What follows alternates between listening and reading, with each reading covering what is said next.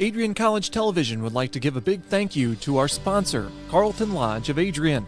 Carlton Lodge is sponsoring all ACTV broadcasts during the 2021 to 2022 school year. Located at 1629 West Maumee in Adrian, Carlton Lodge offers comfortable rooms and suites at affordable rates. There's also a heated indoor and outdoor pool, along with a 24-hour fitness center. Thank you for the continued support toward Adrian College Television. The Adrian College Media Production House provides opportunities for students to learn and grow live on the airwaves, just like Matt Kibbe. I've gotten a chance to create a relationship with coaches and teams and learn more from people instead of trying to teach myself something. Gotten an opportunity to expand my knowledge of sports, hone in on my skills as a broadcaster, and learn about equipment in different ways. You get more of a connection with professors as well. Providing opportunities, growing leadership. The Adrian College Media Production House. Thanks for tuning in. Bulldog fans, connect with Adrian College TV on social media to be updated when we're broadcasting live, to see highlights, plays of the week, and much more. Adrian College Television is on Facebook, Instagram, and Twitter. ACTV's handle is at Adrian College TV on every form of social media. Thank you for tuning in and subscribing to the home of the Bulldogs, Adrian College TV.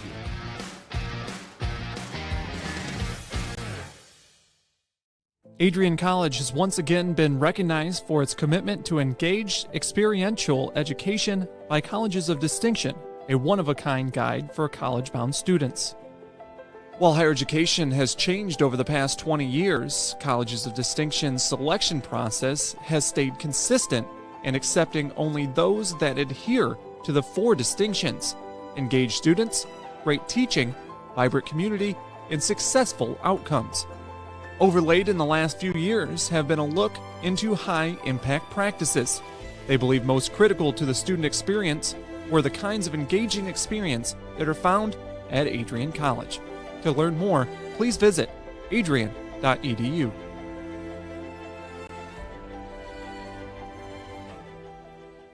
I'm Matt Kibbe, the current student body president here at Adrian College. I chose AC because the campus simply feels like home. Everywhere I go, I know the amenities are there to help me succeed and get to the next level in my career. If you want to see what Adrian College has to offer, you can schedule an in-person visit at adrian.edu/campus-visit.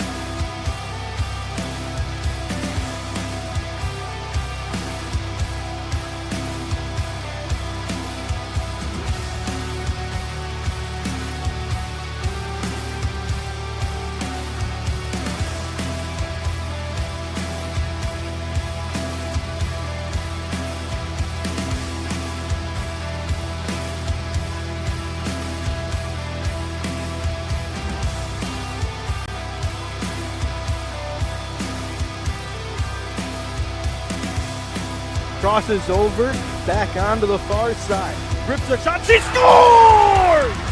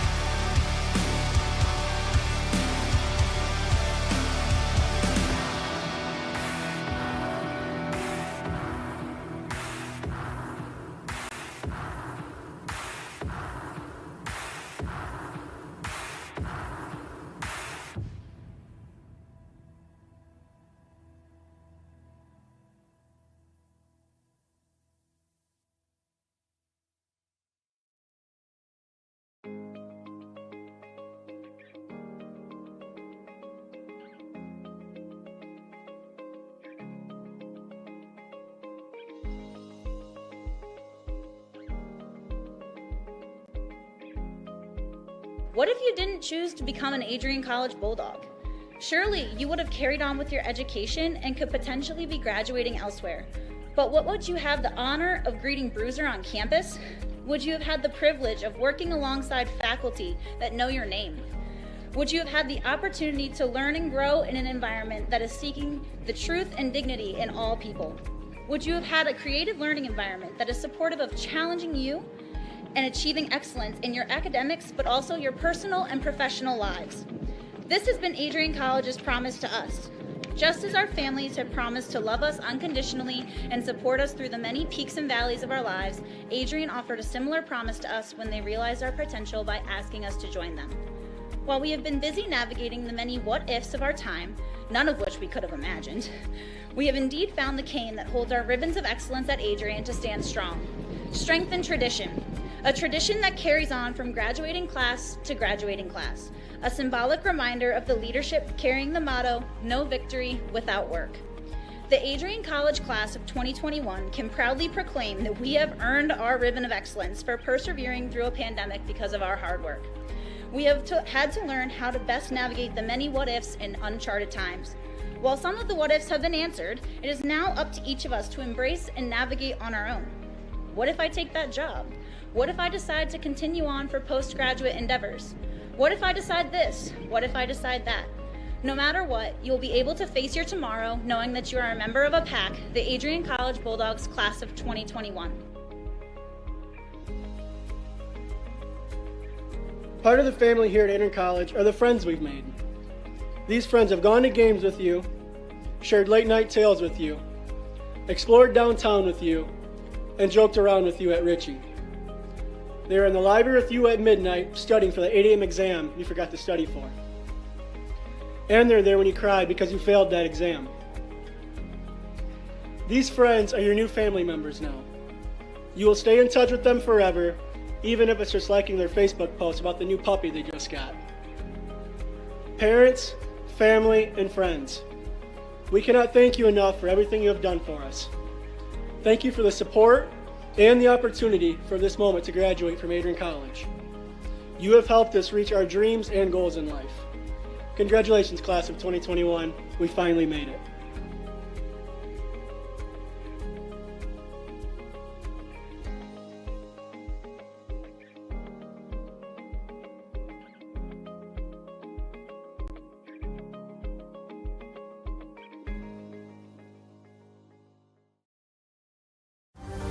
Adrian College is looking for leaders, student athletes with the tenacity to keep the Bulldogs at the top, the forefront, in and out of the classroom. The Bulldogs are looking for talent, character, hard work, grit, leaders who can electrify sold-out crowds, got out a last-line shift, will their team to victory, hit a grand slam in the bottom of the ninth, and be a part of a legend in the making. Think you have what it takes to become a Bulldog? Visit adrian.edu to learn more.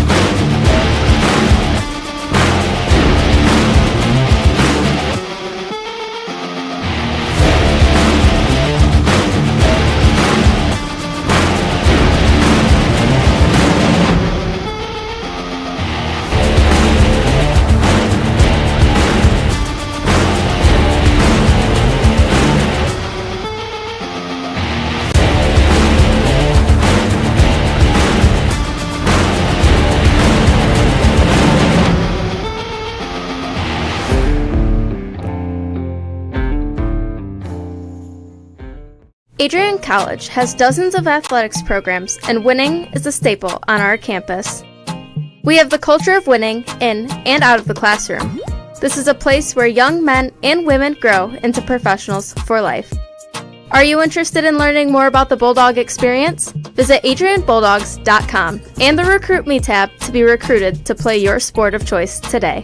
If you have what it takes, you could be a Bulldog in no time. You're going to college. All the hard work's paid off. It's going to be fantastic. Absolutely fantastic. New friends, new athletic teams, new musical groups, new student government to get involved in, 85 organizations. It's going to be amazing. And I think one of the first things that you'll realize when you get here, at least I hope this is the case, is that although academics are the most important thing, no doubt about it, got to take care of the academics, time management, not a kid anymore, right? Young adult. The college is a whole lot more than that in a place like this. It is an experience. College is an experience that will last you for the rest of your life. The relationships that you make here, the memories, the late night stuff, the whole 9 yards is just going to be great.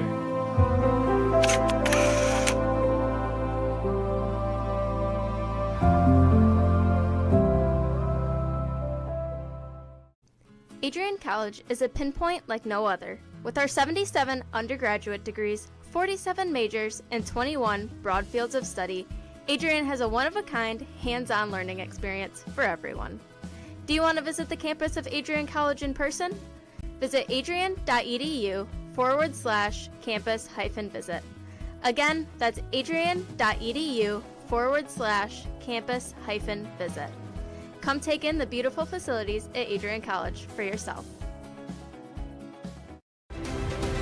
If there was one word I was going to use to describe the communication arts program at Adrian College, it would be unique.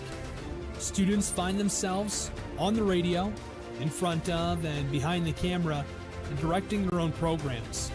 Students learn in a personalized environment that sets them up for a world of opportunities. Are you ready for your moment in the limelight? Learn more about the Rush Communications Center and Adrian College's communications program by visiting adrian.edu today.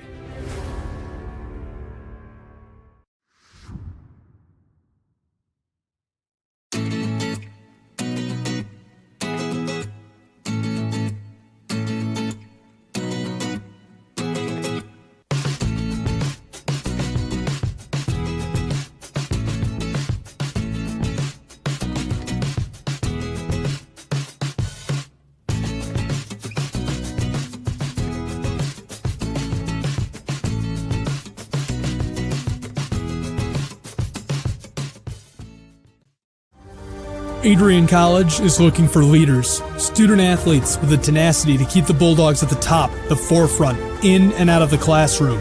The Bulldogs are looking for talent, character, hard work, grit, leaders who can electrify sold-out crowds, gut out a last-line shift, will their team to victory, hit a grand slam in the bottom of the ninth, and be a part of a legend in the making. Think you have what it takes to become a Bulldog? Visit adrian.edu to learn more.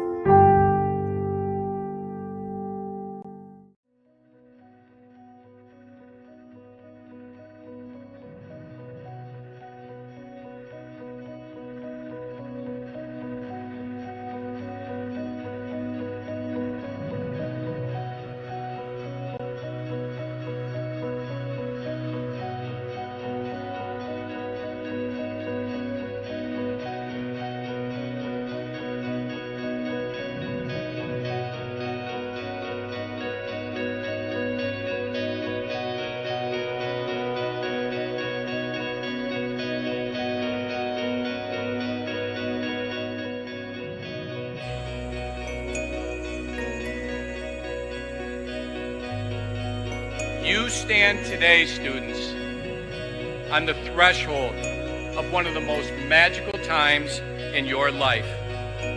A time of great significance, of growth, introspection, self-awareness, challenge, and opportunity. A time that you will always look back on as very special years.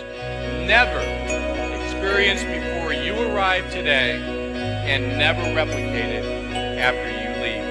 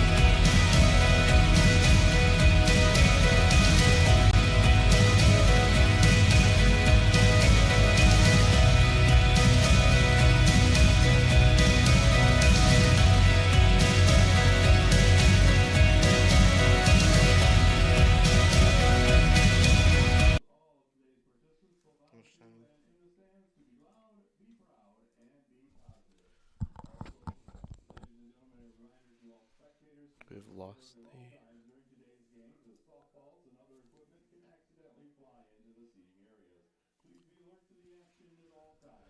the... Hello and welcome to the Adrian College softball field as we are getting set for an MIAA doubleheader between the Alma Scots and the Adrian College Bulldogs. Hello again, everybody. Matt Kibbe here with you for this one today, and it is going to be a good one today. Playoff spots on the line for the Bulldogs, who are sitting in the middle of the pack of the MIAA, taking on one of the top teams in the MIAA in the Alma Scots, who are 8-2 in conference play. The Bulldogs are 4-4 in the MIAA, so a really big series today. And the aces on the mound for the Bulldogs in Natalie Mathers, the senior, who is going to pitch to Haley Valrich, the opposing pitcher in the circle today for the start of this contest.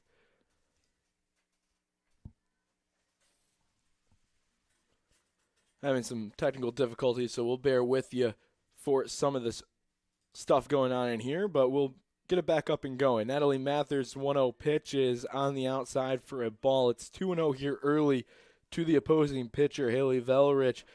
The Alma Scots come into this lineup today. Valrich, Griffith, Frazier, Valajek, Dekro, Fleming, Tierwilger, Couts, Eva, and X, as there's the first strike of the game from Mathers. And the Bulldogs lineup out in the outfield from left to right. You have Marscao, Connolly, Melody, Ferrarelli at third, Godfrey at short, Tuchuk at second, McCullough at first base, and Levely on the battery with Natalie Mathers. Mentioned should be a good game today coming into this one. Bulldogs total record 8 games under 500, 10-18 on the season. Alma 21-9 on the year, trying to continue their path through the MIAA, looking for that lucrative MIAA championship. There's a breaking ball in for a ball. It's going to be 3-2 here, and Mathers not happy about that one.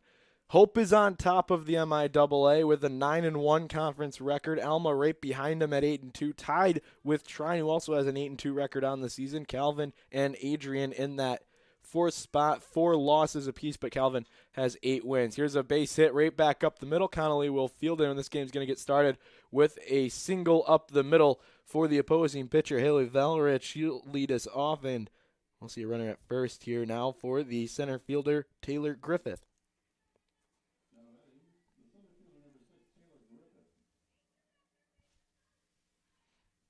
So Griffith comes up to the dish now here in the top of the first inning. She has been on a tear of sorts in this first half of the season, or now in the second half of the season. 394 is her average, and that's still not the best on the team, as she'll lay down a bunt from the left-handed batter side that goes foul. And we'll see it again here, 0-1 here from Mathers. The Bulldogs have been looking to kind of get into the swing of things every once in a while. They'll drop a couple, then they'll get back on it. They'll get back on a good little streak, but that's what costs them a little bit. They'll be a little streaky here. You can see, if you look past it, they just got swept by St. Mary's just the last time they were out last Saturday in 5-inning mercy. So you know they're feeling something a little bit, that they want to get going here on home turf. And the wins against Olivet the last time they played in the MIAA. Here's a strike on the outside. Call it 1-2 now. They also had that middle.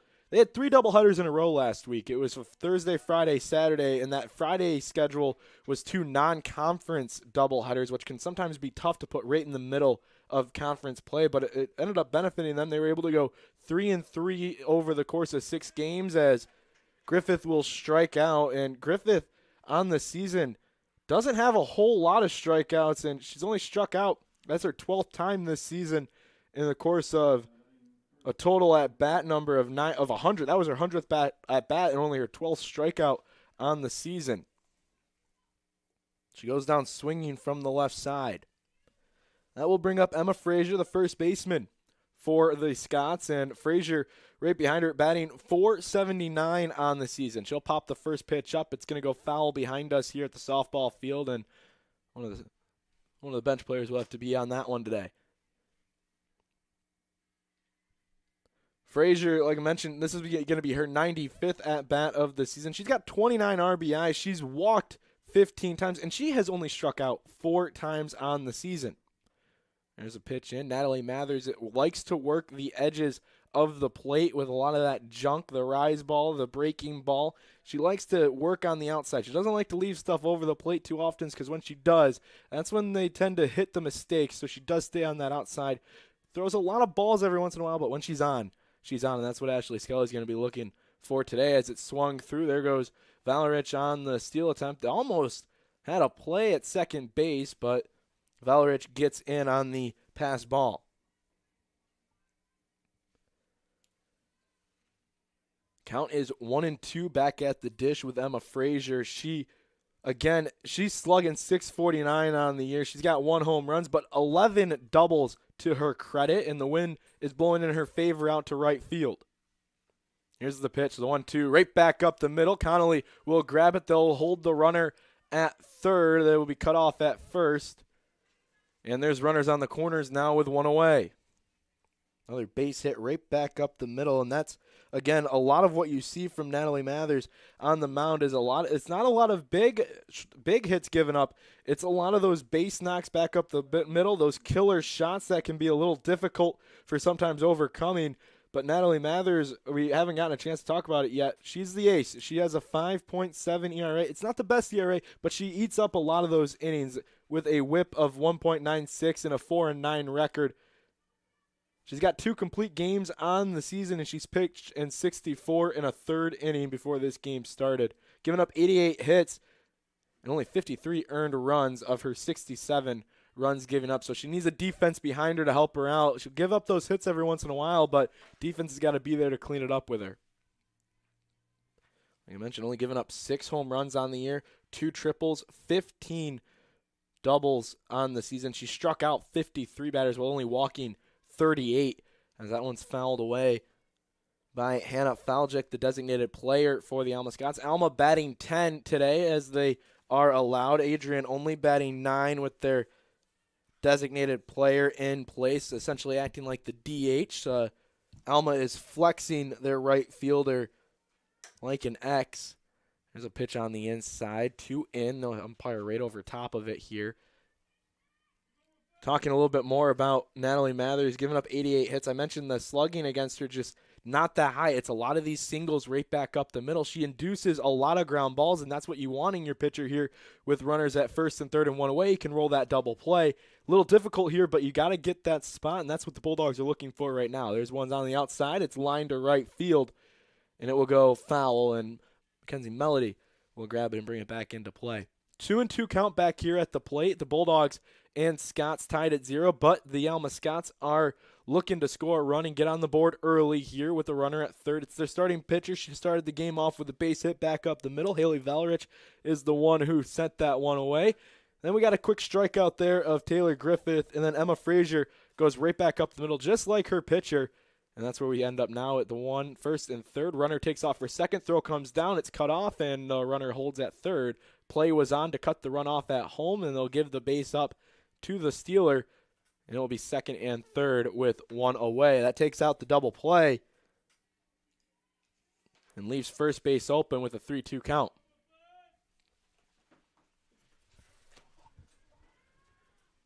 Mathers will load and deliver from the circle. On the rubber, the righty leans back and sends it away. It's a fastball set through. It's a bullet all the way to the fence. This is going to score 2 runs for the Scots. They'll try and cut it off at second. And the cleanup hitter does her job. Hannah Falchick will get 2 RBIs on a double. And it is 2-0 here early.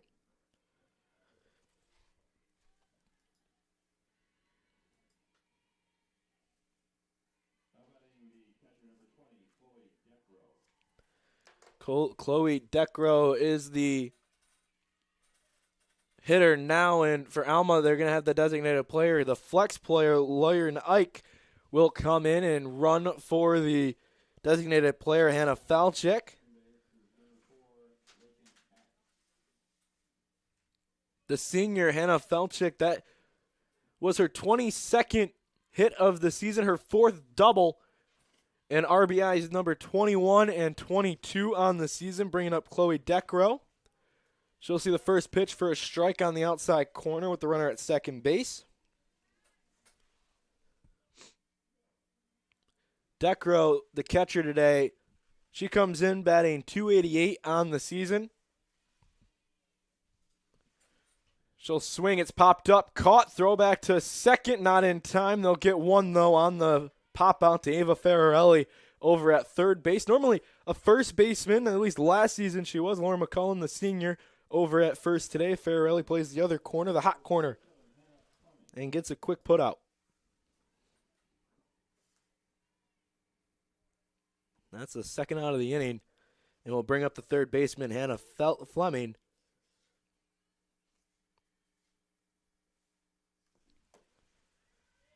She fouls one right back into the glove of Leveille for the first strike here in the top of the first inning, where Alma has a 2-0 lead over the Adrian College Bulldogs, who have had to fight from behind a majority of the season.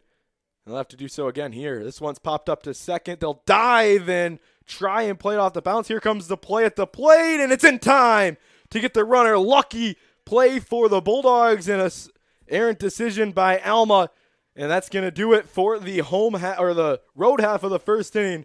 We'll be right back here on ACTV. The score 2-0 in favor of Alma.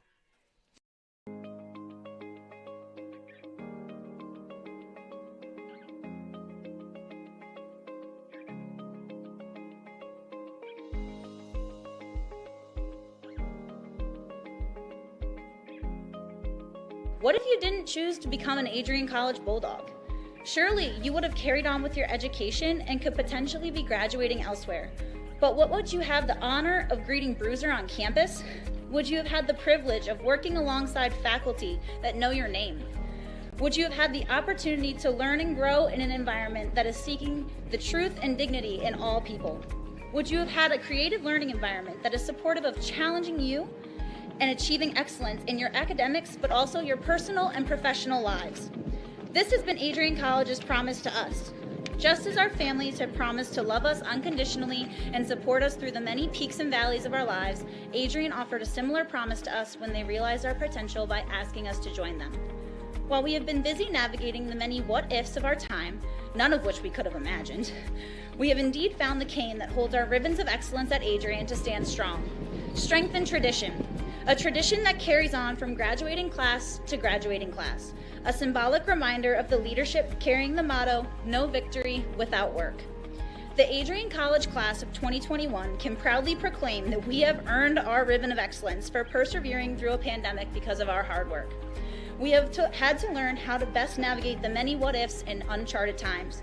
While some of the what-ifs have been answered, it is now up to each of us to embrace and navigate on our own. What if I take that job? What if I decide to continue on for postgraduate endeavors? What if I decide this? What if I decide that? No matter what, you'll be able to face your tomorrow knowing that you are a member of a pack, the Adrian College Bulldogs class of 2020.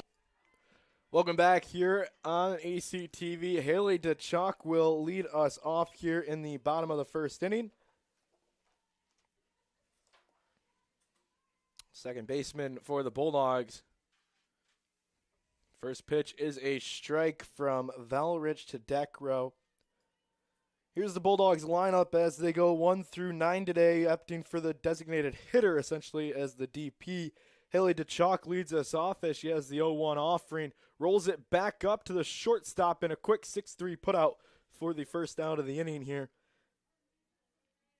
And that will bring up Maggie Leveille.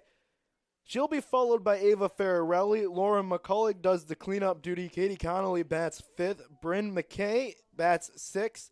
Savannah Godfrey bats 7th. Mackenzie Melody bats 8th. And Jenna Mascaro bats 9th in that left field's position. Natalie Mathers getting DP'd for today. First pitch to Leveille is going to be a strike. And that's what you'll see from the starting pitcher, Haley Elrich. She's their go-to. She's appeared in 17 games on the season. She's won 12 of them, and she started 15 of those 17 appearances. She's 12-5 with 1 save. She's thrown 15 complete games in just about 100 innings of work, only 75 hits given up, 43 runs, 25 of them earned. So she deals with kind of that same issue that Natalie Mathers has. Even though she'll get a lot of run support, She doesn't have that defense behind her with those numbers, and she'll be looking for that today. She's only walked 25 batters. She struck out 60 of them. Her K per 7 is 5.58. She's only given up 2 home runs, and she has a 3.44 ERA. The count is 2-2, according to the umpire on the field, and that's where it's official.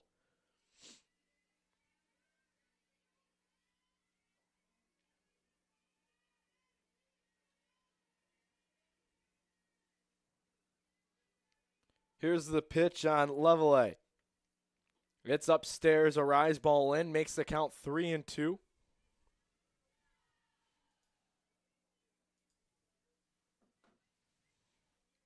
Scoreboard is up to date here at the field. Wind is blowing from left to right here at the stadium. That one's down low, and it's ball 4. Level A knew it, and she heads down to first.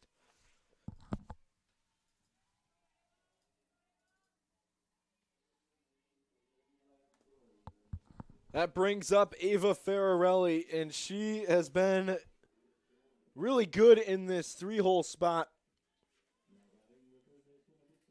for the Bulldogs.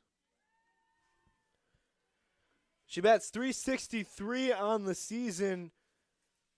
She started 26 games of her 28 games played. She has 80 at-bats, and her slugging .463 on the season. She's got 16 RBIs, right up there with the leaders on the team, and she's just going to look to get on base here with the runner at first, down by 2, and facing the ace of the Alma Scots. Pitch on the inside. It's called a ball, 2-0 early. Hitters count here for Ferrarelli, and this is where she does her damage. A lot of good pitches come in on this 2-0 count, as Elrich is dealing with some clay on the bottom of her cleats, so we'll get a quick timeout here.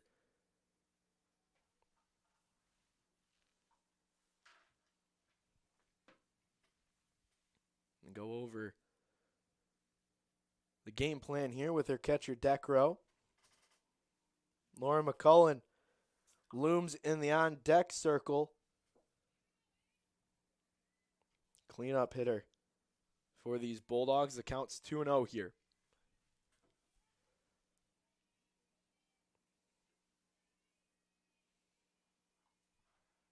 She swings, sends one back up. It's caught. Play back over to first. Not in time. Line drive right to counts, and it was the second out of the inning. Ava Ferrarelli put a drive into it to second base, but it wasn't able to be through the hole. That's between short and second. It was caught. A nice play there by Counts. Decides to get it back over to first, and smart play by Levelay to recognize it. You freeze on a line drive. That's exactly what she did before going back to the base and got in just by a fingertip. As McCullen swings, it wasn't a full swing. And she'll hang back for that, upset with herself on that, knowing, and, the mindset for a lot of these players is if you're going to take a swing, take a full swing. So you get a little upset about it. She'll look to make up for it here on the 0-1 count. She'll swing through this one and foul it back to the first base side.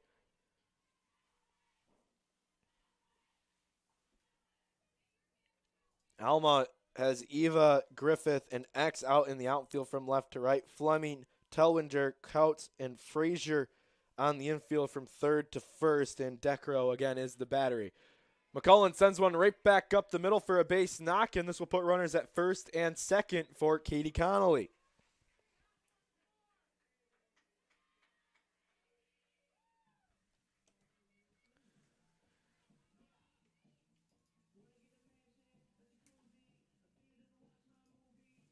Katie Connolly batting .333 on the season. She's played in every single game this season. 78 at-bats, 19 hits, and 13 of them doubles. So a very, very deep threat. Only one home run, just trying to elude over that fence, but 13 doubles to go to her credit. One triple as well, and total bases of 44. She has been one of those key playmakers for the Bulldogs over the course of her 4 years here at Adrian. She's going to look to continue to do that here today against Alma. Down by 2 with runners at first and second, and a timeout taken at the mound by the Alma coach.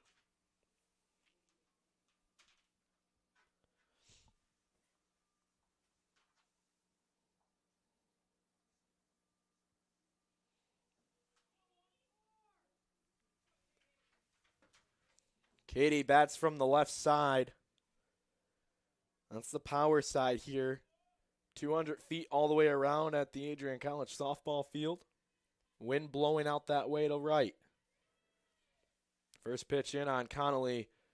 A little bit of a slider action there from Elrich. It had a wicked movement going into the plate, coming back from my left side, from the right-handed batter's back to the middle of the dish. It's a wicked pitch in on Connolly for the first strike. This one's outside for a ball. That was a fastball right in, so it stayed on the outside, didn't come back in, and the count is 1-1.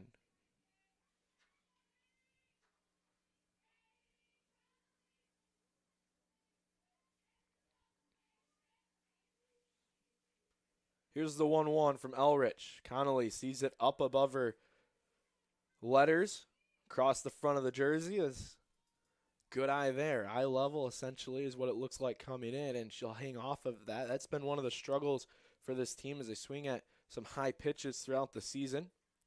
This one swung on, sent to left field, over top, and dropped by the left fielder, Eva. This is going to score one, and the runners will get to second and third. This will go down as an error on the left fielder, most likely. We'll wait for the official ruling, but a run does come in.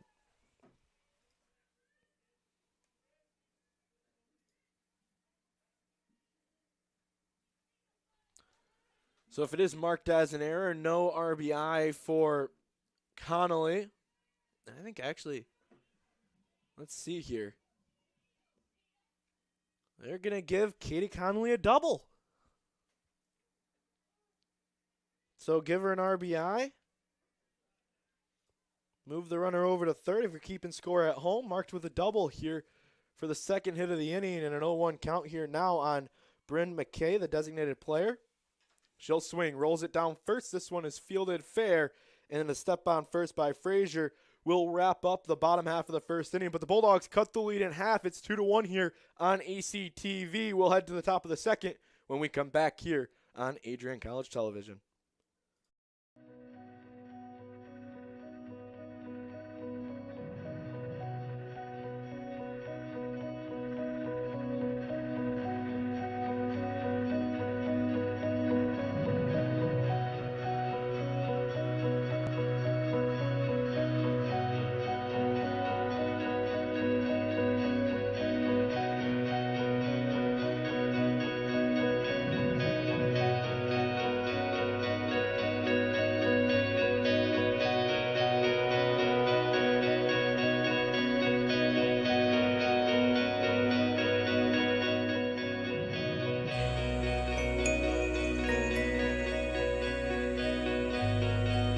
You stand today, students, on the threshold of one of the most magical times in your life. A time of great significance, of growth, introspection. Welcome back here on ACTV. 7-8-9 due up here in this bottom of the second inning. Hayden Tellinger leads us off for Alma. Natalie Mathers back to work for her second inning of work. Breaking ball in the left-handed batter's box for a ball.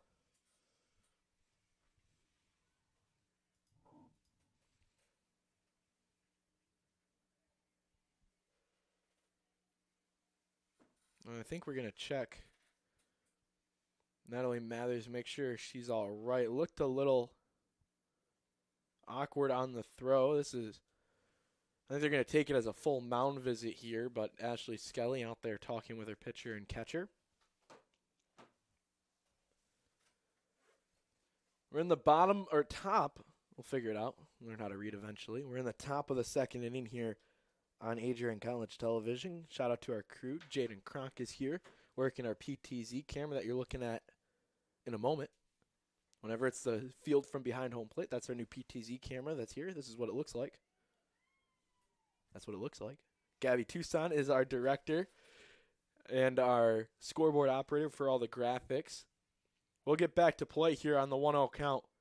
Pitch is on the outside. Tried to get it framed there, was level A, but wasn't able to stick it quite on that outer part of the plate. Umpire doesn't fall for it, and it's 2-0.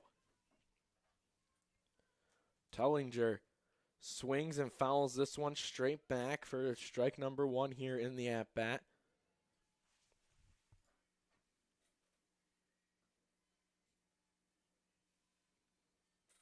Tellinger is a senior.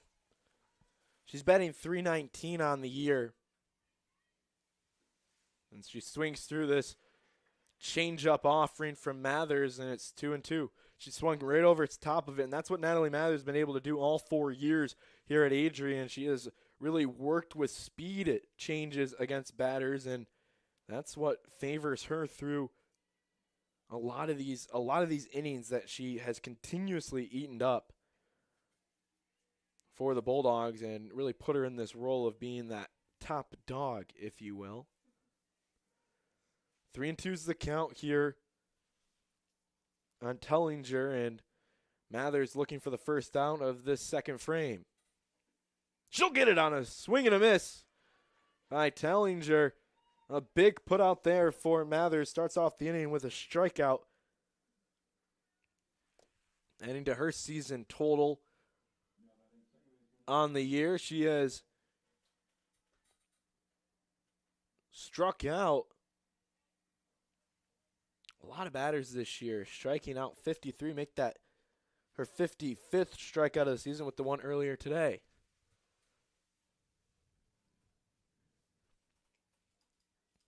That brings up Ansley Couts, the second baseman for Alma.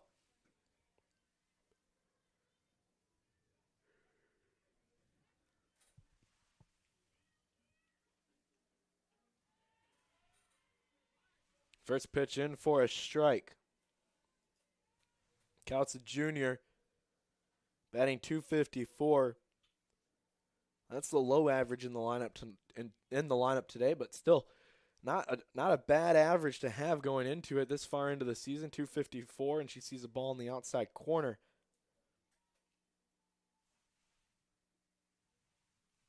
Especially walking. She's walked 8 times, struck out 9.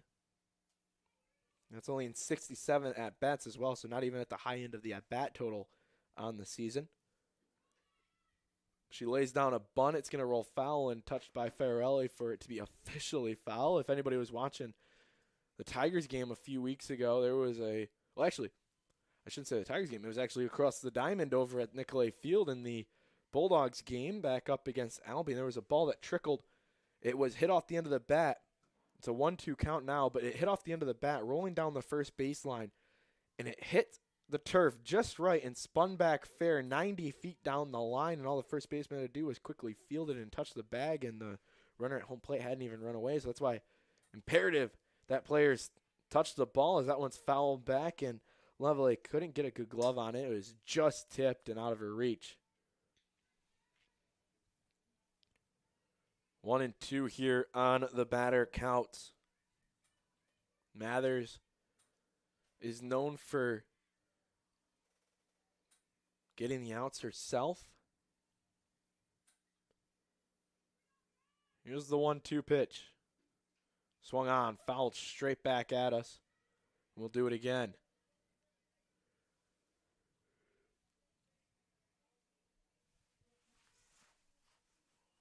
Couts looking to get something going. The Bulldogs were able to cut the lead in half in the bottom half of the first inning, making it 2-1. Katie Connolly ripped a double down the left field line. It hit the glove of the left fielder, marked as a hit. This one's rolled foul and spinning into the glove of Level A.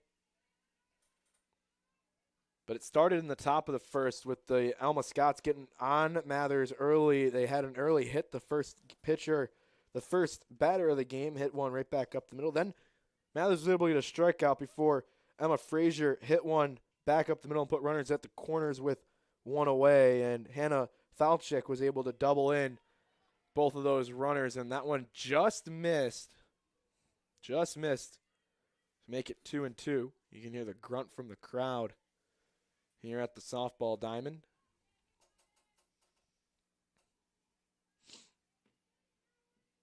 Here's the 2-2 from Mathers. She checks the pitch. Rummages around her glove. It was a changeup. Rolled over to Farrelly. She fields it. Fires it over to first in time for the putout. And that's the second out of the inning. Ava Farrelly to Lauren McCullen.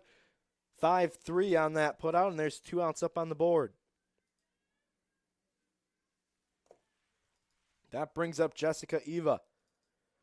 Eva bats from the left side. Junior batting right on that 300 line. And they're expecting a bunt here. The second baseman, DeChalk, plays right in line with Mathers as McCullen stays back. First pitch in for a strike on the inside.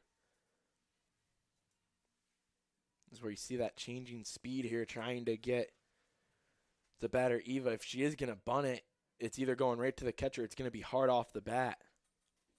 This one's on the outside, framed up, but outside. 1-1 now here with 2 outs on the board. Farrelly is about 4 steps in front of the third base bag, right in front of the line. DeChalk is, again, even with the rubber on that in position. The shortstop, Godfrey, plays in front of the second base to third base line. Here's that bunt. It's popped up, and it's going to drop just out of the reach and out of the distance of Farrelly and Levele with all the gear on. Having to get out of that squat, it's a difficult task, I can tell you, on the knees after doing it for about 15 years.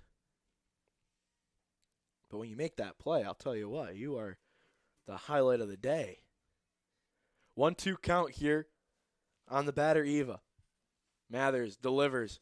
Swung on, and it's going to be played right to the chalk. She'll have to turn back around, and the play and setup works to a T for the Bulldogs, who go 1-2-3 here in the top of the second. They'll send up Savannah Godfrey to lead us off in the bottom half of the second inning, and they trail by just a run against the Alma Scots. We'll be right back here on ACTV.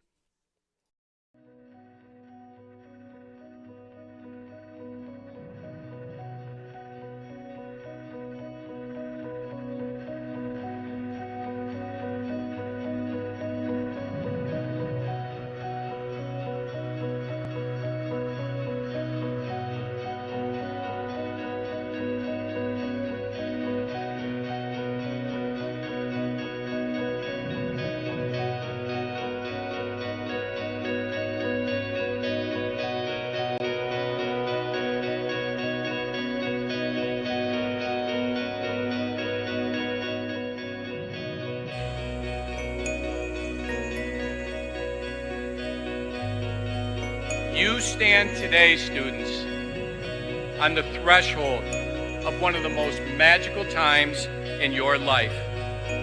A time of great significance, of growth, introspection, self-awareness, challenge, and opportunity. A time that you will always look back on as very special years, never experienced before you arrived today and never replicated.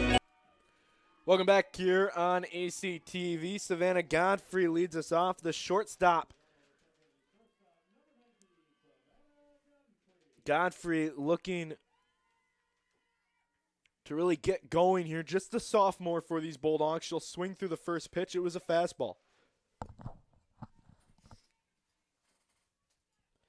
Godfrey batting 167. It's a tough average to see, but you don't see the numbers behind it. She's played in 21 games. She's a really stout fielder at short.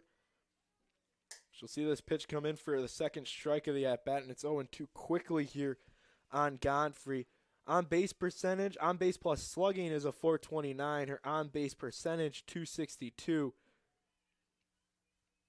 21 games played, 18 starts. She's only had 36 at-bats, though, and she'll strike out in 3 pitches. Goes down swinging on this one here to start off the home half of the second inning.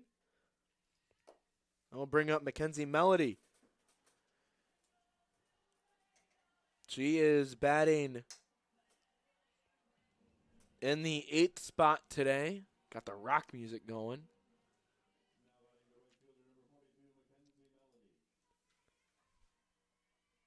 Melody on the season, 214. She'll swing. It's a swinging bunt back to the pitcher.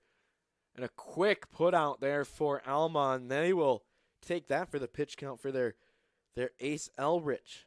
1-3 on the put out there for the second out of the inning, and that brings up the left fielder for the Bulldogs.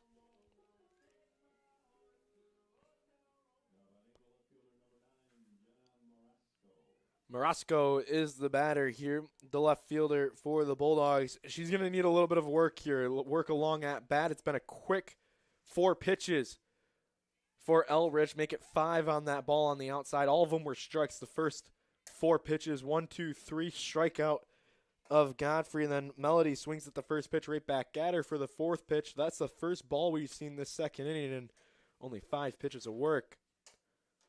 Morasco going to look for a long at-bat here. So we'll see the second pitch for a ball, and it's up. It's 2-0. Trying to turn the lineup over. Back to Haley DeChalk at the top of the order. Morasco, here's the 2-0. On the outside, 3-0 here, trying to work it.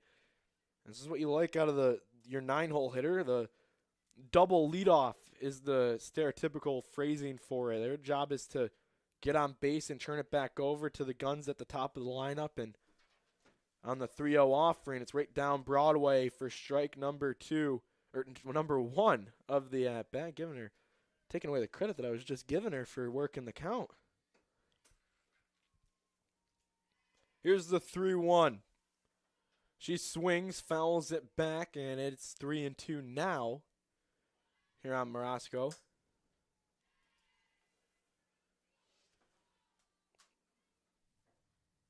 Trying to get something going here with 2 outs, 3-2 count here on Morasco, and the pitch comes from Elrich.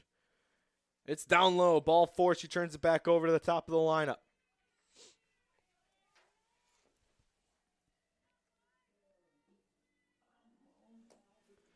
Haley DeChalk steps into the batter's box, batting .381 on the year. Trying to keep this inning alive for the Bulldogs, down by a run. It's 2-1 early in this contest. It's the second inning. It's a strike down Broadway for the first strike of the inning. Elrich has really just been working the mound. Some fresh clay got put down for this game, and I would argue to say that it's already gone with the amount of digging Elrich has done to the rubber. DeChalk swings, pops it up, foul to the first base side. It was in play, but just in that no man's land. Awesome capture there by our own Jaden Kronk with the PTZ.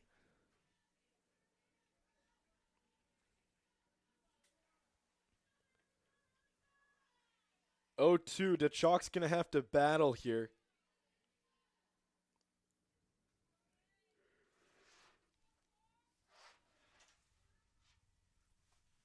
Here's the 0-2 offering from Elrich. Swung back up to short. Picked up there by Tilwiger and sent over to first for the final out of the inning. Bulldogs get a runner at first, but strand her. Welcome to Adrian, Michigan. DeChalk goes 6-3 for the final out of the inning. We'll head to the top of the third inning, the top of the order. 1-2-3 due up for Alma against Natalie Mathers. We'll be right back here in a 2-1 ball game on ACTV. Welcome to Adrian, Michigan. We're located in a proud college town. Adrian College is situated just 45 minutes from Ann Arbor, Detroit, and Toledo. We're very excited to show you just a little bit of what AC has to offer. This is the gateway to our campus. Welcome to the place that we believe will change the rest of your life. AC features one of the most well-rounded educational experiences in the country. We offer over 60 different academic majors and 10 academic institutes, as well as dozens of student organizations. Year after year, we've been ranked as one of the nation's best colleges, including being one of the most innovative institutions in the U.S. for our medical programs. Our campus is simply beautiful.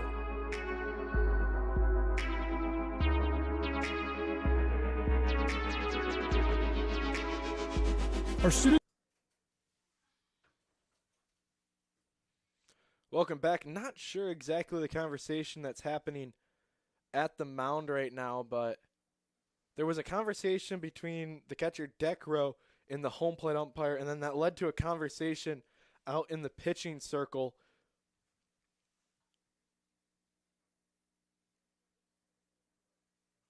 There's some smiles on the faces, so I think we're good here, but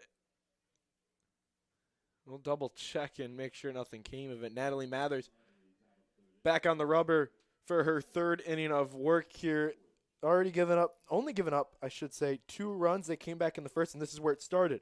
The opposing pitcher in the pitching circle, Haley Elrich, back up to the dish. She started the game off with a single. That pitch is just outside for the first ball.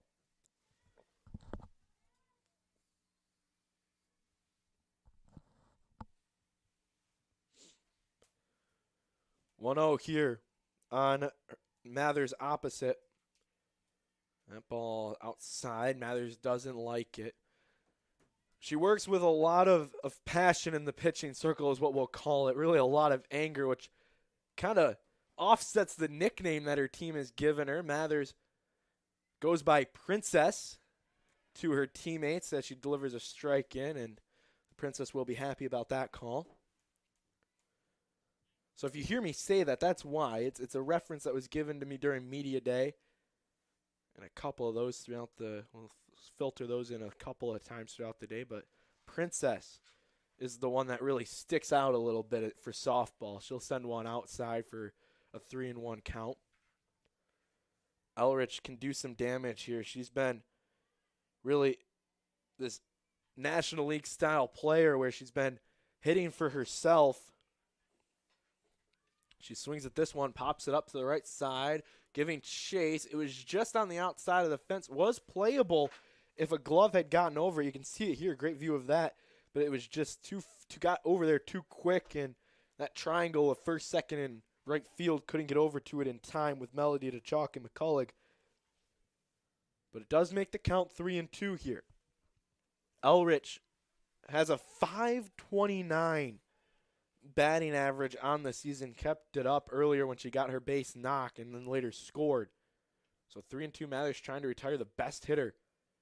That one's on the outside for a walk.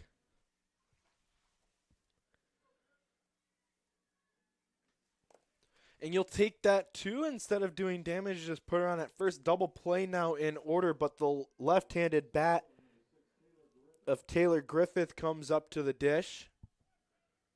There's no outs here, and we're going to see that familiar formation is really what you can call it here if you're a Bulldog faithful. You got Ava Farrelly in about 5 sets. There's the bunt. It's going to stay foul. Luckily, it probably would have been a base knock. It died right on the foul line and then just rolled to the left side of it.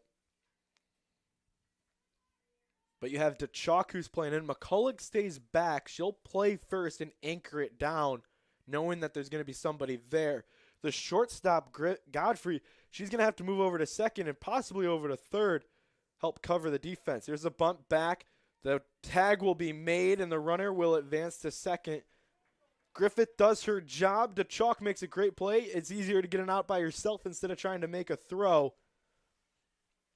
That's exactly what happens there as the runner moves up to second base. So runner in scoring position for Emma Frazier, who had a hit right back up the middle. Both of the hits for the Scots in the first inning,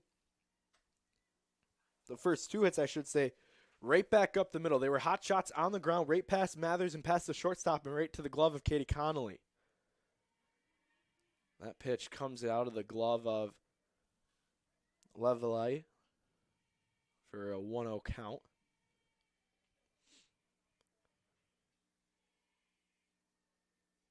Bulldog defense back now here with the runner in scoring position. Ava Farrelly just about a couple steps in, shading in on the third base side. McCullough now playing about 5 steps in front of the bag. Here's the 1-0.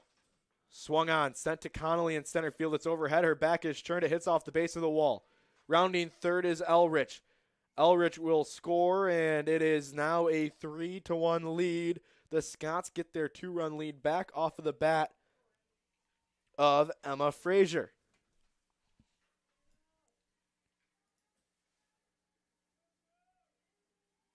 A one-out double and an RBI for Frazier makes this game 3-1.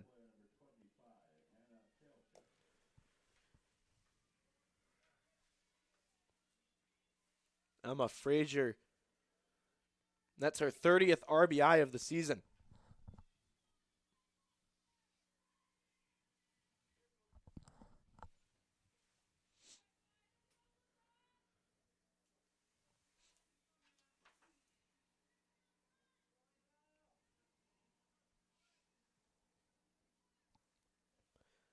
That brings up Hannah Falzek.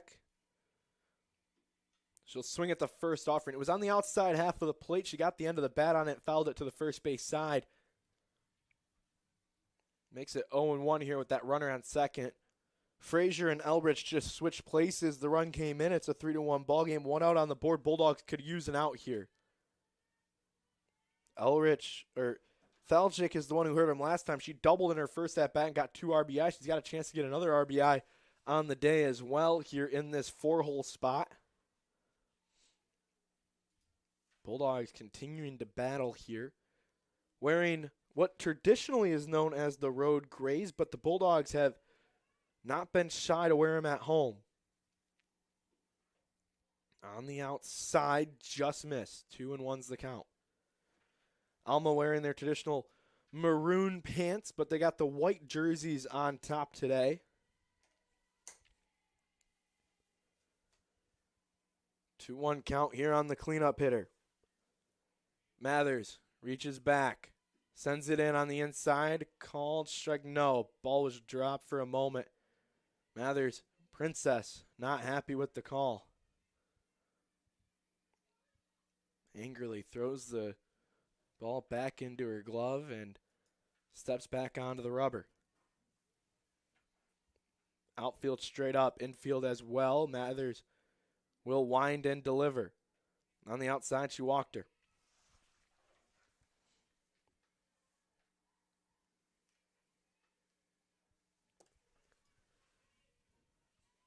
That will put runners at first and second, one away. Force outs on the base pass everywhere except home. In a 3-1 game, it's a key moment in this contest, and the batter is the catcher, Chloe Decro. She swings at the first pitch, pops it up to the outfield. Connolly underneath it. She'll make the catch. Runners will stay where they are. The one wasn't deep enough to tag up on. Connolly makes a big play there for the second out of the inning. Runners remain at first and second now with the third baseman, Fleming, coming to the dish.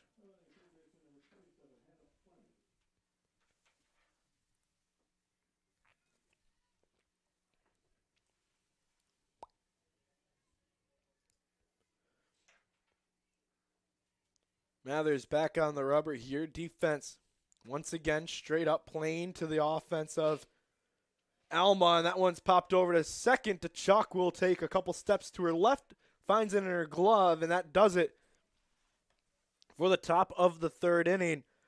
A lineout ends it, but Alma able to scratch across another run courtesy of the bat of Emma Frazier, and the score is 3-1 here on ACTV. We'll step aside and we'll be right back for the home half of the. Welcome to Adrian, Michigan. We're located in a proud college town. Adrian College is situated just 45 minutes from Ann Arbor, Detroit, and Toledo. We're very excited to show you just a little bit of what AC has to offer. This is the gateway to our campus. Welcome to the place that we believe will change the rest of your life. AC features one of the most well-rounded educational experiences in the country. We offer over 60 different academic majors and 10 academic institutes, as well as dozens of student organizations. Year after year, we've been ranked as one of the nation's best colleges, including being one of the most innovative institutions in the U.S. for our medical programs. Our campus is simply beautiful.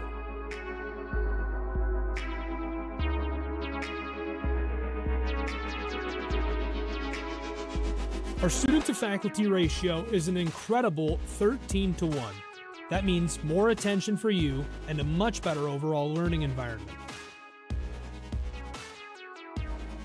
We know how to put together an education that is like Maggie Leveille leads us off here in the home half of the third inning. 2-3-4 due up here in the bottom of the third, down by 2 runs. Alma has been on top for the whole game. They started early back in the first inning, scoring 2 quick runs on the Bulldogs, and the Bulldogs were able to answer, cut that lead in half for a moment. That held through the second inning, but just now in the top of the third inning, Emma Frazier sending an RBI double. That's where we stand now. 3-1 is our score. Another pitch down low for a ball.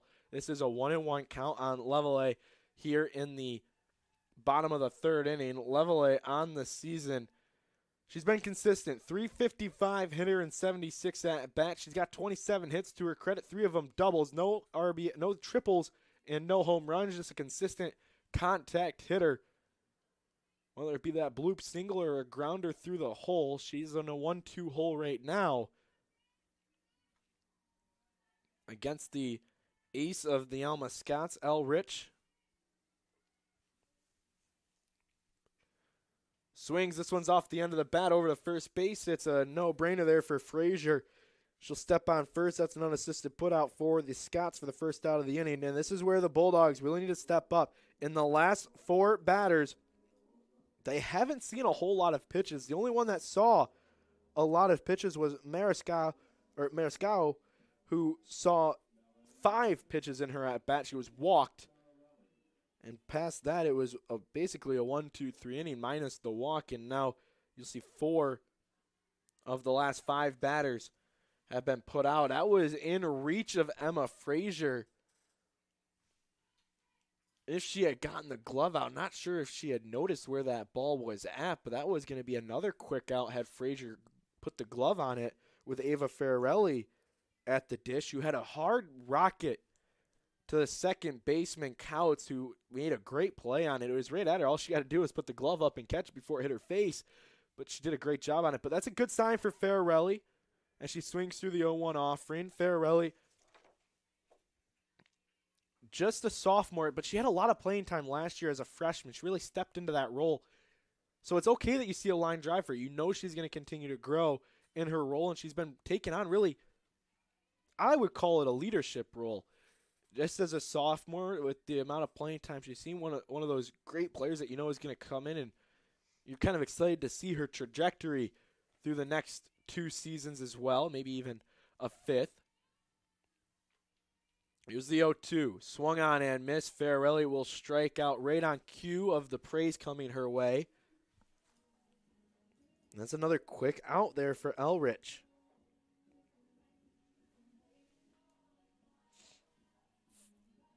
That brings up McCullough, the first baseman.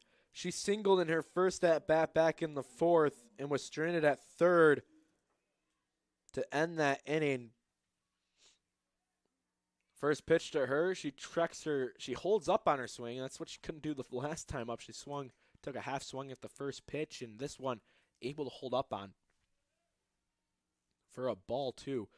Really good thing to see out of McCullough, who's batting .310 on the season. Who's got 3 home runs, leads the team in home runs. Fouls that one to the first base side, right into the dugout of the Bulldogs.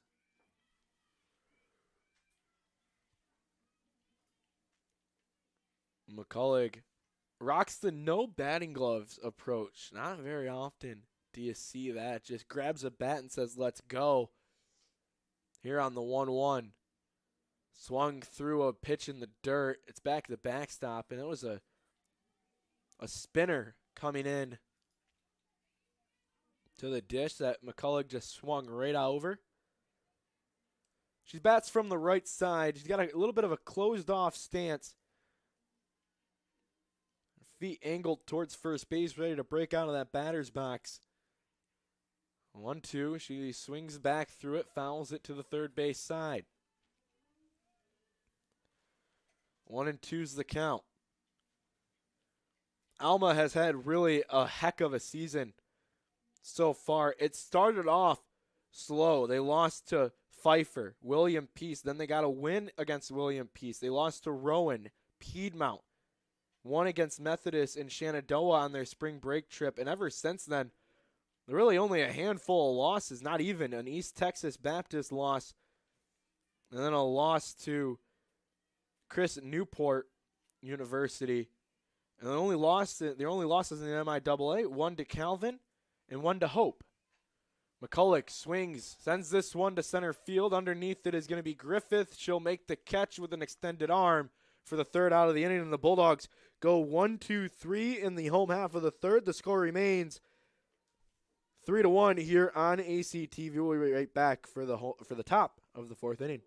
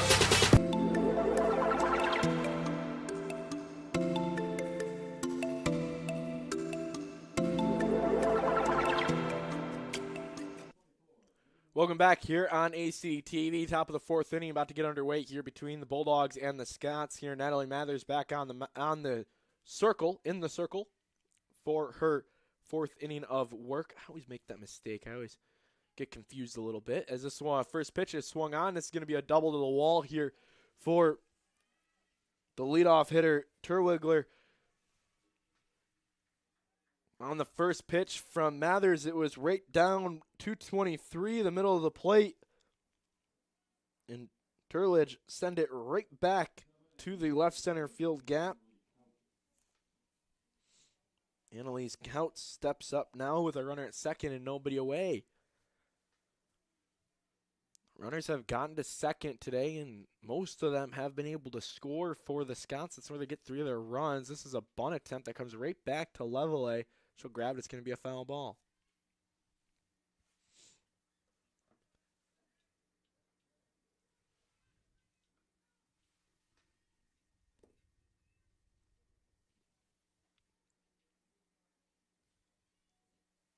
Oh, 1 count here after the bunt foul. Scots have 6 hits on the day. Here's another bunt attempt trying to move the runner to third.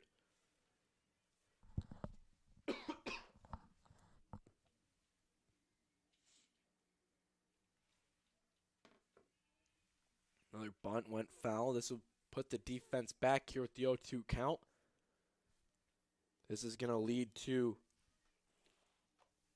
Couts really swinging away here. Not very often do you see an 0-2 bunt attempt here, especially in a 2-run game, as that one's up high from Mathers. It was fake, and bunt was forcing the infield in before she drew that bat back.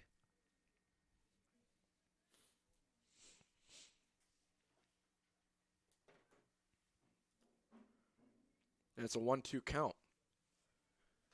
Here's Mathers with the runner on second. Another fake bunt attempt. It's brought back, swung on down the third base line, right off the glove of Fararelli. This is going to score a run.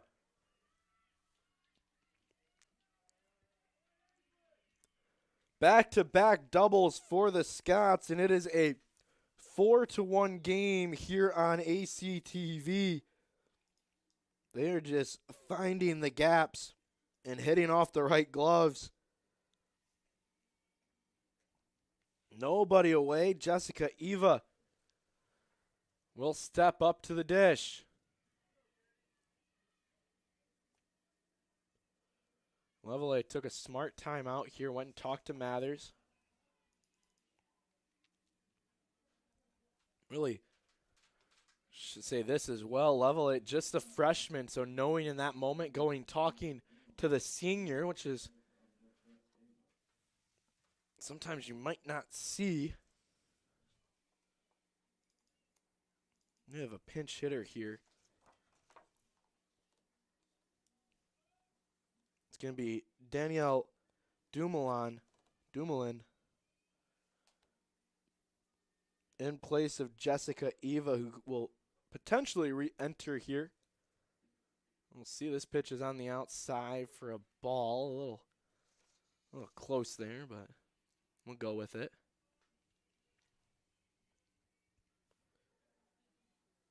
Dumoulin is just a sophomore, batting .227 on the year. Has an opportunity here to extend the lead. Another pitch on the outside. Consistently hitting that outside corner is Mathers. She gets the strike call there.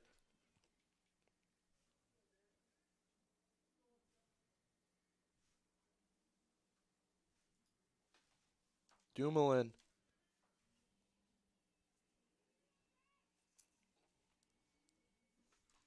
Swing, sends this one to left center field. Connolly's back, and it's over the wall. A home run for Danielle Dumoulin.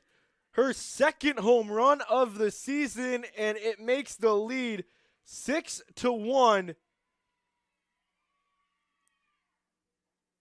for the favor of Alma.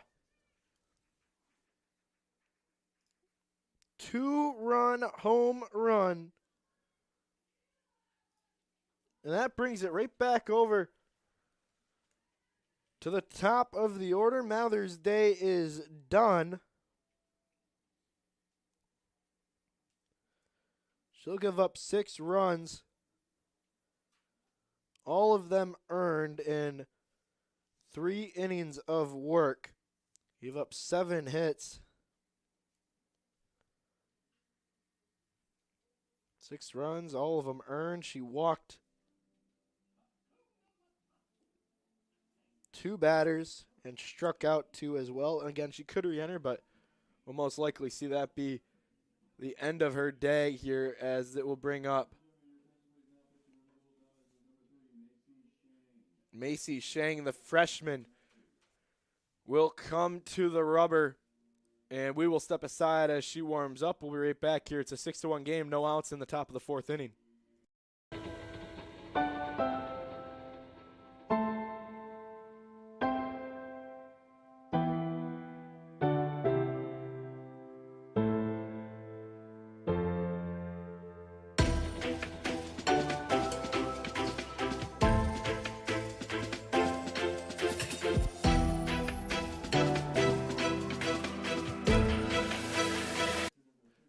Quick warm-up there for Shang, and we're back at the top of the order. 3 runs have come across this inning, doubling the run total for the Scots. It's a 6-1 tally now as Shang gets to work. First pitch on the outside for a ball.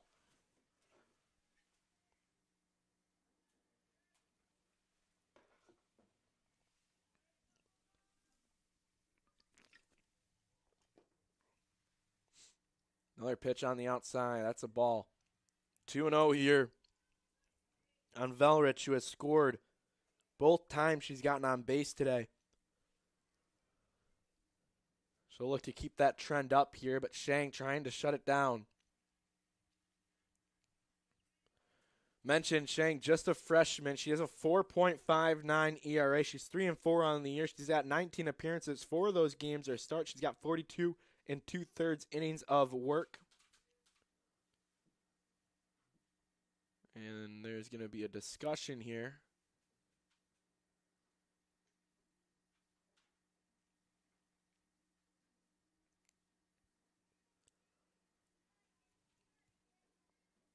.42 and 2/3 innings. She's given up 46 hits, 35 runs, 28 of them earned. She's walked 32 batters, but has struck out 52. Given up 9 doubles, 1 triple, and 3 home runs on the year. She's faced 176 batters, and opponents are only hitting .261 against her. And there's another 4-pitch walk to Velrich.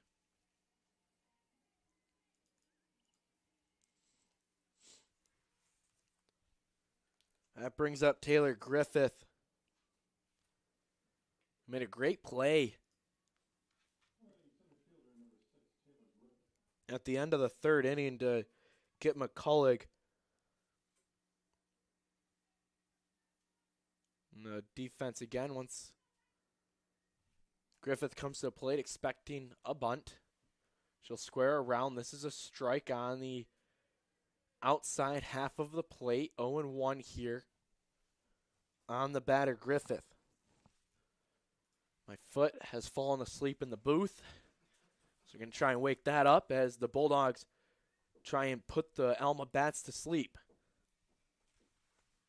There's another bunt attempt here, but it's up high. 1-1 is the count now on Griffith.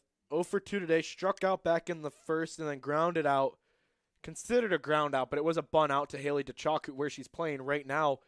If you look at the defensive side of things, right in on her. A swung through. It's a 1-2 count on Griffith, but DeChalk made a quick play, ran up and tagged her before she even got into the running lane. About halfway down the first baseline, about 30 feet. That one's up high, escaped the hand of Shang a little too soon and went over the head of Griffith. Bulldogs still searching for an out here in the fourth inning. The count is actually 1-2.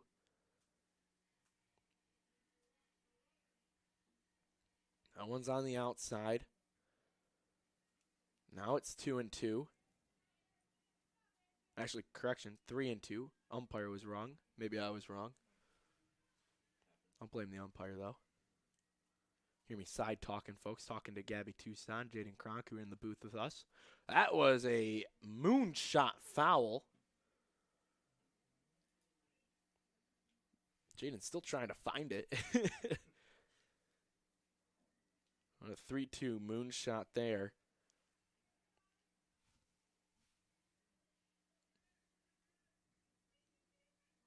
Here's the 3-2 offering. Pop back foul. And we'll do the 3-2 again.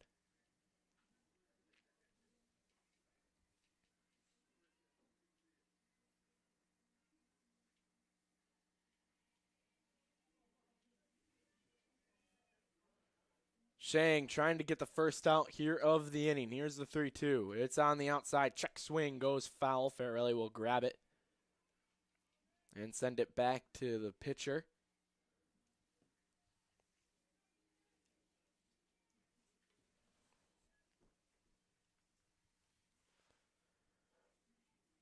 Mentioned Shang, just a freshman from Moosin, Ohio.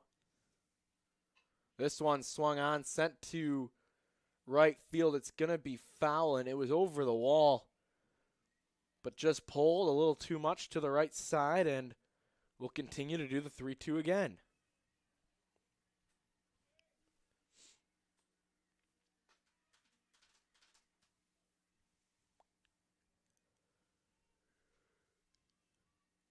Here's the 3-2 from Shang. Swung on, popped up to the left side of the infield. Farrelly's underneath it. She'll glove it for the first out of the inning. A pop-out foul makes Griffith 0 for 3 on the day, but a very long at-bat against the freshman.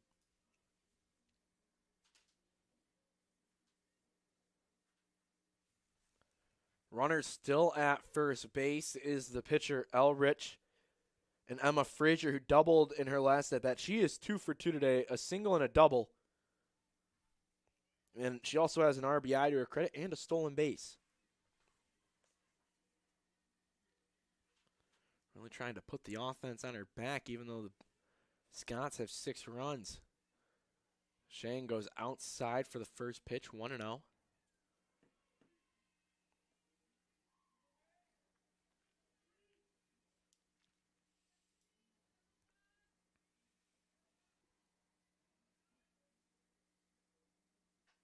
This one swung on, popped up to the left side in foul territory. Morosco gave a big chase to it, but wasn't able to get to it in time.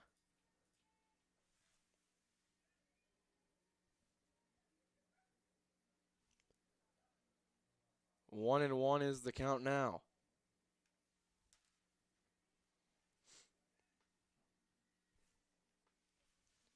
Here's the pitch.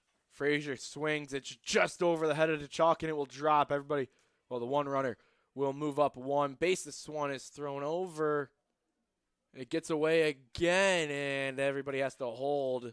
Elrich wasn't prepared for the Bulldogs to be throwing it around. Either way, a base knock for Frazier. She improves to 3 for 3 on the day.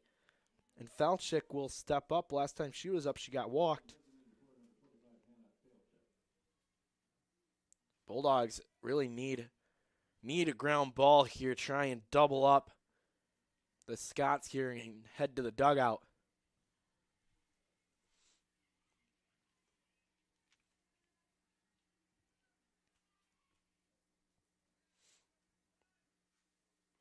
Pitch up high.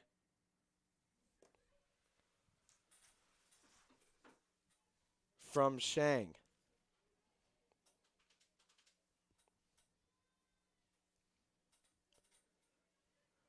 One and 0, an early count here on Shang. This one's popped up, going foul, and it's going to be caught by DeChuck, the runner tagging for third, and Shang, smart play, cuts it off at the mound, or at the rubber.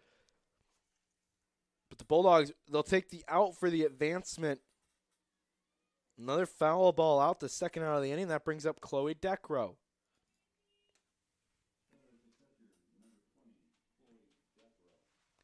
That was all Haley DeChalk, who was able to head over to foul territory with some speed, had that cutoff angle, and said, hey, McCullough, hey, Melody, stay off. I'm under it. I have it, and that's what she did. She made the play, sent it over, and Shang makes a smart play to cut it off and not let that ball get past the third baseman, Farrelly, like it did on the previous play. Luckily, the Scots didn't take advantage of it.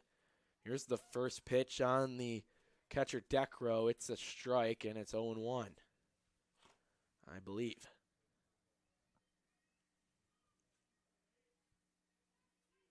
Gonna have to get on some of the hockey players working the scoreboard today. That one's upstairs. Runner takes off. It's going to be tied up. They need the out here. The run crosses the plate, but if they get the out, it won't matter. Play is tied up. Here's a pickle. They get the out. The run will not. The run does score. So they get the 7th run. I don't know my sports. Well, with the third out of the inning, it's only if it's a force out. That's the one credit there. So it should be 7-1.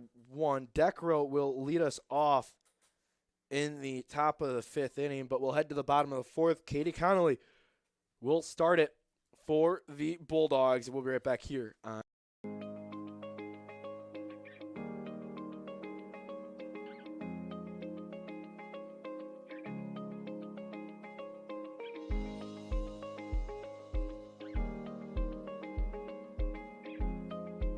What if you didn't choose to become an Adrian College Bulldog? Surely you would have carried on with your education and could potentially be graduating elsewhere. But what would you have the honor of greeting Bruiser on campus? Would you have had the privilege of working alongside faculty that know your name? Would you have had the opportunity to learn and grow in an environment that is seeking the truth and dignity in all people? Would you have had a creative learning environment that is supportive of challenging you and achieving excellence in your academics, but also your personal and professional lives? This has been Adrian College's promise to us. Just as our families have promised to love us unconditionally and support us through the many peaks and valleys of our lives, Adrian offered a similar promise to us when they realized our potential by asking us to join them. While we have been busy navigating the many what-ifs of our time, none of which we could have imagined, we have indeed found the cane that holds our ribbons of excellence at Adrian to stand strong. Strength and tradition. A tradition that carries on from graduating class to graduating class. A symbolic reminder of the leadership. Welcome back. Here, Katie Connolly coming up to Mac Miller, getting ready to lead us off here in the bottom half of the 4th inning. The score 7-1. Katie sees the first pitch. It's called strike. Looks like there were a couple of changes to the defensive lineup.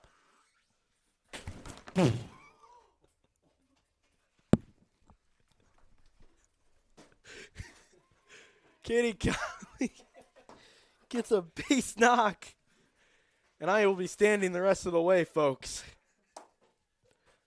It's the worst folding chair I've ever seen in my entire life.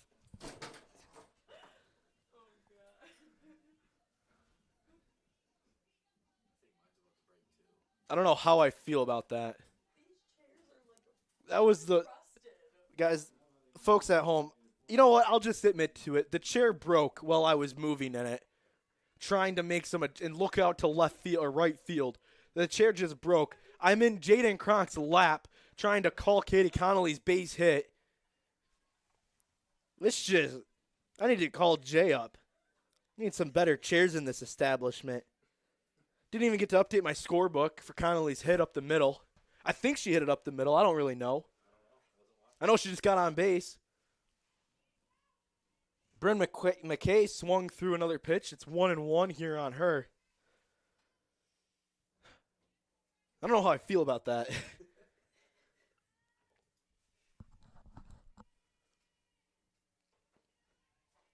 Part of me just really wants to take the folding chair, walk outside, and just throw it.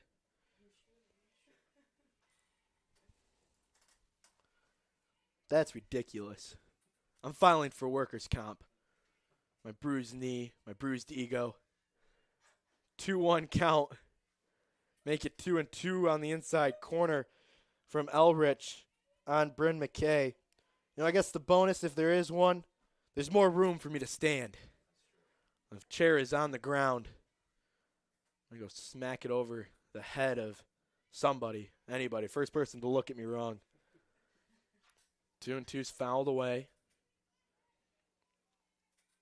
Well, now it's the rally chair. Bulldogs trying to mount a rally here, down by 6 in the bottom of the 4th inning. They need to get it going here. 3 runs in the top of the 5th would force the mercy rule to go into effect. That one swung through by McKay. Count remains 2-2. Remember, it's in the softball level. It's 10 after 5. Versus the mercy. Bonus for the Bulldogs. They'll get the final at bat. No matter what, as long as they're down, they'll get the final at bat. So we will play the bottom of the 5th. This one swung through. McKay strikes out as Decro makes the catch, and that's going to be first out as Savannah Godfrey. I lied. There's a new batter. Kira Stampfly is going to step up to the dish.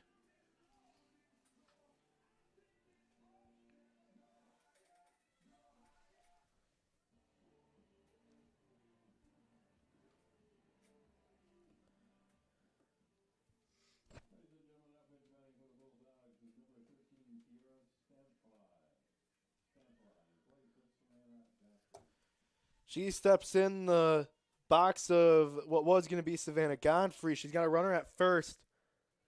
1 out, and Stampfly is going to look to stamp this ball into deep left field. That was a good one. Yeah. Swings at the first pitch, fouls it to the right side, the first base side.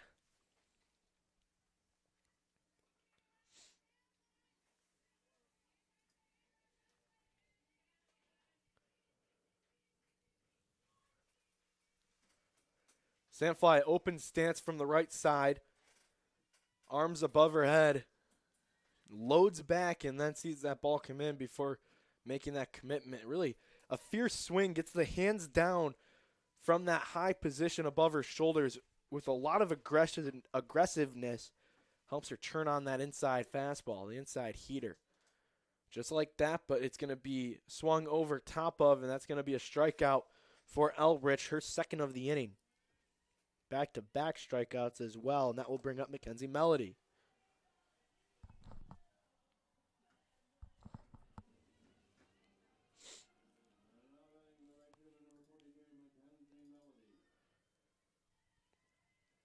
Two outs on the board. Connolly still over at first after leading off the inning with a hit. First pitch is on the outside for a ball. Melody, good eye there. Melody during media day, she had a little bit of fun. She did a normal media day pose, but then suddenly she goes, "You know, I have my glasses, right?" And she gave us probably the way I would describe it is one of the sassiest looks I have ever seen into a camera during media day. She pulled the shades down, and you know how you'll have the shades pulled down and you look through and you look past the shades. That's what she gave the camera. Probably one of the funniest funniest moments during a media day that we have seen here at ACTV. She'll swing through the 1-0 offering, make it 1-1.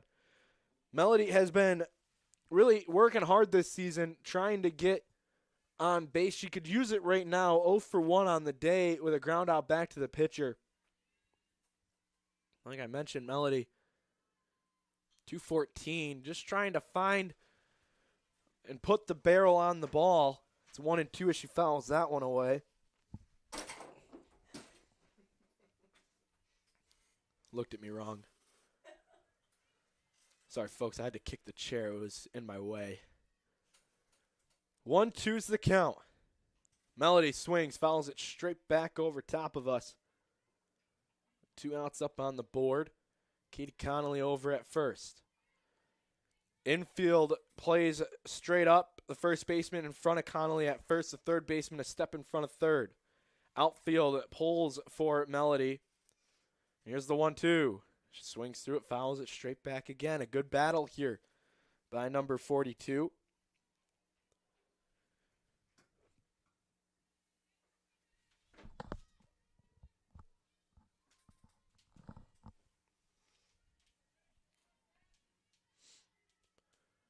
One, two's the count. Pitch from Elrich.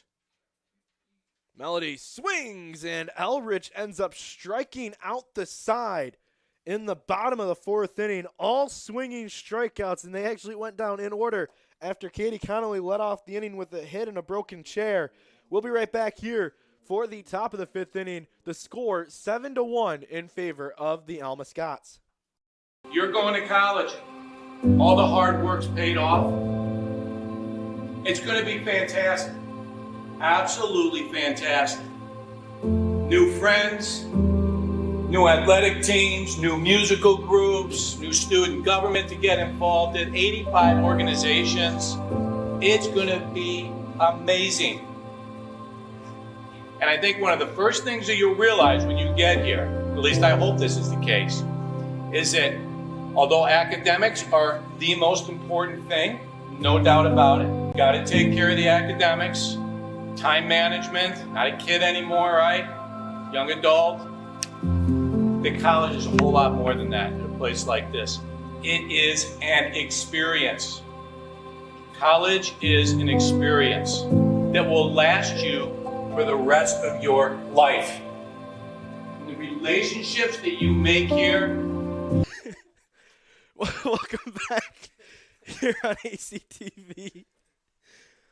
There is a abandoned chair just outside the press box now. I left a little present for some fans.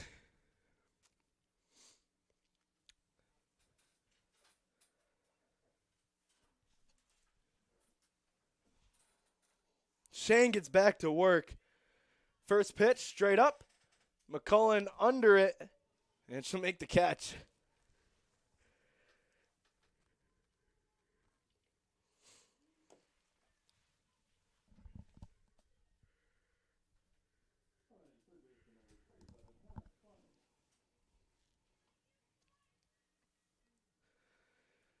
That brings up Hannah Fleming. She's 1 for 2 on the day. First pitch outside.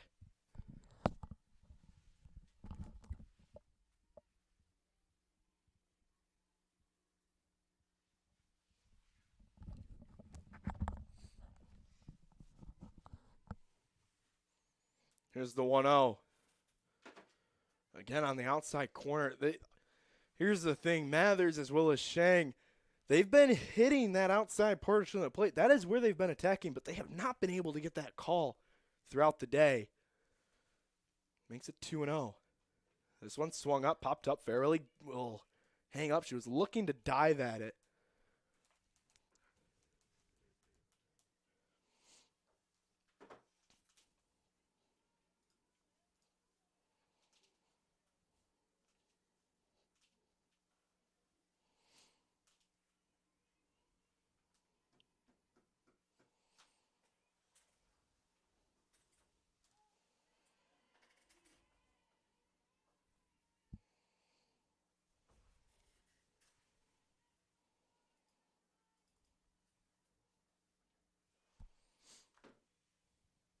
Counts 2-2 here on Fleming. She swung through the rise ball that was way above her head. Good pitch by Shang, and she'll get the strikeout. She's smiling about it. She knew she shouldn't have gotten a strikeout there. But you'll take it, and that'll bring up Hayden Terwilliger.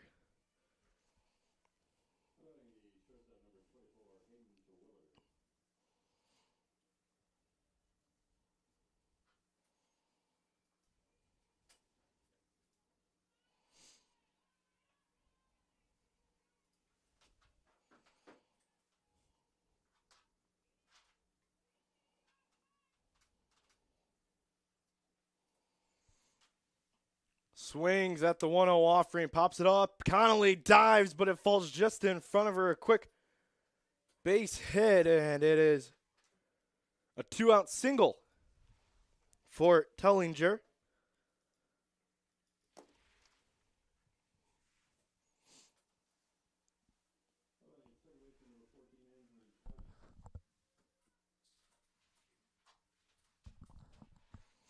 We're going to have a runner here for Tellinger. The runner looks like it's Amelia Thorne, a freshman for the Scots.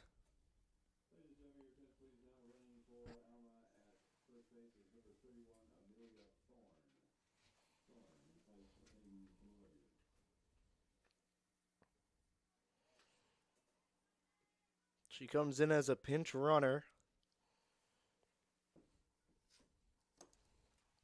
And that brings up the bat of Angeline Counts. Or correction, I'm wrong. No, I'm right. Yeah, I'm right. Angeline Counts is the batter, number 14. The second baseman who's 1 for 2 today with a double and an RBI and a run scored. There's a runner at first. She's got a track lead. She's off for second. The throw is in time. Throw him out.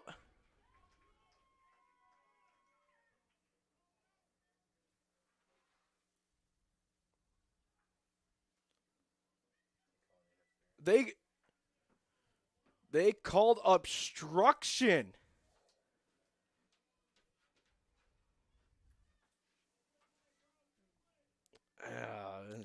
I don't want to give opinions here on that. But I will. I do not agree with that call at all. So Thorne is going to get a stolen base off of an obstruction call.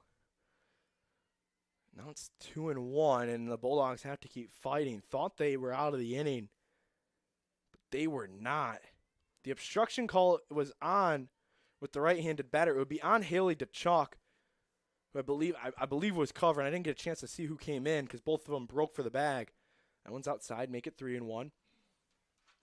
But the throw from Levele was right on the bag, and in that case, if you're a fielder, you are taught catch the bag and catch the ball and put the tag on no matter where you are. That is exactly what Haley DeChalk did, and she gets called for obstruction for it, and I don't like that. Here's a check swing back up to DeChalk. She'll make up for it here, and the ball doesn't lie. There's the out. Another out for the Bulldogs in a 4-out inning. In the affair of a 7-1 ball game, we will head to the bottom of the 5th inning. Bulldogs trailing by 6. We'll be right back here. You're going to college. All the hard work's paid off. It's going to be fantastic. Absolutely fantastic. New friends, new athletic teams, new musical groups, new student government to get involved in, 85 organizations. It's going to be amazing. And I think one of the first things that you'll realize when you get here, at least I hope this is the case, is that although academics are the most important thing, no doubt about it, got to take care of the academics, time management, not a kid anymore, right? Young adult. The college is a whole lot more than that in a place like this. It is an experience. College is an experience that will last you for the rest of your life. The relationships that you make here, the memories, the late night stuff, the whole 9 yards is just going to be great.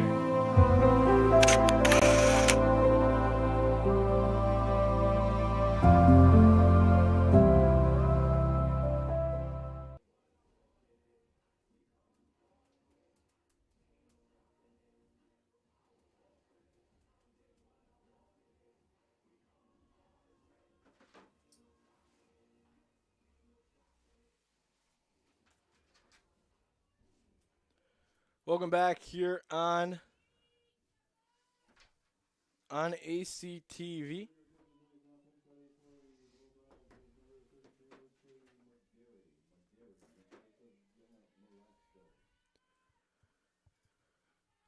Katie McGarry will step up to the dish in place of Jenna Marasco.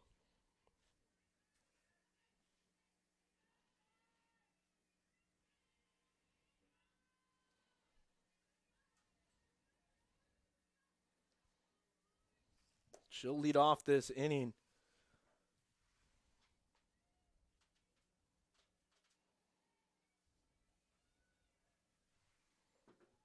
It's 0-2 now. Actually, I think it's 1-2. It is 1-2.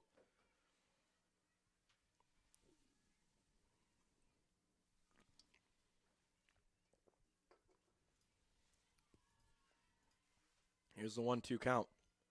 Check swing. And the fielding umpire says she went. The left-handed hitter gets appealed down to the first base umpire who says she goes, and that's going to be a strikeout in the fourth in the row. If you can get the shade that I'm leaving here. I do some youth umpiring. I didn't want it to turn into a ragging of some of the umpire decisions today, but you are often taught that if you're in a two-man system and you need a check swing, the only time you should be checking that swing is with a right-handed batter who can see the end of the bat. There is no umpire down the third base line, so if a left-handed hitter is up, realistically, an appeal should not go down to the first base umpire because you're looking at their back. You can't tell. You can't fully tell. You can't fully be sure that a swing took place. That pitch is on the inside. 3-0, though, to DeChalk, who 0 for 2 today. 2 ground balls to short.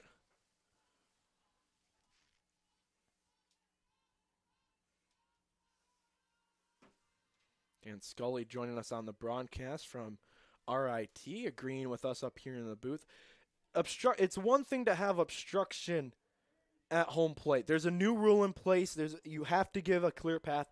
But in this case at second, that path was taken away the moment DeChalk had possession of the ball. Once you have possession of the ball, you are allowed to block the base. You are allowed to get in the way of the runner. And that's, in my eyes, up here in the booth, and as a neutral broadcaster as well that I try to be, that's what I saw. Same thing I see here on that check swing as a neutral broadcaster. I know both these times it's been Adrian who's seen the call really go against him, and I'm on ACTV, but at the same time, this is just, I've played baseball for the year. I've been watching softball for a long time. There's the force out at second for the second out of the inning after the bunt attempt from Bethany Perry, who checked into the game. And I think I'm going to start giving up on the scorebook here with all these changes taking place.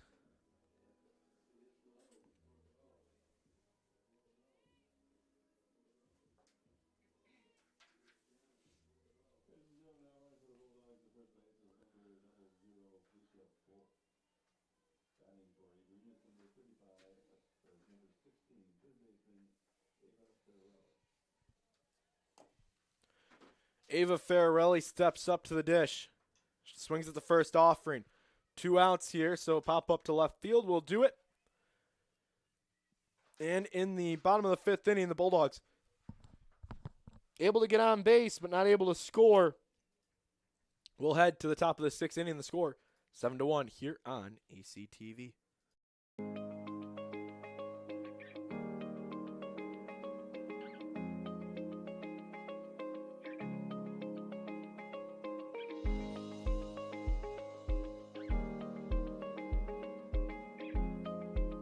What if you didn't choose to become an Adrian College Bulldog? Surely you would have carried on with your education and could potentially be graduating elsewhere. But what would you have the honor of greeting Bruiser on campus? Would you have had the privilege of working alongside faculty that know your name? Would you have had the opportunity to learn and grow in an environment that is seeking the truth and dignity in all people? Would you have had a creative learning environment that is supportive of challenging you and achieving excellence in your academics, but also your personal and professional lives? This has been Adrian College's promise to us. Just as our families have promised to love us unconditionally and support us through the many peaks and valleys of our lives, Adrian offered a similar promise to us when they realized our potential by asking us to join them. While we have been busy navigating the many what-ifs of our time, none of which we could have imagined, we have... Welcome back here on ACT. Getting going in the 6th inning of action. The score 7-1. The Scots are at the dish here facing the freshman Maisie Shang. First pitch on the outside for a ball.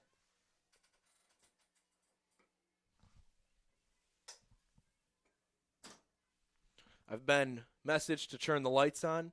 I have done so. Ashley Skelly. Sometimes that's the bonus to having the number of the booth with the lights. We've officially turned them on.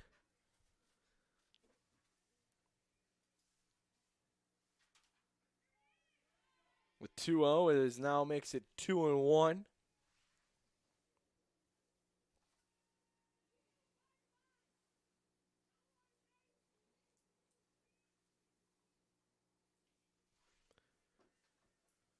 Two-1 escapes the arm of Shang. It's 3-1 now here on Dumoulin, who last time up, it was a pinch hit, 2-run home run. She's up now. She'll see a walk here.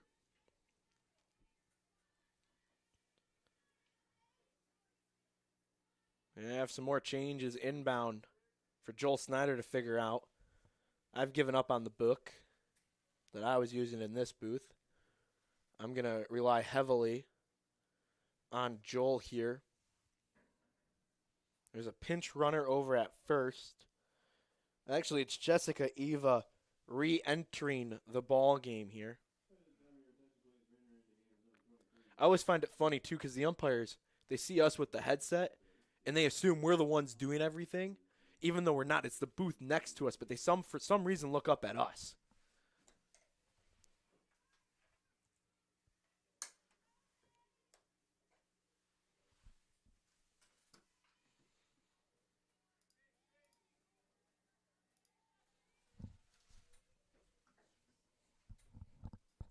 Absolutely not.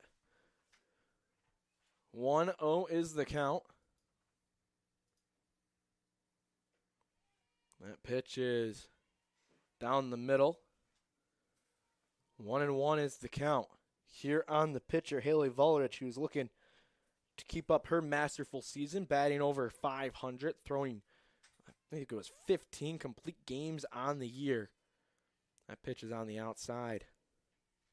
Bulldogs trying to prevent 3 runs from coming across the dish.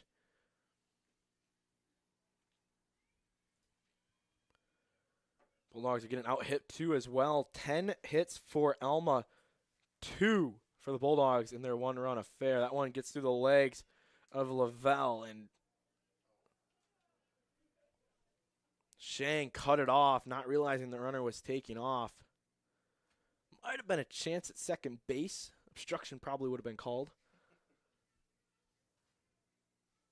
I kid, of course. The umpiring crew has done a terrific job today. Just a couple of, I would say, hiccups. As that one is sent away. That one is long gone. A home run for Haley Vulrich, the pitcher, helping herself here as she will hit one out. This one for Elrich. Her 12th home run on the season, putting in her case for Player of the Year for the MIAA. Shohei Ohtani resemblance here, pitching and hitting a home run. She has gotten on base and she has scored every single inning, or every time she's gone up.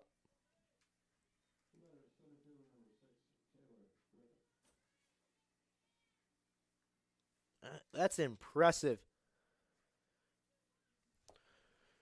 From Haley Elrich. Griffin swing. She'll send one up in the air. This one is Melody under it. It hits off her glove and drops in foul territory.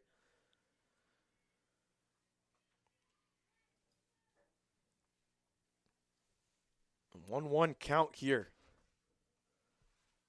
on Griffith.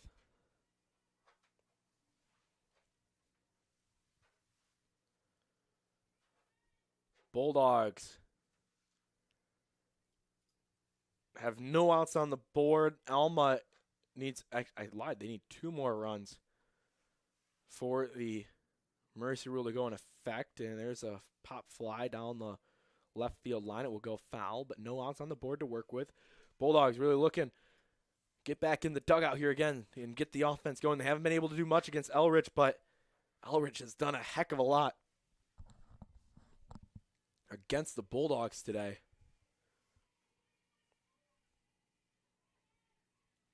Here's the 1-2 on Griffith. Check swing, and will we appeal? And they went. Okay, so the Bulldogs get one back. I will say that. Both times the appeal on the left-handed batter has gone down. We've said she swung. Alma having the same opinion as the Bulldogs. That pitch, I can be really neutral. Alma having the same gripe. That pitch cannot be appealed down to the first base umpire with the left-handed bat in the box.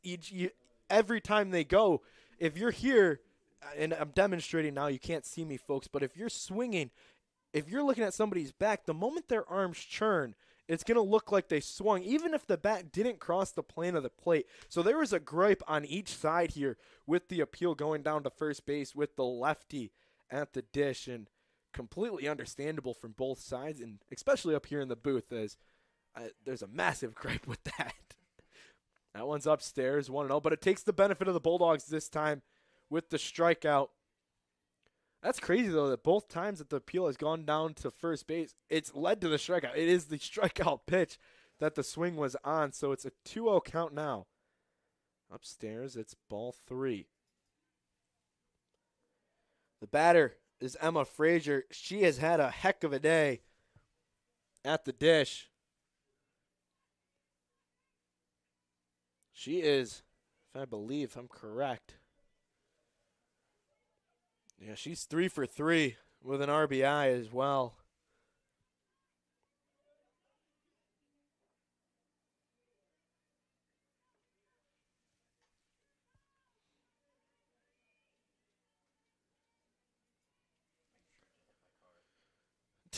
Jaden using the advantage of the PTZ to check on his car on the foul ball. 3-2 is the count. That's why we love new equipment here at ACTV. Swung on, popped up to Melody in right field. She backtracks, turns her shoulders for a moment, then backpedals in for the second out of the inning on Frazier, and that would bring up Hannah Felchek.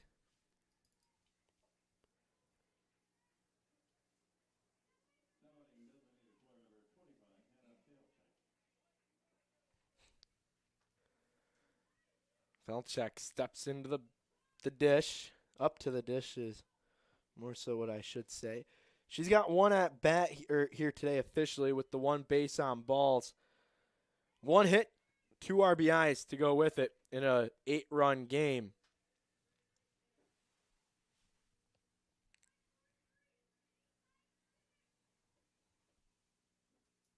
Here's the pitch. Felchuk swings through. It's a 1-1 count.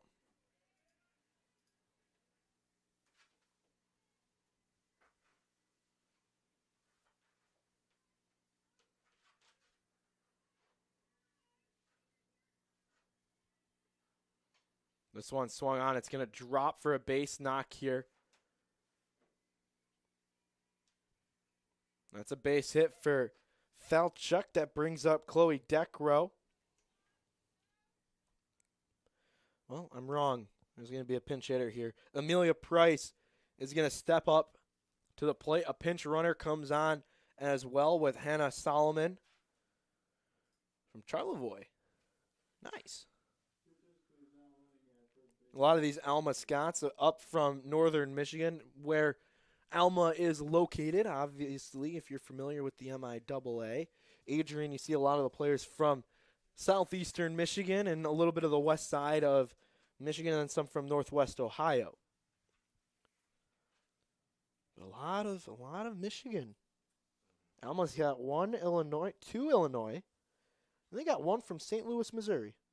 And Ohio's on here as well. Then the rest, Minnesota, and then the rest are from Michigan. Adrian, on the other hand, Indiana's represented, Illinois, Ohio, California is represented. And another Indiana and Ohio, the rest from the great Mitten State.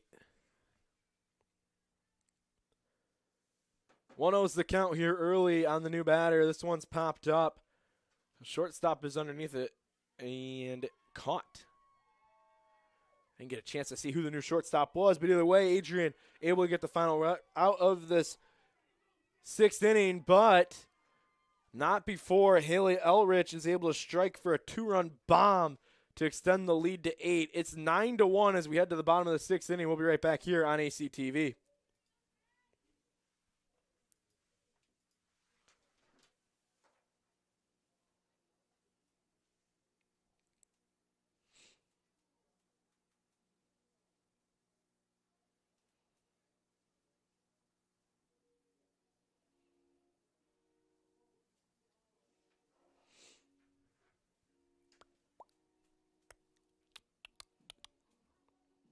LAX.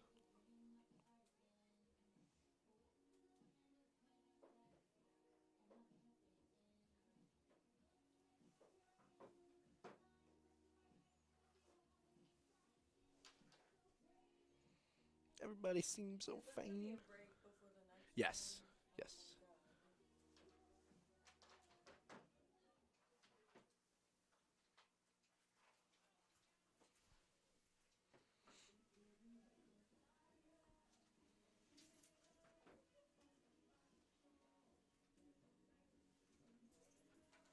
Welcome back here on ACTV. Lauren McCullough will lead us off here in the home half of the 6th inning. Bulldogs have 6 outs to work with. They trail by 8. They're also going to need to shut down Alma's last 3 outs.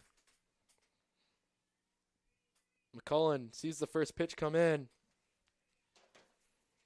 Rolls past the catcher for ball number 1 of the at-bat.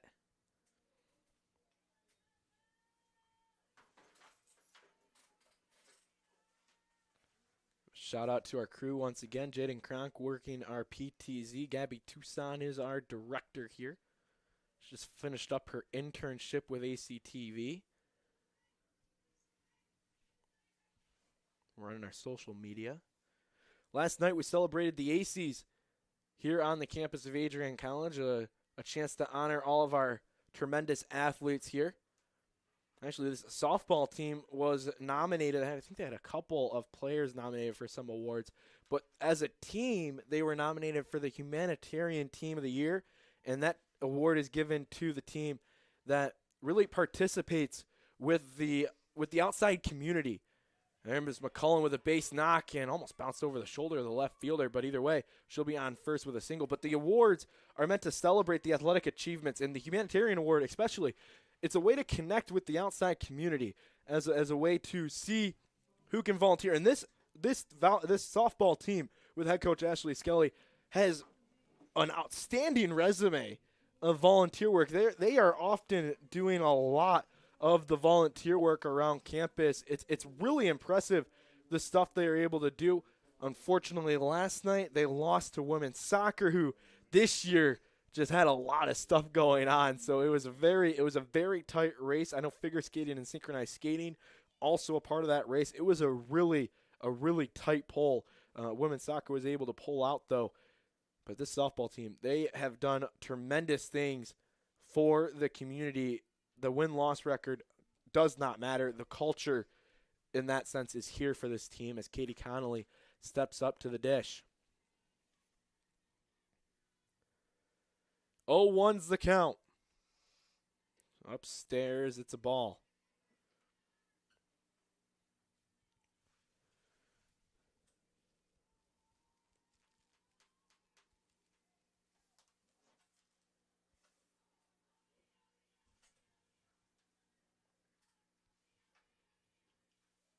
This one rolled back over. Double play attempt not in time. One out on the board.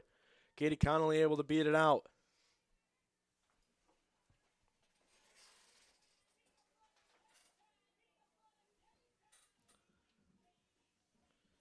Count is 0-0 to the new batter. Bryn McKay steps up. One out up on the board, and Katie Connolly over at first here. Swung through. See another comment on the stream. Dan Scully helping us out again. I thought the same thing, but I'm almost positive it is a 10-run no matter what inning. It's not like those youth tournaments. But we'll find out right now if there's only 2 outs to work with or if they have 5 outs to work with. That would be a big difference here. They would either could potentially end the game here if that is the case. I got to brush up on my NCAA softball rules. It's the first time I've called NCAA softball. Unfortunately, probably the only time I get to call NCAA softball this year, as Katie Connolly will advance on the wild pitch. The count will go to 2-2.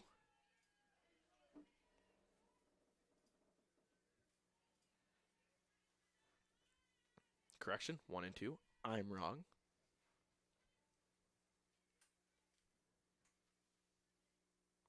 We are, give everybody a little bit of a heads up, around the 6:30 mark, we are going to be losing the center field camera. Some rain is heading to the area for the second game, so our equipment sometimes a little bit more important than Mother Nature realizes, so that camera will come down so we don't lose it and ruin it and abuse it. And then we'll hopefully hope that it's light enough rain that we can get both of these games in today, as this one's popped up foul and hits off the top of the dugout. Count is 1-2 here on McKay.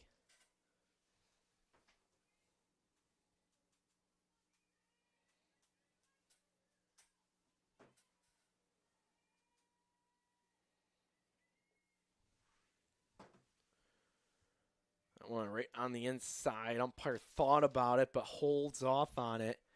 And the count goes to 2-2 here on McKay.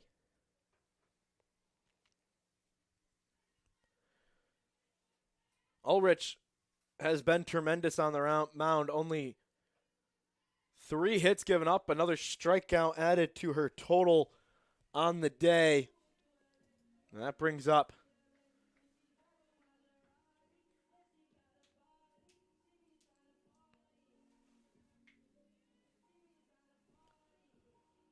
Savannah Godfrey, who's going to re-enter into the game. Ulrich has 7 strikeouts on the day. Only 1 run given up. It was earned. There's a strike to start off the at-bat. 9-1 affair here. Alma has 11 hits across the scoreboard. Only 1 error on the day.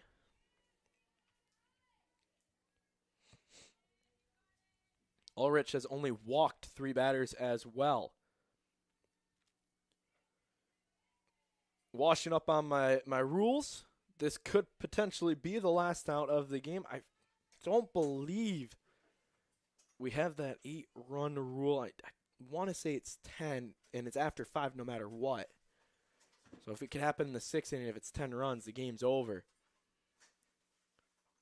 That one struck out. And the umpire heads off, so there is an 8-run lead. An 8-run mercy rule win here for Alma in the first game of today's doubleheader. The final score, 9-1 here on ACTV. Offense just couldn't get going for the Bulldogs, and the overpowering bat of Haley Ulrich and the powerful arm of Haley Ulrich shut down the Bulldogs here in game number 1 on the day. Game number 2 coming up. Reminder, we're going to be losing that center field camera. Are you still here for game number 2? Jaden Kronk's going to be working hard on the PTZ camera for game number 2. Trey Matthews will take you along for that one. It was a pleasure, as always, here on ACTV. Again, the final score here on ACTV, 9 for the Alma Scots, who improved to 22-9 and 9-2 in conference play. take down the Bulldogs, who were only able to muster one run and fall to 10-19 on the season and 4-5 in MIAA play. We'll step aside for a little bit of a break here on ACTV, and when we come back, game number 2 between the Scots and the Bulldogs here on ACTV.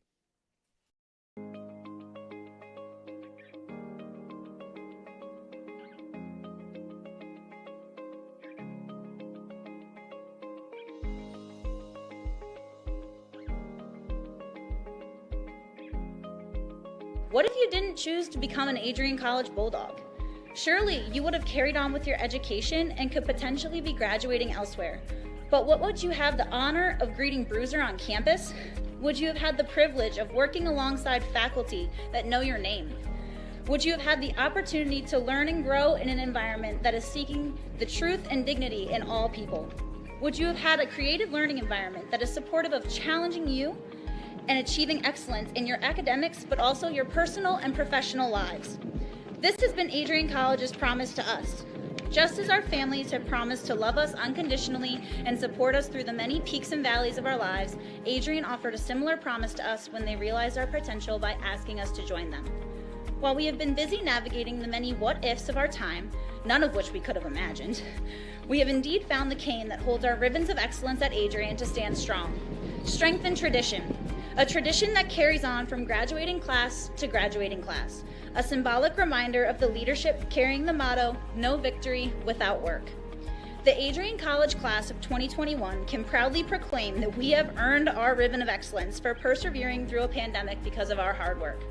We have had to learn how to best navigate the many what-ifs in uncharted times. While some of the what-ifs have been answered, it is now up to each of us to embrace and navigate on our own. What if I take that job? What if I decide to continue on for postgraduate endeavors? What if I decide this? What if I decide that? No matter what, you'll be able to face your tomorrow knowing that you are a member of a pack, the Adrian College Bulldogs class of 2021. Part of the family here at Adrian College are the friends we've made. These friends have gone to games with you, shared late night tales with you, explored downtown with you, and joked around with you at Ritchie. They were in the library with you at midnight studying for the 8 a.m. exam you forgot to study for. And they're there when you cried because you failed that exam. These friends are your new family members now. You will stay in touch with them forever, even if it's just liking their Facebook post about the new puppy they just got. Parents, family, and friends, we cannot thank you enough for everything you have done for us. Thank you for the support and the opportunity for this moment to graduate from Adrian College. You have helped us reach our dreams and goals in life. Congratulations, class of 2021. We finally made it.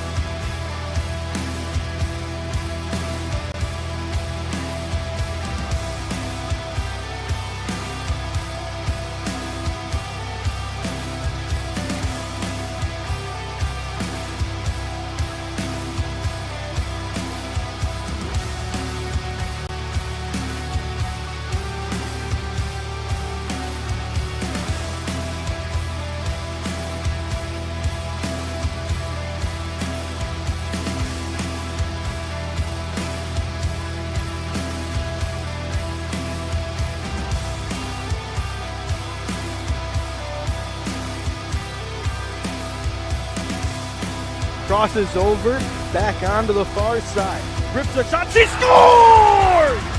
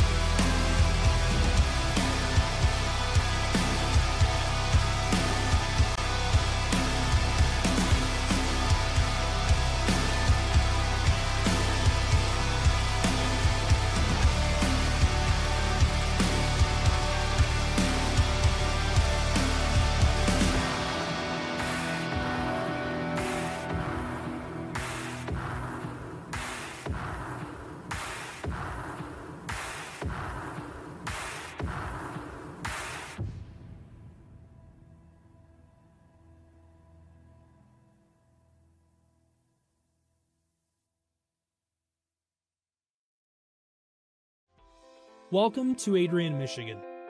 We're located in a proud college town. Adrian College is situated just 45 minutes from Ann Arbor, Detroit, and Toledo. We're very excited to show you just a little bit of what AC has to offer. This is the gateway to our campus. Welcome to the place that we believe will change the rest of your life. AC features one of the most well-rounded educational experiences in the country.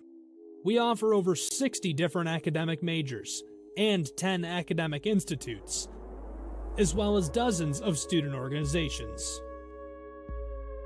Year after year, we've been ranked as one of the nation's best colleges, including being one of the most innovative institutions in the U.S. for our medical programs. Our campus is simply beautiful.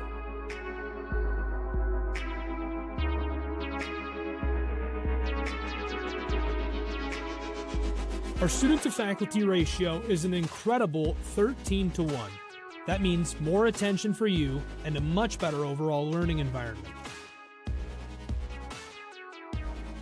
We know how to put together an education that is life-changing, and these are just some of the highlights. From our communication arts program, to our many performing arts, to the home of business on campus, to our sciences and medical studies, we have the spaces where you can grow into the professional that you want to become. Our first-year student experience is award-winning. You'll make lifelong friends here, meet mentors, and maybe even meet that special someone. The Kane Student Center is open 24 hours a day, and there's a lot going on here. The Bulldog Beanery has all of your hot drinks. Pause and Go is our on-campus convenience store. The bookstore is where you'll get all of your Bulldog gear, and you can just hang out and study in the skyboxes. Not far away is the Shipman Library. The Shipman has quiet, relaxing spaces for you to study in. You can check out books from thousands of libraries around the country, and the Shipman is open 24 hours as well for your convenience. There are hundreds of learning opportunities on campus. In addition to the arts and beautiful facilities, Adrian College is known for its athletic programs. There is nothing like a Saturday game day here in Adrian. The Bulldog football team are 11-time MIAA champions. At Docking Stadium, fans watch soccer, lacrosse, football, and more. Just a few hundred yards away, Adrian College's basketball teams compete. In addition to basketball, fans can enjoy wrestling, acro and tumbling, and volleyball here. We also have a state-of-the-art weight room available to all of our students. When things heat up too much on campus, you can cool off with our ice sports. Our NCAA ice hockey teams are constantly battling in the national playoffs. Just a quick walk down the service drive, we feature one of the best baseball and softball programs in the nation at our level. Soon you'll be able to cross the street and watch men's and women's rugby take to the pitch as well.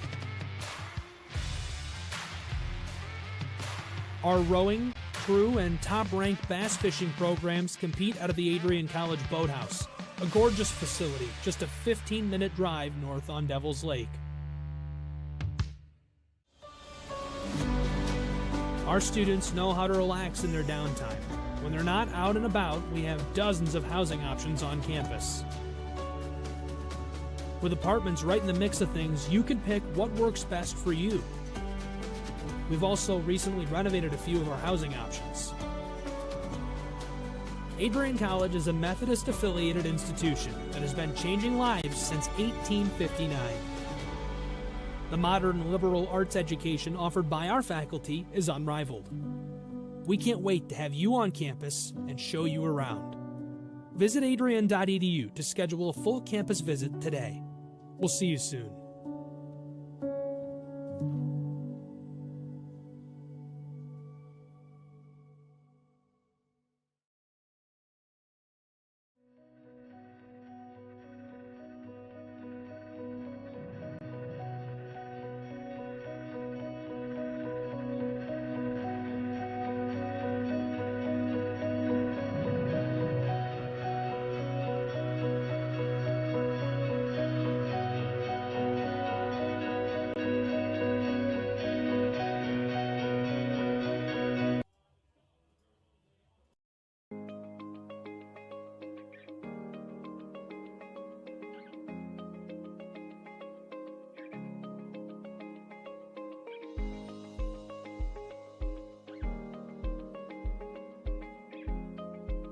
What if you didn't choose to become an Adrian College Bulldog? Surely you would have carried on with your education and could potentially be graduating elsewhere. But what would you have the honor of greeting Bruiser on campus? Would you have had the privilege of working alongside faculty that know your name? Would you have had the opportunity to learn and grow in an environment that is seeking the truth and dignity in all people? Would you have had a creative learning environment that is supportive of challenging you and achieving excellence in your academics, but also your personal and professional lives? This has been Adrian College's promise to us. Just as our families have promised to love us unconditionally and support us through the many peaks and valleys of our lives, Adrian offered a similar promise to us when they realized our potential by asking us to join them. While we have been busy navigating the many what-ifs of our time, none of which we could have imagined, we have indeed found the cane that holds our ribbons of excellence at Adrian to stand strong. Strength and tradition.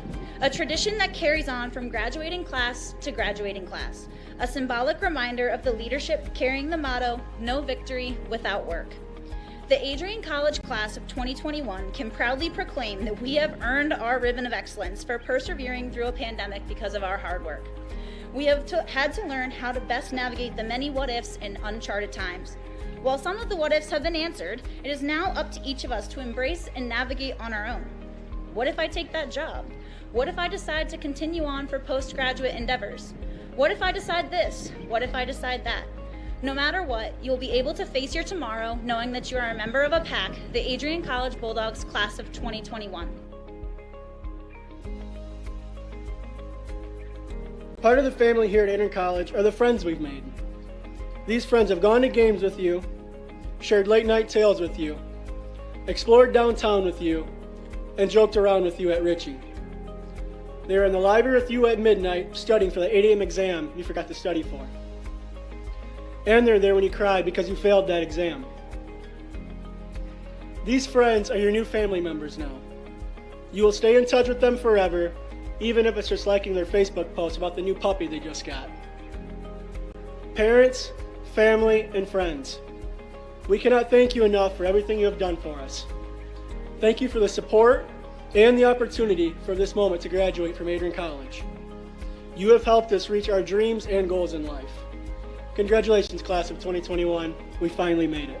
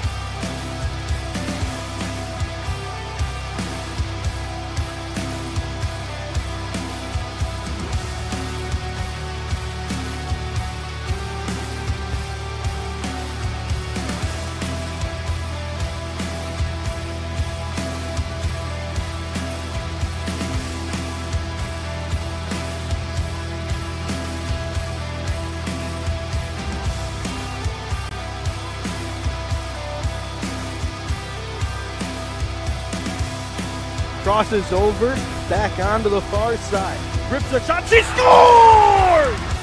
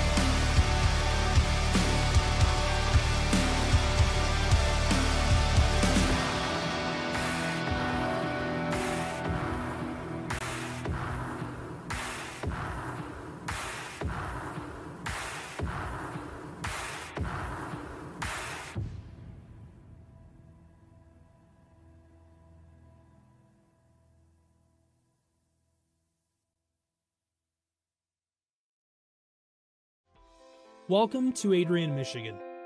We're located in a proud college town. Adrian College is situated just 45 minutes from Ann Arbor, Detroit, and Toledo. We're very excited to show you just a little bit of what AC has to offer. This is the gateway to our campus. Welcome to the place that we believe will change the rest of your life. AC features one of the most well-rounded educational experiences in the country. We offer over 60 different academic majors and 10 academic institutes, as well as dozens of student organizations.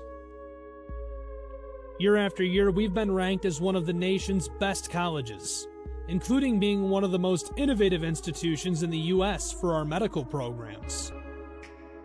Our campus is simply beautiful.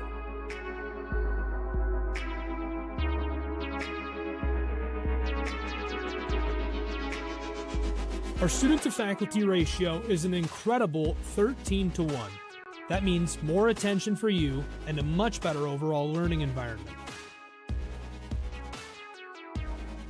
We know how to put together an education that is life-changing, and these are just some of the highlights.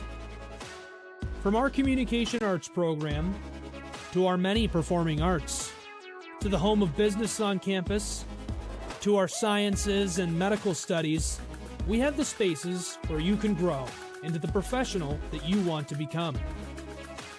Our first-year student experience is award-winning. You'll make lifelong friends here, meet mentors, and maybe even meet that special someone. The Kane Student Center is open 24 hours a day, and there's a lot going on here. The Bulldog Beanery has all of your hot drinks. Pause and Go is our on-campus convenience store. The bookstore is where you'll get all of your Bulldog gear, and you can just hang out and study in the skyboxes. Not far away is the Shipman Library. The Shipman has quiet, relaxing spaces for you to study in. You can check out books from thousands of libraries around the country, and the Shipman is open 24 hours as well for your convenience. There are hundreds of learning opportunities on campus. In addition to the arts and beautiful facilities, Adrian College is known for its athletic programs. There is nothing like a Saturday game day here in Adrian. The Bulldog football team are 11-time MIAA champions. At Docking Stadium, fans watch soccer, lacrosse, football, and more. Just a few hundred yards away, Adrian College's basketball teams compete. In addition to basketball, fans can enjoy wrestling, acro and tumbling, and volleyball here. We also have a state-of-the-art weight room available to all of our students. When things heat up too much on campus, you can cool off with our ice sports.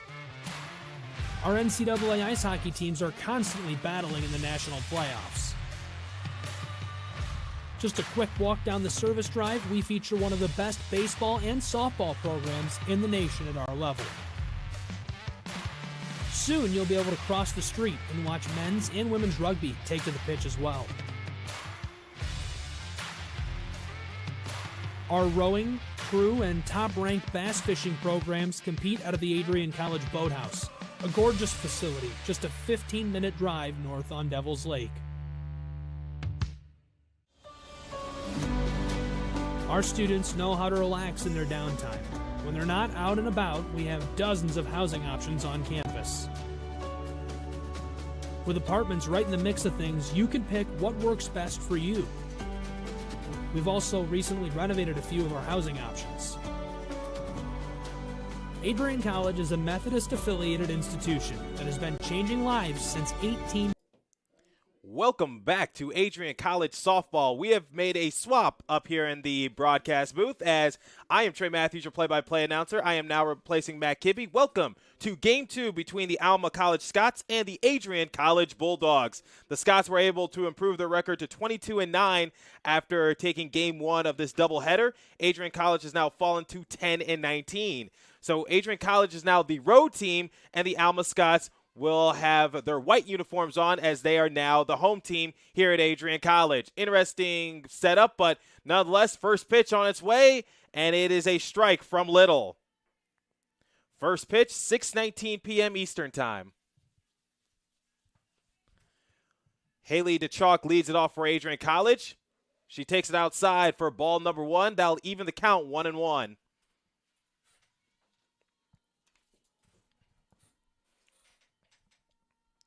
DeChalk sets into the box. Here's the pitch from Little. DeChalk swings and hits it into left field. Ava camping underneath it, and she can't make the catch. Bloop single for DeChalk, and that's how we begin game number 2 here at Adrian College Softball. A bloop single out into left field. Ava and Terwingler were hustling for it. Unfortunately, the ball was able to reach the ground first before it reached their glove. And now here comes Maggie Levier, batting second for Adrian College. She sets into the box. Here comes the first pitch from Little, showing bunt. Snap throw back over to first, and DeChalk gets back there safely.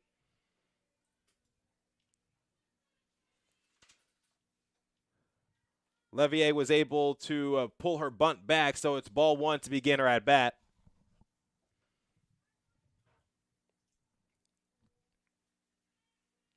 Sets back into the box.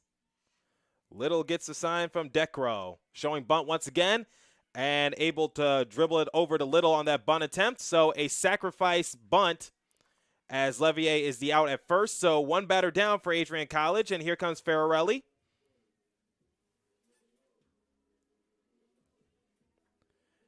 As there's a runner at second for Adrian College. Once again, one batter down.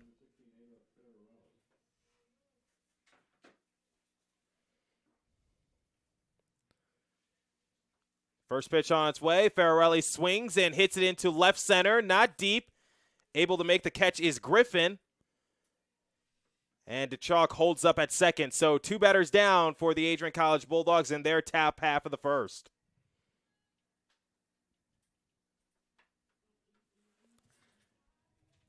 So Levier and Ferrelli make back-to-back outs. And here comes Lauren McCullough, the cleanup hitter for Ashley Skelly.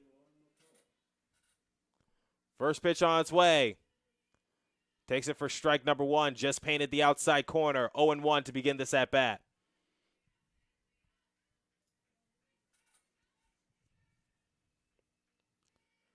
McCullough enters the box once again.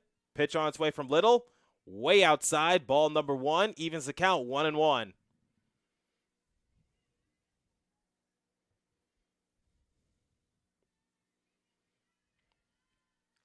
Adrian College fell to the Alma Scots in game number 1 of this doubleheader, 9-1, as McCullough shoots that one foul.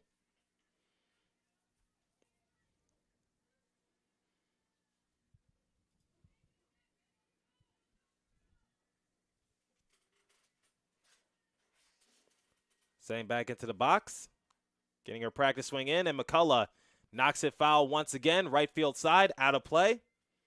Ulrich tried to hustle for it, but just stopped in her tracks knowing that ball was out of play.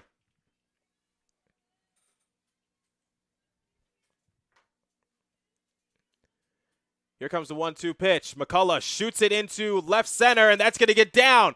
Rolls all the way to the wall. DeChalk comes around to score, and it's 1-0 Adrian College in game number 2 of this doubleheader. So McCullough is able to get a two-out single. She hit it to the wall, but elected to hold up at first. So it's a long single RBI for Lauren McCullough, and Adrian College will strike first, 1-0 on ACTV. And now here comes Katie Connolly. So that's into the box. Lefty on righty matchup, and Connolly will take it for ball number 1.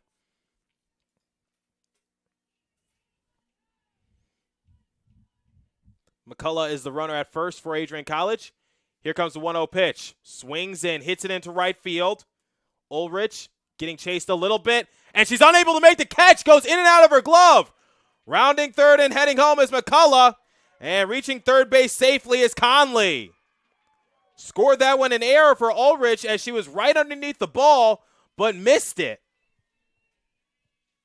So Adrian College have already scored more runs than they did in game number 1. It's 2-0 here at Adrian College softball field. And now here comes Bryn McKay up to the box. First pitch on its way, swing and a miss. Whiffed at nothing but air, 0-1 to begin her at bat.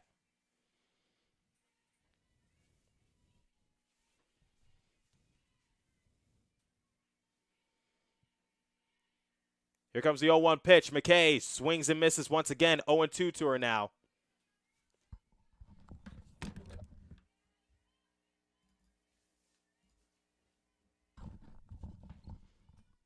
McKay sets back into the box. Here comes the 0-2 pitch. Takes it outside for ball number 1. 1-2 to her now, still in the hole.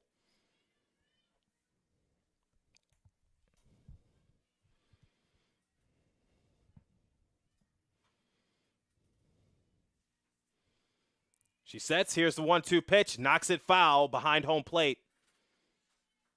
Staying alive right now.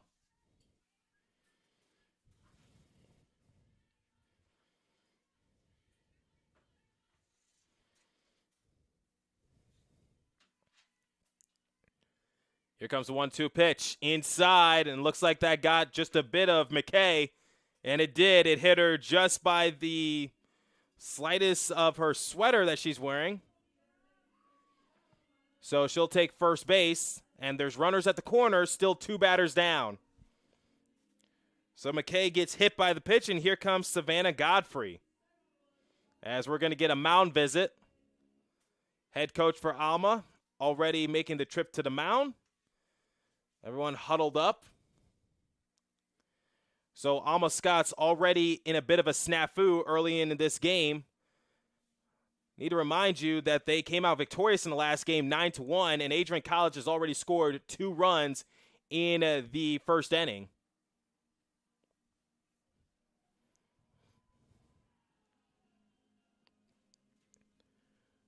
Looks like the coach just wanted to settle down a little bit. As here comes Marisco. No, Savannah Godfrey, excuse me. McKay still at first. Here comes Godfrey. Takes it for ball number 1 just outside. 1-0 to begin her at bat.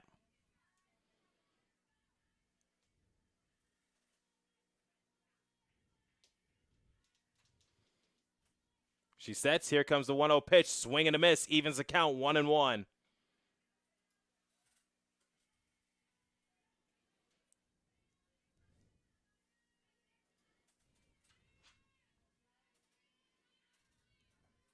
Godfrey sets back into the box. Here comes the 1-1 pitch. Swing and a miss once again. And she goes down, striking out. And that's how Alma is going to get out of this situation. So the Bulldogs leave 2 runners on the base path. But they are up 2-0 on ACTV. We'll step aside and see you momentarily.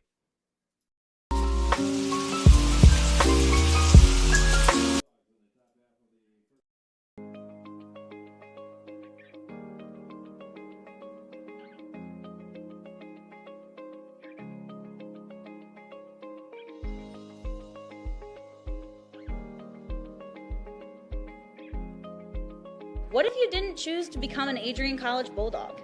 Surely you would have carried on with your education and could potentially be graduating elsewhere.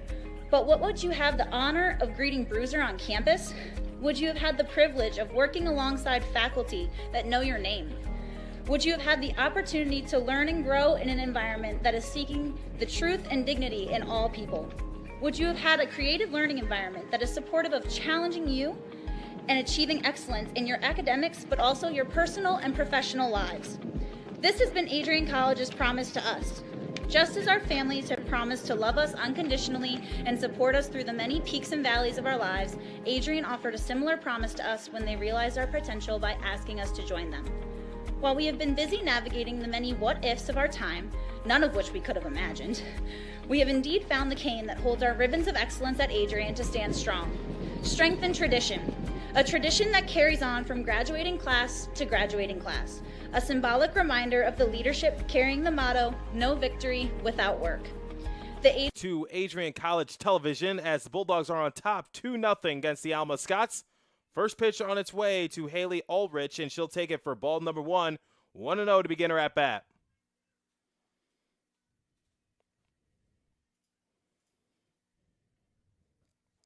Second pitch of the at bat, same spot, same location, same result, 2-0. Abby Patton is the pitcher for Adrian College.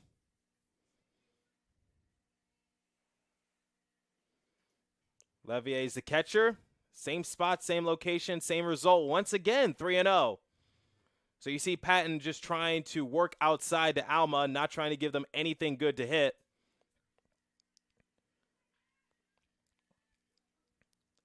And here comes the 3-0 pitch. And 4 pitches will result in 4 balls, and that will result in a leadoff walk in the bottom half of the first inning. So Patton threw 4 pitches once again, and it resulted in a 4-pitch walk. So here comes Taylor Griffin, the center fielder.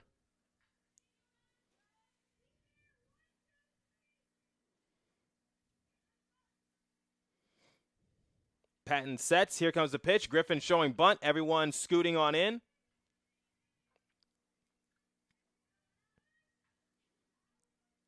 So Ulrich is the runner at first. No batters down. Here comes the 1-0 pitch. Griffin showing bunt once again.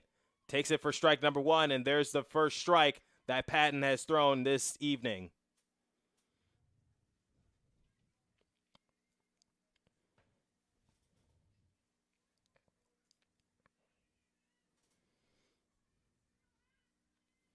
Here comes the 1-1 pitch. Swings and knocks it foul behind home plate.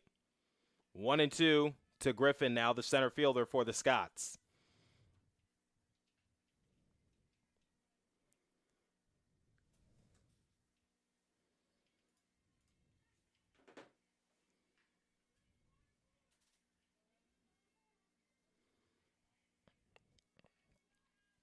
Here comes the 1-2 pitch. Swing and a miss.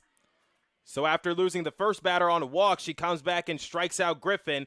There's the first out in the bottom half of the Scots inning. And now here comes Emma Frazier, the first baseman for the Scots.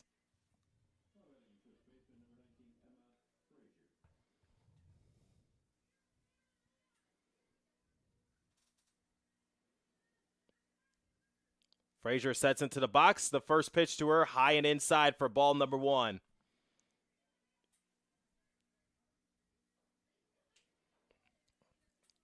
Ulrich is the runner at first.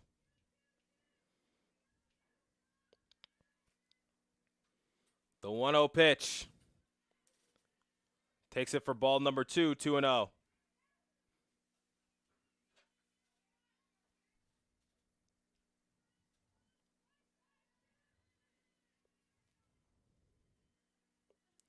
Patton looking for the sign. Here comes the 2-0 pitch.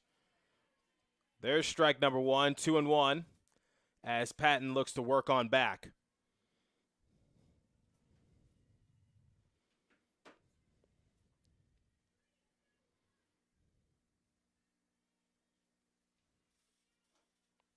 Here comes the 2-1 pitch, and she hit her. Right on the back, and I think Frazier's going to be feeling that one tomorrow, as it is a little chilly out here in Adrian, Michigan, and being a former baseball player myself, usually you don't want to get hit by the pitch in cold weather. Because trust me, the difference between getting hit by a pitch in summer and then the cold weather, night and day, you'd rather get hit during when it's a lot warmer. But nonetheless, there's runners at second and first, still one batter down for the Scots. And now here comes Failjack, the second baseman.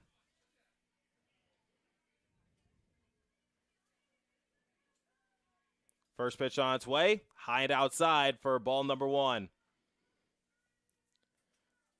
Failjack is the second baseman for the Scots. Ulrich is the runner at second, and Frazier's the runner at first.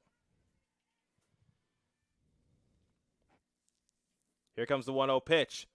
Failjack will take that for strike number 1, just painted the outside corner, 1-1.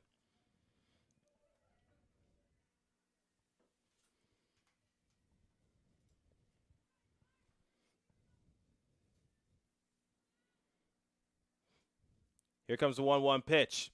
Chops it right up the middle into center field. Rounding third and heading home is Ulrich, and the cutoff throw is sloppy, and the runners are able to move up to third and second. So Failjack is able to get an RBI single and able to advance to second on the cutoff error by Adrian College.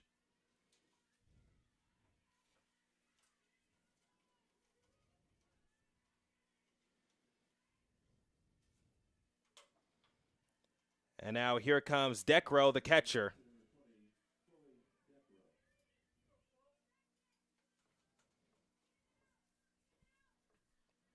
Here comes the pitch to Decro.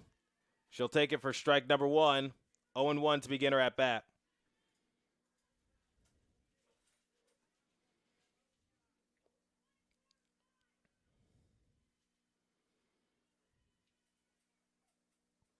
The 0-1 pitch.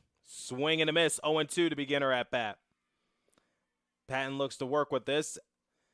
So the Scots have already cut the lead in half, 2-1 in inning number 1.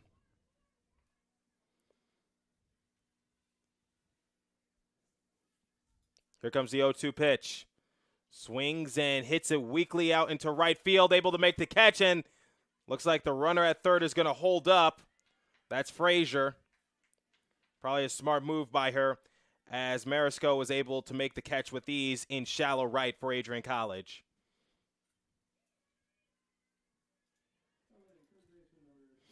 And now here comes Hannah Fleming. 2 batters down. Scott's able to get 1 on the board in their bottom half of the first. First pitch, outside, but just painted the corner for strike number 1.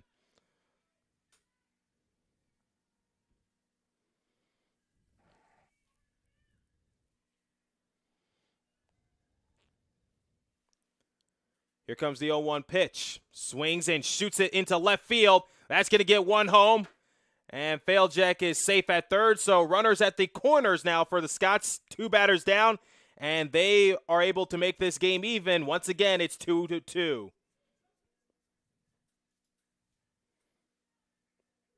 So Fleming is able to get a 2-out RBI single. And the Bulldogs are going to do a mound visit to try to settle down Patton.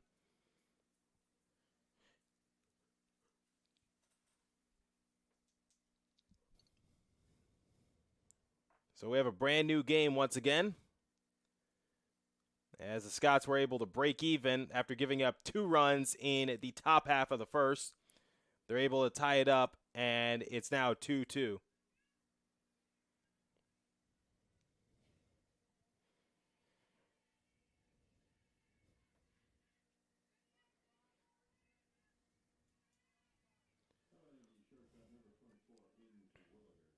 And now here comes Terwilliger.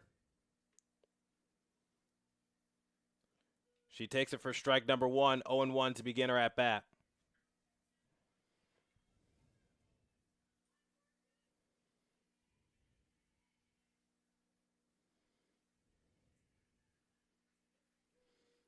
Second pitch of the at bat.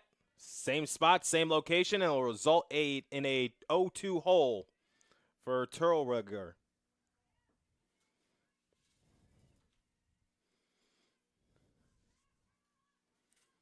Here comes the 0-2 pitch. Outside, 1-2.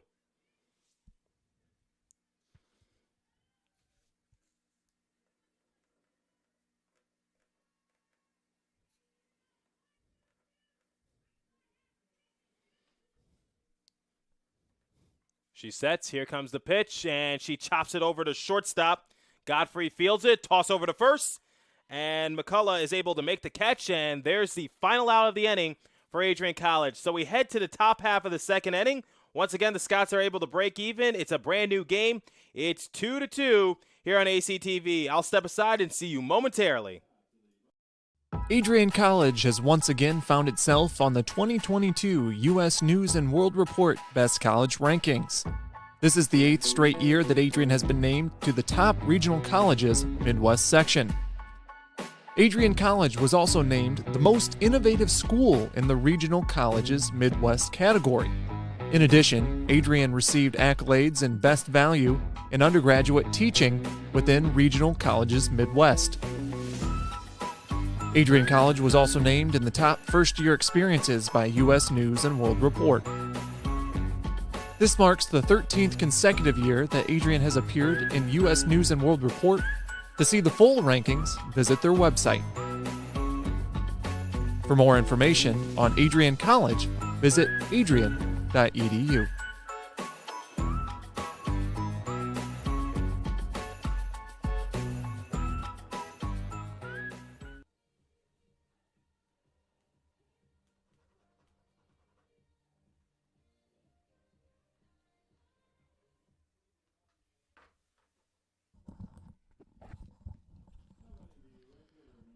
Welcome back to Adrian College Television with the Bulldogs and Scots tied to apiece in the top half of the second. As the first pitch will be taken by Marisco for ball number 1-0 to begin her at-bat. The 1-0 pitch, and she knocks it weakly foul behind home plate, evens the count 1-1.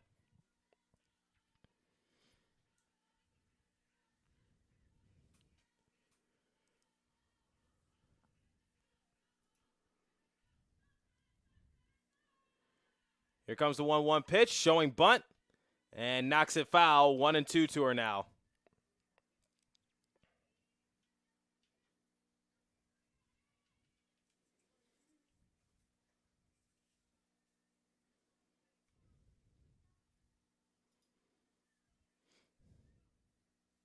Marisco sets back into the box. Here comes the 1-2 pitch, and she knocks it foul, first base side. Still 1-2 in her at bat.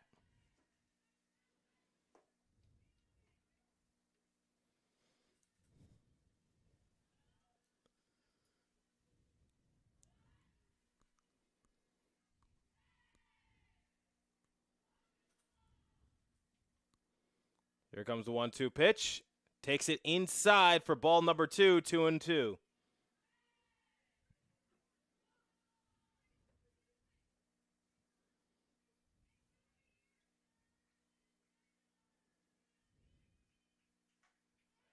And she's able to knock it into right center for a base hit. She rounds first and is chugging for second base. And she reaches second base safely. And that's how we begin the top half of the second with a leadoff double, thanks to the speed from Marisco.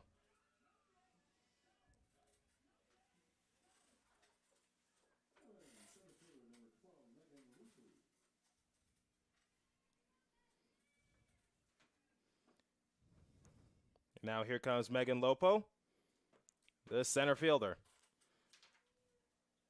Takes it for strike number 1, 0-1 to begin her at bat.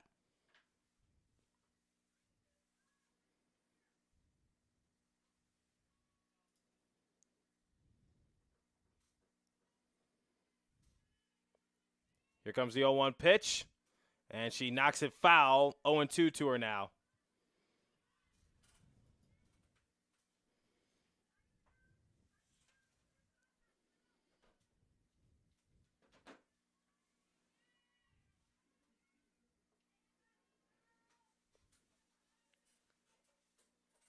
Here comes the 0-2 pitch. Swing and a miss. So 3 pitches results in a 3-pitch strikeout. And Little is able to sit down Lopo.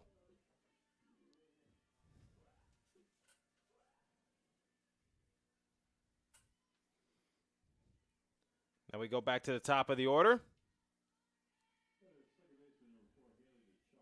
As the Chalk takes it for ball number 1. 1-0 to begin her at bat.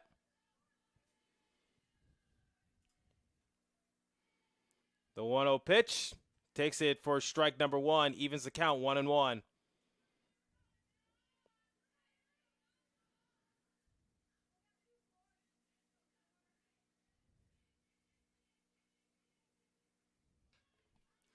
And they knock it foul as Failjack tried to hustle and make the catch. Unfortunately, just lost the ball at the last possible second. What would have been one heck of a play, but that's going to result in a foul ball. 1-2 to Chalk still.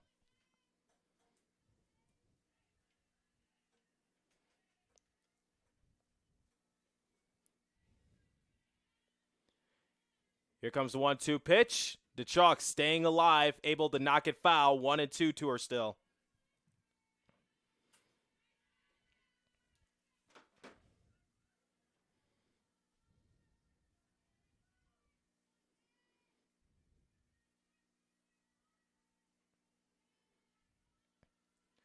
Here comes the 1-2 pitch. She swings and hits it over to shortstop. And Terwilliger is able to make the stop. Unfortunately, she's not going to make a play, as DeChalk is able to reach first base safely on the infield hit. So the first 2 base runners are on for Adrian College. No, excuse me. Marisco is at second. DeChalk is at first. First pitch to her. And she takes it for strike number 1, unable to hold back her bunt. As Levier, the catcher for Adrian College, looks to get these 2 runners home. 1 batter down. So here comes the 0-1 pitch outside. And that'll be a ball, 1-1.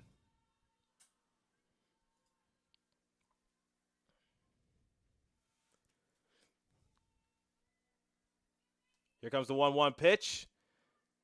And that is thrown behind Levier. Runners are able to move up to third and second. So ducks on the pond for AC. With 1 batter down, Levier has 2-1 to her now. Showing bunt, and it looks like Little just lost control of the ball as she threw it right behind the back of Levier. Now here comes the 2-1 pitch. Swing and a miss. Evens the count, 2-2. So our eyes light up on that one. She really wanted to jack that one. Unfortunately, swung at nothing but air.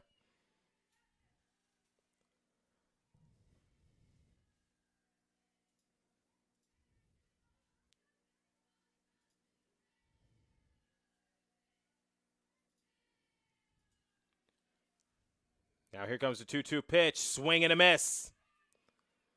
So 2 outs for Adrian College in the top half of the second.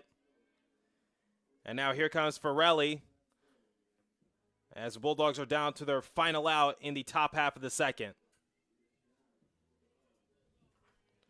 Trying to get these 2 runners home.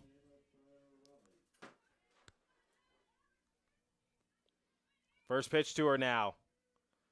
Takes it for strike number 1, 0-1 to begin her at bat. A little bit of a wild throw from Decro as it just went in and out of the glove of Little. Reached second base. Good alertness from Alma to prevent it from going into the outfield because that could have been trouble. Here comes the 0-1 pitch. Takes it for strike number 2. Now if you're Farrelly, you cannot be selective. You just got to swing at anything close because you don't want to leave 2 runners on once again. Here comes the 0-2 pitch. She swings and hits it weakly over to short. Able to make the catch is Terwilliger. And the Scots are able to tightrope out of that situation as they give up no runs and the Bulldogs leave 2 on. So we head to the bottom half of the second inning, and it's a dead even game. It's 2 apiece here on Adrian College Television. Really excited to get going and to try and lead these guys and try and help them reach their full potential as basketball players, but more importantly as people, as student athletes, and as men when they get out of here. So very excited to get going. So let's play Bulldog basketball. The Adrian College men's basketball program has a new man in charge. Tim Kaiser was announced the new head coach by athletic director Mike Duffy last week, but has been leading the program for several weeks now. After being named acting coach late in the season, Kaiser won his first career game overseeing the team. Anytime you can get any experience is really good. So next year, game 1, it won't be game 1 for me. It'll be game 7. And that's actually a big thing. And beyond the games, more so the practices, right? Being able to lead the practices. Because if we want to be good on the court, that's the most important thing about what we're going to do. He played at Waynesburg University in Pennsylvania, where he was able to play in basically every role, including coming off the bench and starting as the team captain. Since his playing days, he has served as a graduate assistant at Heidelberg University in Ohio. Welcome back to Adrian College Television. As stepping up to the plate is Couts for the Scots. So Couts, Ava, and Ulrich due up for the Scots in the bottom half of the second, showing bunt. And second pitch of the at-bat from Patton is ball number 2, 2-0 to her now.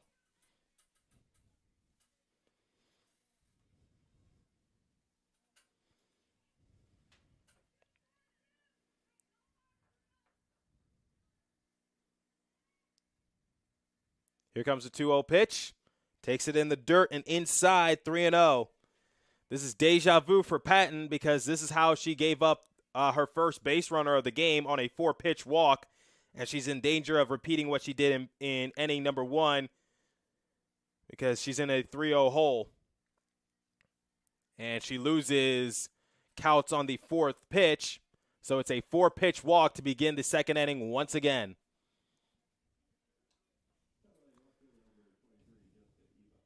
And now here comes Jessica Ava, the left fielder.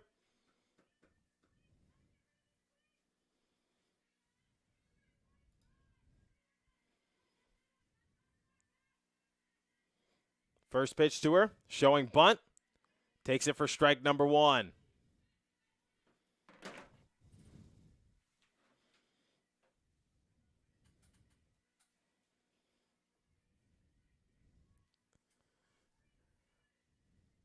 Patton sets back on the mound. Here comes the 0-1 pitch. Ava showing bunt once again. And Fowles tips it into the glove, so that's strike number 2, 0-2 to her now.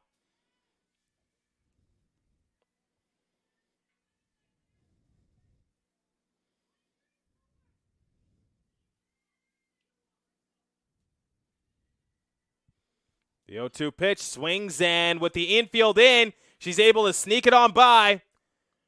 Coming to third base, sliding in safely is Couts. And Eva is able to move up to second base as well. So ducks on the pond for Alma.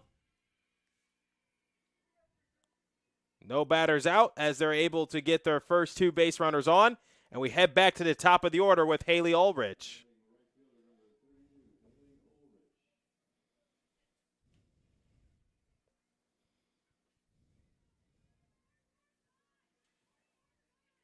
So Ulrich steps back into the box. First pitch to her. Takes it for strike number 1, able to paint the corner, 0-1 to begin Ulrich's at bat.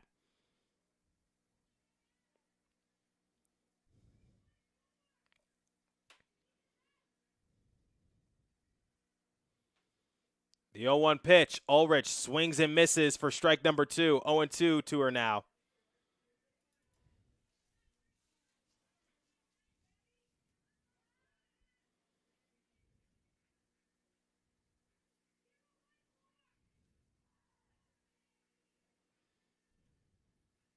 Here comes the 0-2 pitch outside for ball number 1, 1-2 to her now. Runners at third and second for the Scots. That's Couts and Eva. Couts is at third, Eva's at second.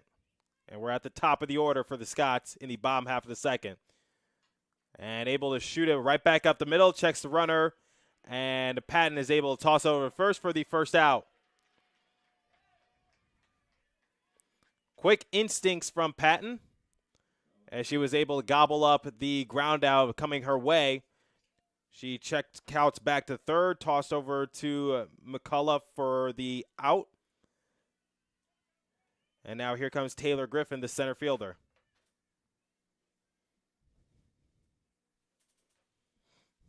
First pitch to her, and Griffin knocks it over to second base. That's going to get a run home. Toss over to first, and the Bulldogs will get an out.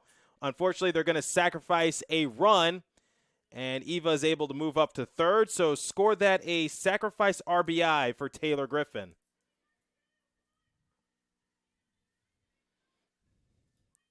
And now the Scots will lead for the first time in this game, 3-2 now. And now here comes Frazier. She takes it for strike number 1, 0-1 to begin her at bat.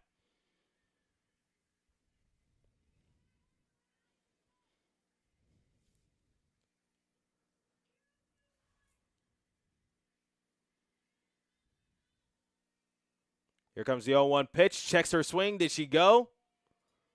Umpire is going to say no. She held up, didn't break the plane, so that's going to even the count 1-1.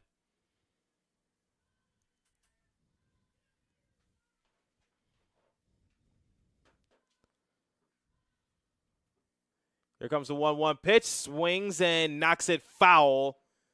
Hit the line but went into foul territory, so that's strike number 2.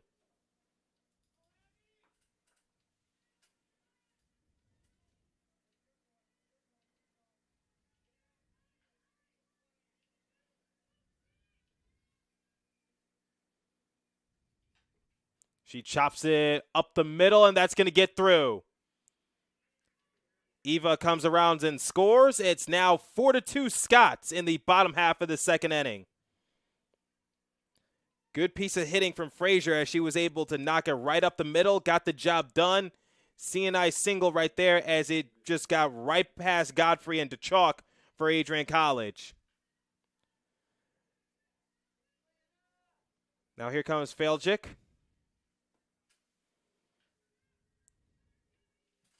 First pitch to her is a strike, 0-1 to begin her at bat.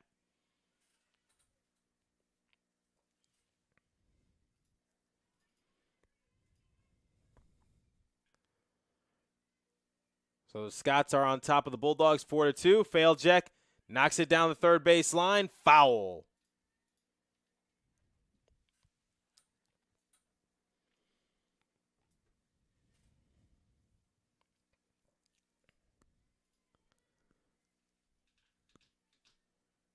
So 2 strikes on Faljic. Patton looking for the sign. Here it comes, the 0-2 pitch, and she's able to knock it into right field, and that's going to be a 2-out single. Frazier's able to move up to second base. Runners at first and second for the Scots, still 2 batters down for them.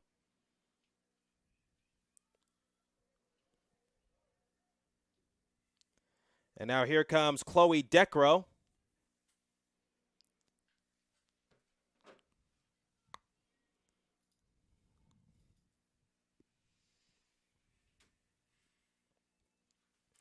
So the Scots got something cooking in the bottom half of the second inning, doing most of their production with 2 outs.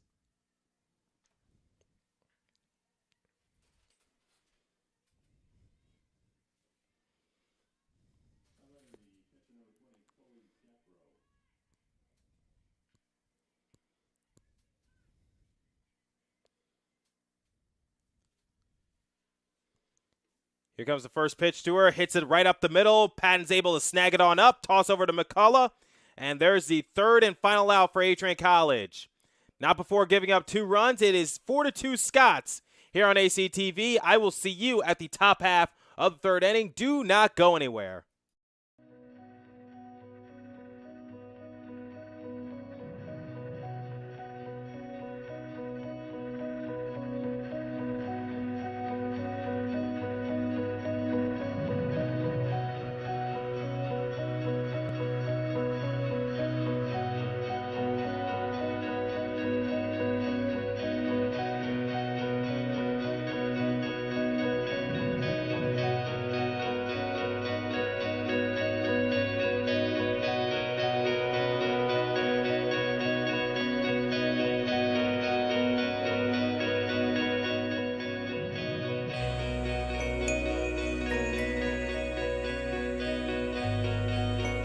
You stand today, students, on the threshold of one of the most magical times in your life. A time of great significance, of growth, introspection, self-awareness, challenge, and opportunity. A time that you will always look back on as very special years. Never experienced before you arrive today and never replicated after you leave.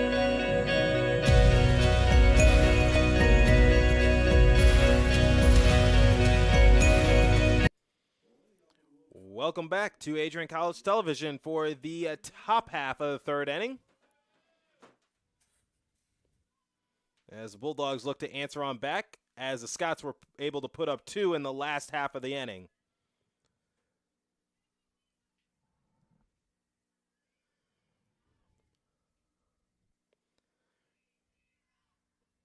Leading off is Lauren McCullough as she's able to knock it over to second weekly. Failcheck, toss over to Frazier.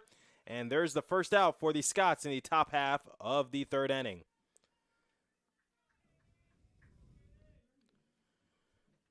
As now here comes Katie Conley.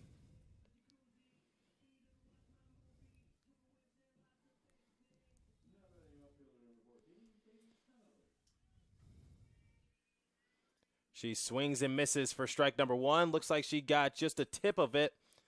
Not sure if it just missed the glove of Decro, the catcher for the Scots, or if maybe, like I just said, Conley got a piece of it, but nonetheless, it's strike number 1.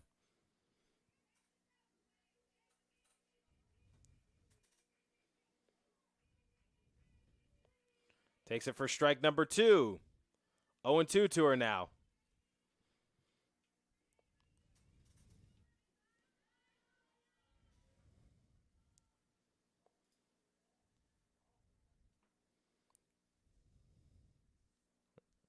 As we got a quick pause in action as a loose softball from the dugout of the Scots made its way to the field. So they had to tend to that momentarily. And now here comes the 0-2 pitch, and Conley knocks it foul right over the Scots dugout, staying alive, still 0-2 to her now.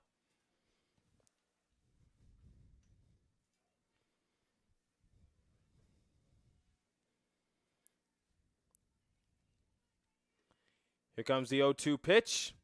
Takes it way outside, reached the other side of the batter's box for ball number 1, 1-2 to her.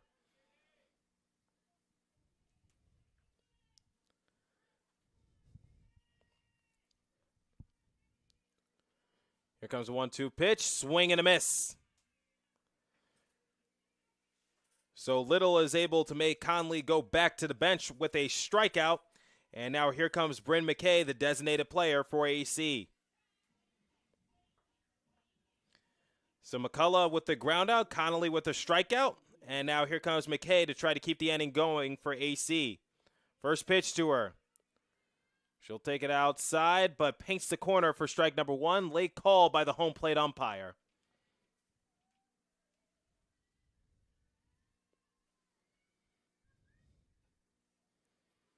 Second pitch of the at-bat. Looks like that was a makeup call from the umpire, as that's going to be ball number 1, 1-1 to her now.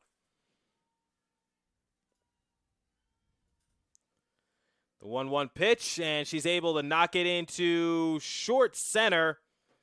And a little bit of a collision between Terwilliger and Failjic, but looks like Failjic was able to make the catch.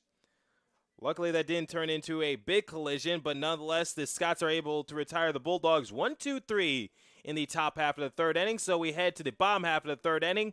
Scots still on top of the Bulldogs, 4-2. I will see you in a few moments.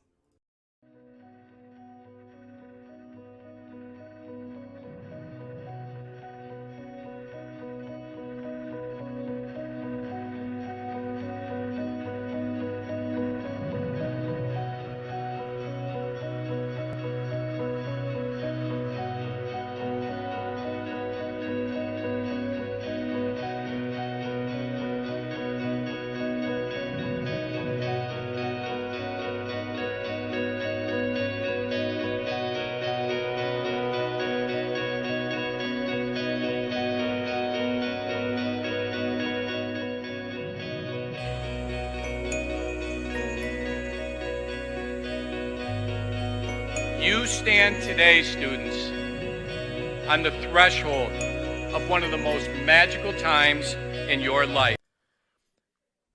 Welcome back to Adrian College Television with the Bulldogs trailing the Scots 4-2. First pitch of the at-bat to Fleming. She takes it for strike number 1, 0-1 to begin her at-bat.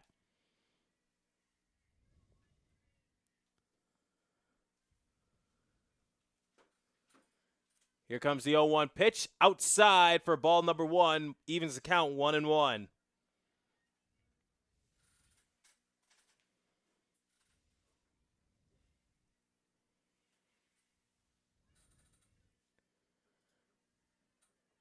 Sets on the mound. Patton throws the pitch and is able to paint the corner for strike number 2. 1-2 to Fleming now.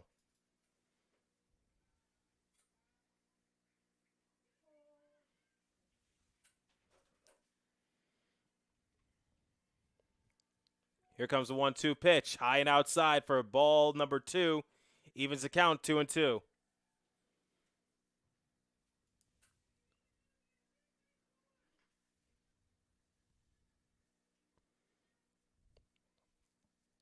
Here comes the 2-2 pitch. Swings and hits it weakly into shallow right field and able to make the catches to chalk for Adrian College, calling off Marisco.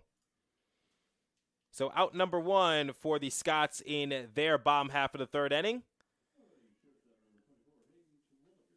And now here comes Terwilliger.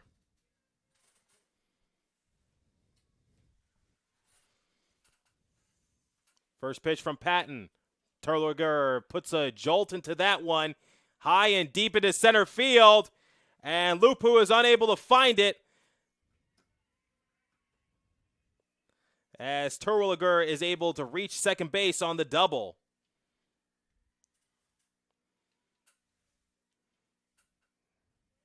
Yeah, it looks like Lopo just lost that one as it was hit very deep and high into the sky. And as a former baseball player, I know sometimes it's hard to see the ball when it's this overcast. So Terwilliger is the runner at second for the Scots, and here comes Couts, the designated player, as she swings and misses for strike number 1, 0-1 to begin her at bat.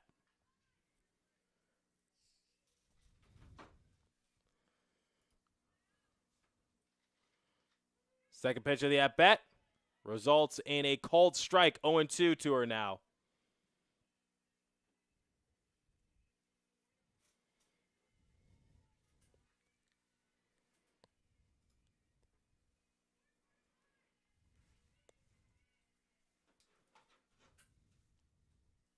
Here comes the 0-2 pitch. Outside for ball number 1.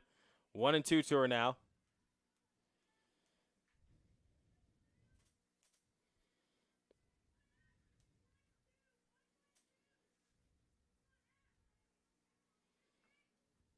The 1-2 pitch. Outside, reach the other side of the batter's box. That'll even the count 2-2.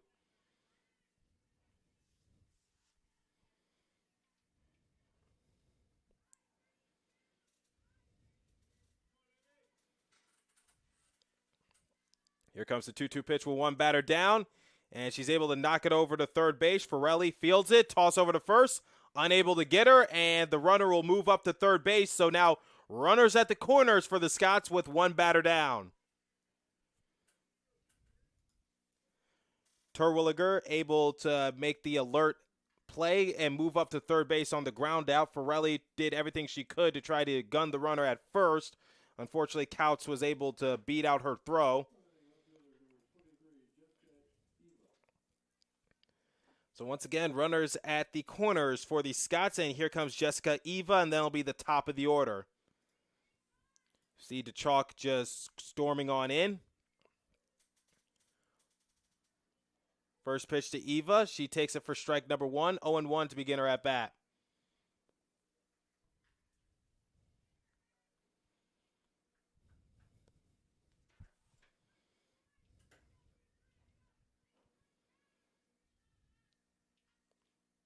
The 0-1 pitch, she checks her swing, and she's unable to hold up, but hits it into shallow left. And Conley makes the grab for Adrian College, so 2 outs for the Scots in the bottom half of the third inning. Man, Eva got all of that one. She checked her swing and was still able to hit her bat on the sweet spot, and the ball was able to travel a decent amount of distance. It was still hit shallow, but still just a loud crack off the bat.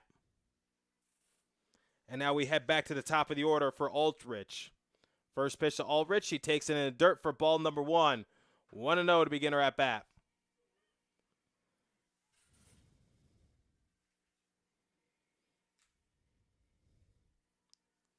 As there's going to be a mound visit from Ashley Skelly, the head coach for Adrian College. Just trying to settle her team down.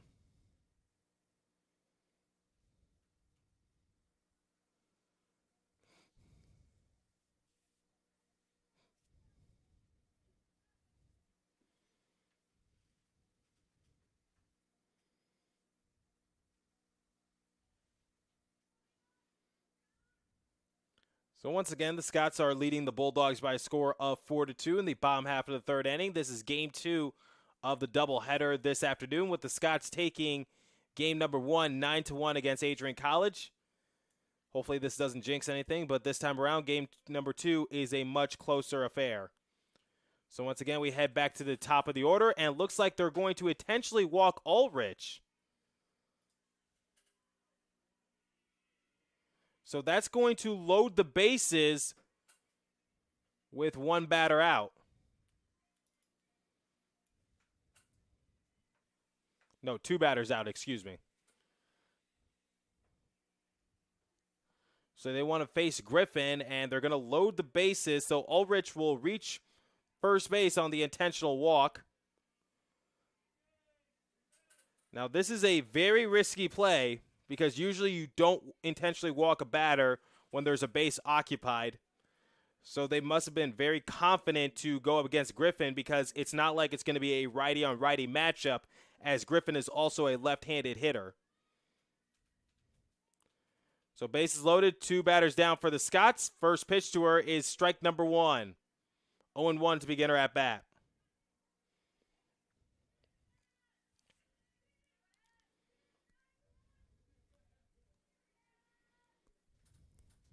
Here comes the 0-1 pitch. Griffin takes it for strike number 2. Now Patton is pitching with gas as she's up in the 0-2 hole.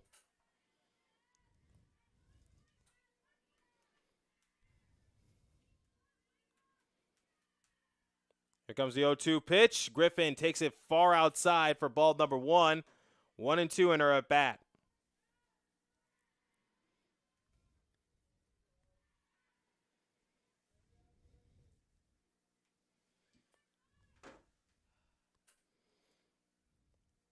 Patton sets. Here comes the 1-2 pitch. Griffin knocks it over to third base, and that's going to get through. Bulldogs are going to pay for that. And a run is home to score.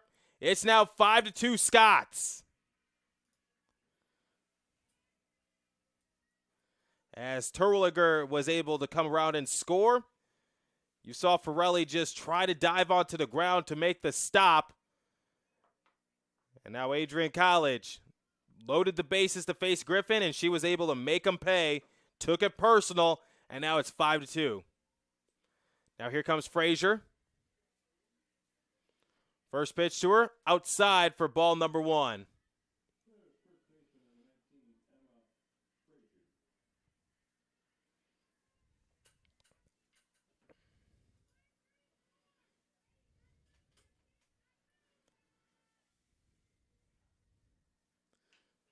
And she chops over to shortstop, toss over to second for the easy out. And Godfrey and DeChalk are able to make the teamwork work as they're able to get the third and final out. So the Bulldogs let up 1 run, and the Scots leave them loaded. It's 5-2 heading into the top half of the 4th inning. Trey Matthews, your play-by-play announcer. I will see you then.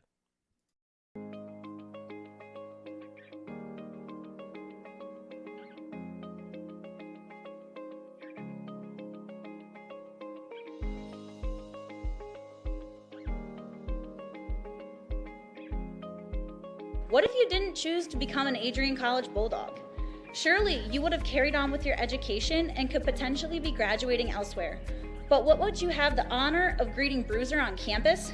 Would you have had the privilege of working alongside faculty that know your name? Would you have had the opportunity to learn and grow in an environment that is seeking the truth and dignity in all people? Would you have had a creative learning environment that is supportive of challenging you and achieving excellence in your academics, but also your personal and professional lives? This has been Adrian College's promise to us. Just as our families have promised to love us unconditionally and support us through the many peaks and valleys of our lives, Adrian offered a similar promise to us when they realized our potential by asking us to join them. While we have been busy navigating the many what-ifs of our time, none of which we... Welcome back to Adrian College Television for the top half of the fourth inning. Scott's on top of the Bulldogs, 5-2. As Savannah Godfrey steps into the box. First pitch, she takes it for ball number 1, 1-0 to begin her at bat.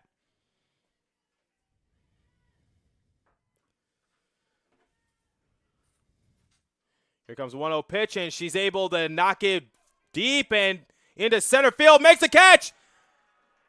And in and out of the glove. And she's rounding third. She's hustling. And you could score that a triple for Adrian College. As that ball was hit deep to center field, and Griffin tried to make the spectacular grab, went in and out of her glove. That was a tough play to make. So Godfrey is able to reach third base safely, and that's how the Bulldogs are going to begin the top half of the fourth inning.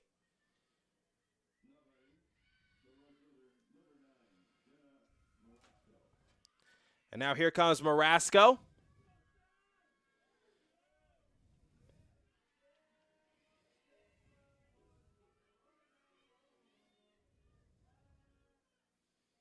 Marasco trying to get Godfrey home. First pitch to her. High for ball 1.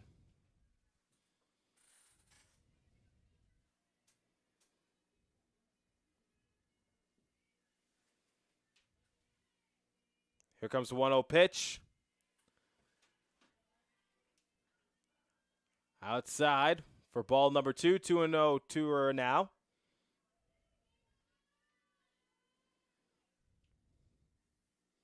Comes the pitch. Home plate umpire is going to say that's just a tad bit outside, so 3-0 in her at bat.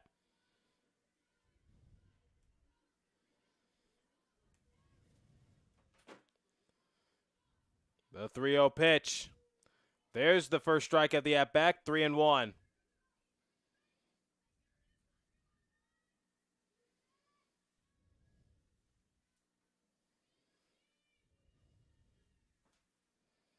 Here comes the 3-1 pitch. Outside for ball number 4. So runners at the corners for Adrian College. Still no batters out. And here comes Lopo.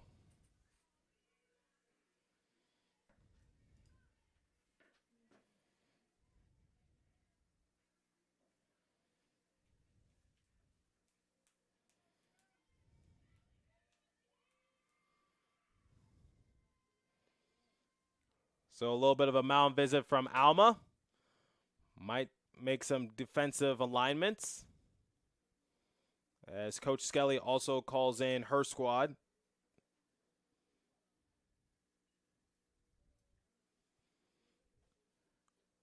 So Godfrey is the runner at third for Adrian College, able to reach third base on a loud triple that was hit deep to center, went in and out of the glove of Griffin as she made a spectacular attempt. Unfortunately, wasn't able to get the out.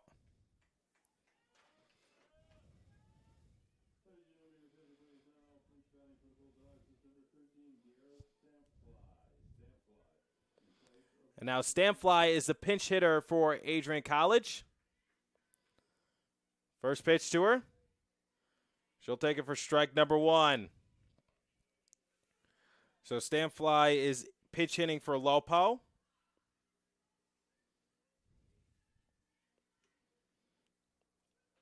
And she swings and misses at the second pitch of the at-bat. as Marisco is able to move over to second on the stolen base.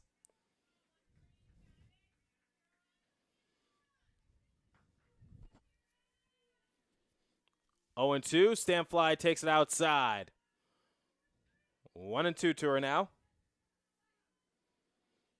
Bulldogs trying to make this game interesting. They are down by 3 runs.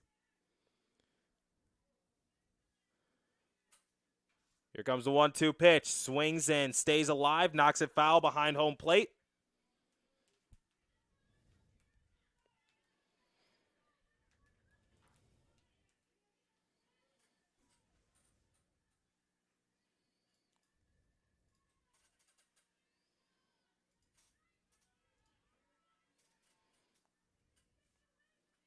Once again, Stanfly is pinch hitting for Laupo.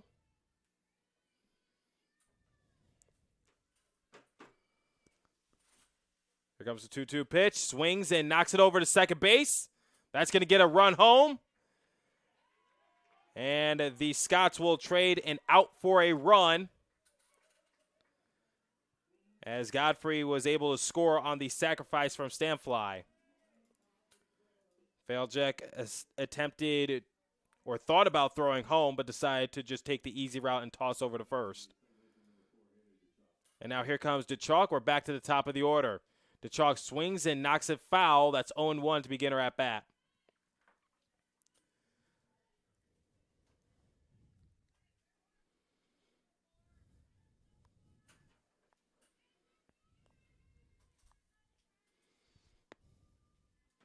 Here comes the 0-1 pitch. Takes it for strike number 2. 0-2 to her now.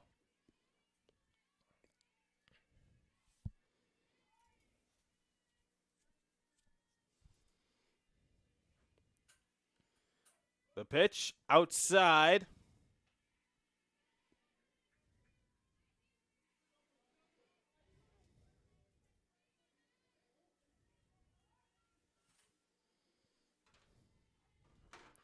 She swings and puts a jolt into that one. That's going to be a loud foul ball. Right amount of force on it. Unfortunately, hit it at the wrong angle. So DeChalk will remain in the batter's box.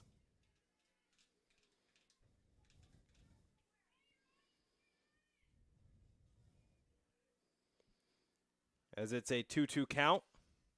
The 2-2 pitch. Ooh, just missed it. Just a tad bit outside. That'll fill the count, 3-2.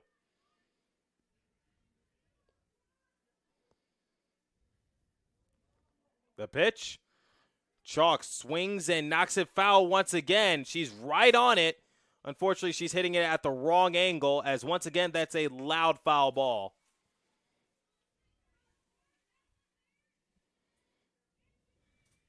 The pitch, and DeChalk is able to hit it over to third base. Checks the runner, toss over to first. And then there's the second out for Adrian College in their top half of the fourth. Fleming was able to scoop it on up, toss it over to Frazier, and check the runner back. And now here comes Griffin, the center field. No, excuse me. Levier, the catcher for Adrian College.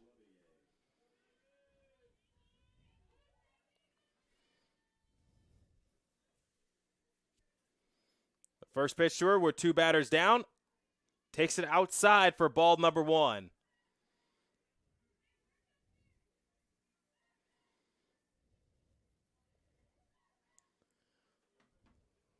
The 1-0 pitch. Takes it for strike number 1, and the snap throw to third is sloppy, and the Bulldogs score. Great hustle from Marisco. She dove back to third base, but saw that the throw was wild on the snap throw attempt, and now Adrian College has trimmed it to a 1-run differential. It's 5-4. The pitch. Takes it for strike number 2. 1-2 to her now.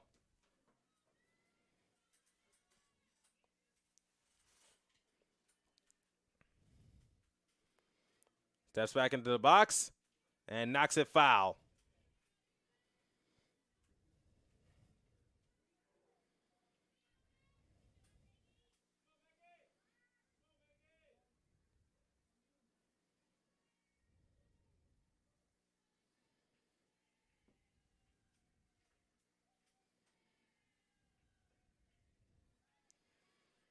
She takes it outside for another ball. That'll even the count, 2-2.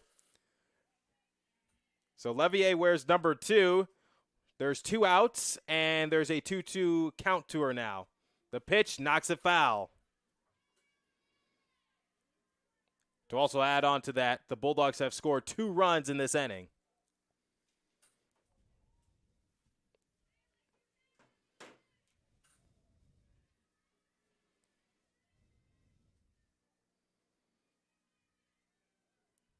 Here comes the 2-2 pitch. Went chasing, but able to stay alive and just knock it foul once again.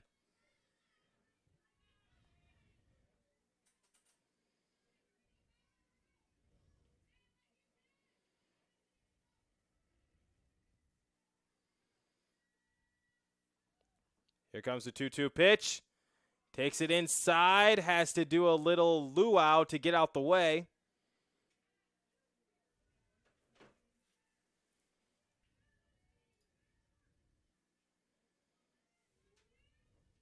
Here comes a full count pitch, and Levier tips it into the glove for strike number 3. And that's how the Bulldogs get their third and final out in the top half of the third. So they're able to put up 2 runs on the board, but they still trail the Scots 5-4. We head to the bottom half of the 4th inning. Once again, 5-4 here on ACTV.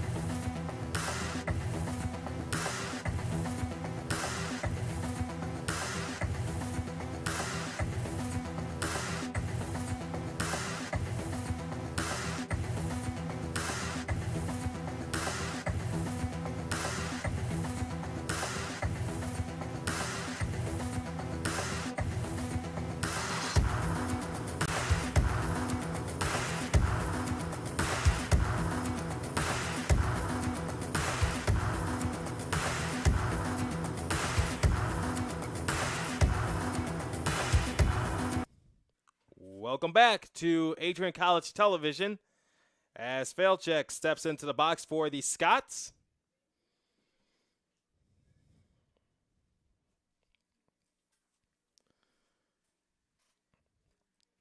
We're in the bottom of the 4th inning. Failcheck grounds it over to shortstop, went right through the glove of Godfrey, and that's how the Alma Scots are going to begin their top half, or their bottom half of the 4th inning, excuse me. As Failcheck was able to hit that one sharply, so I think that's going to be ruled. Nope, they're going to rule it an error, as that was a routine play for Godfrey in the eyes of the scorekeeper.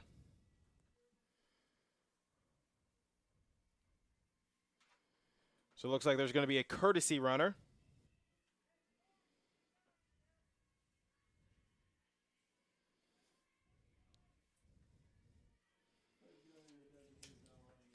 Now running at first base for the Scots is Lakin X. And now here comes Decro up to the plate. So Failcheck gets a courtesy runner at first base. Scots looking to put some more runs on the board, as it's been a high-scoring game. We're just in the bottom half of the 4th inning. First pitch to Decro is high and outside. They thought X would be off and running, so sort of a pitch out.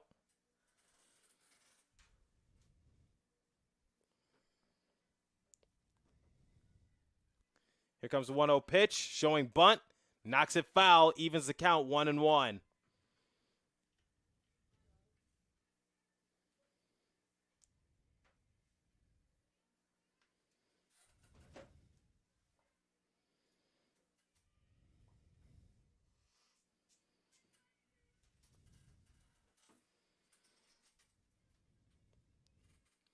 comes the 1-1 pitch, showing bunt once again. Knocks it over to the first base side. And putting the tag down is DeChalk, who is in really shallow on the infield. So the runner will move up to second base. However, the Bulldogs are able to get an out. And now here comes Fleming up to the box.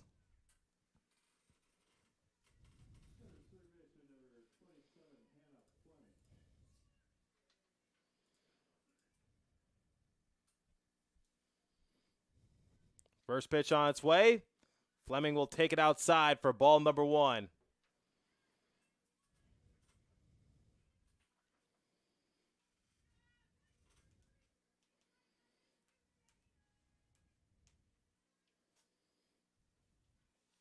Second pitch of the at-bat, same spot, same location, same result, 2-0.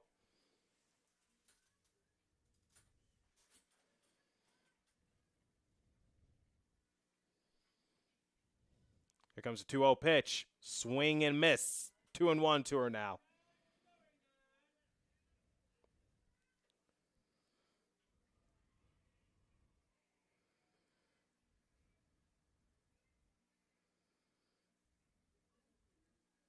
Patton getting some instructions from her coach from the dugout.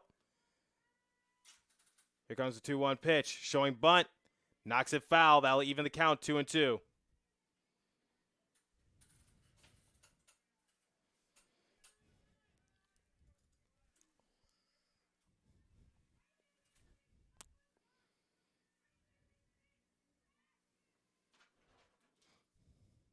Here comes the 2-2 pitch. Swings it and hits it foul behind the backstop. Still 2-2 to her.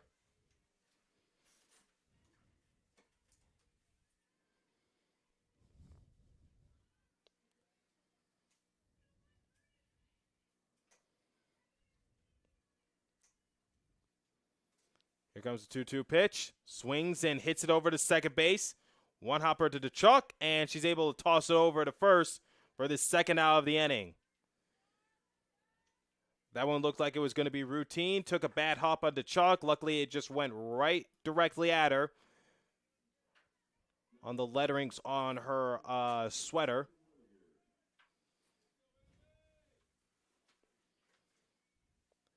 And now here comes Terwinger, who was able to hit it into center field for a double.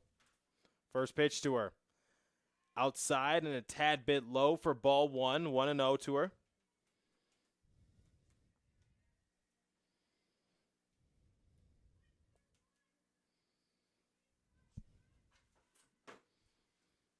Here comes the 1-0 pitch. Swings and hits it down the third base side. Foul.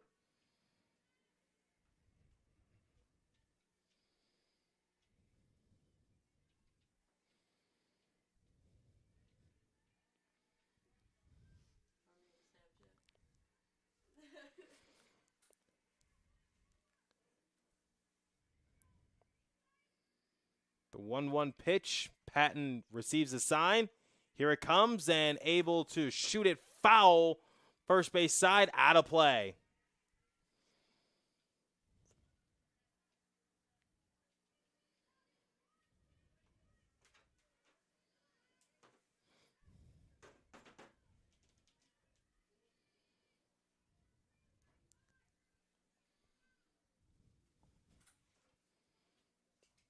Here comes the 1-2 pitch. And able to hit it strongly over to shortstop. Bobbled it a tad bit. And she's going to be ruled safe. So a run will score for the Scots. It's now 6-4. As that'll be ruled an error for Adrian College. That ball was hit to Godfrey. Unfortunately, she bobbled it at the last second before she was able to collect it and throw over to first.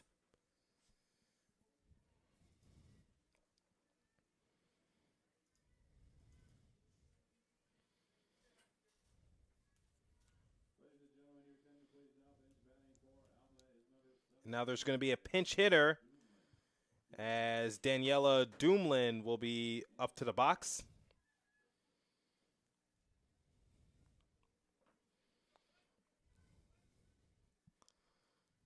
So Doomlin is pinch hitting for Couts, the designated player. The pitch takes it outside for ball number 1.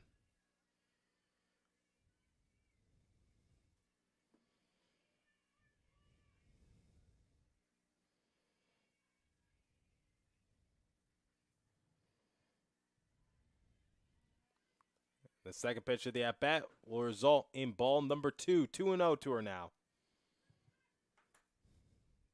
Dumoulin sets back into the batter's box. And looks like Ashley Skelly, the head coach for Adrian College, calls time, talks to the umpire. Looks like she's going to be making some changes, as Patton's night might be done, and it is, as there's going to be a pitching change.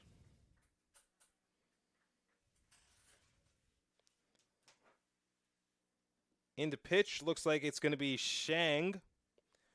Macy Shang heads over to the mound for her warm-up pitches, and we're going to step aside here on Adrian College Television. Don't go anywhere. You're going to college. All the hard work's paid off. It's going to be fantastic. Absolutely fantastic. New friends, new athletic teams, new musical groups, new student government to get involved in, 85 organizations. It's going to be amazing. And I think one of the first things that you'll realize when you get here, at least I hope this is the case, is that although academics are the most important thing, no doubt about it, got to take. Welcome back to ACTV as we had a bit of a pitching change, as Macy Shang is now on the mound for Adrian College, 2-0 to the batter. As the first pitch from Shang is high and outside for ball number 3. Usually you don't see pitching changes happen in the middle of the at-bat, but Coach Skelly felt as though it was necessary.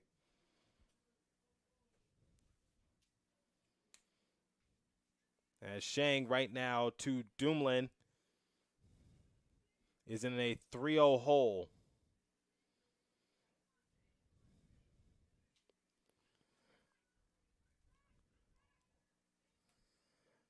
Here comes the 3-0. Outside for ball number 4.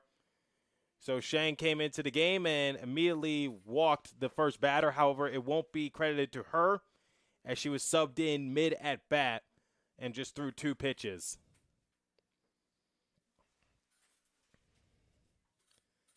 Checking back into the game is Couts as she heads back over to first. So it looks like Dumoulin was just due up for an at-bat. And now Couts is back into the game as she's going to be the runner at first. And now here comes Eva up to the mound. 2 batters down, runners at first and second. First pitch to her from Shang is high for ball number 1.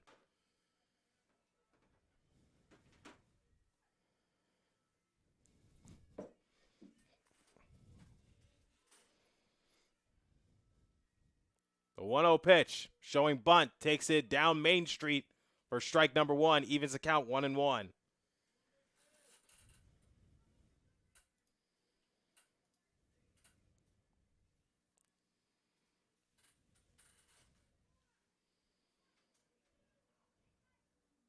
The 1-1 pitch, showing bunt once again, knocks it foul. 1-2 to her now.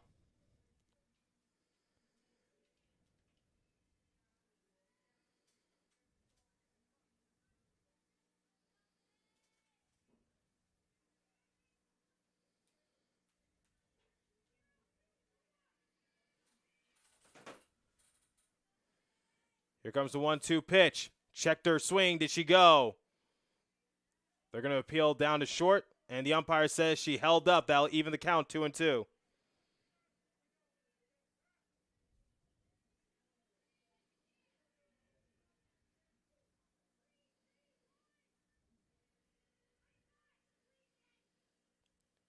Here comes the 2-2 pitch.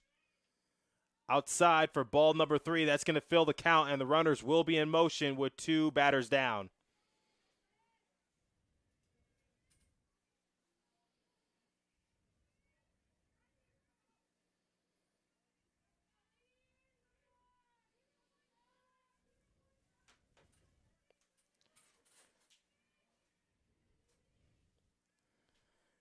Here comes the 2-2 pitch. Knocks it up the middle. Shang is able to snag it on up. Throws over to first for the third and final out. So the Scots threat, but do not score this time around. It is 6-4 Scots as we head to the top half of the fifth.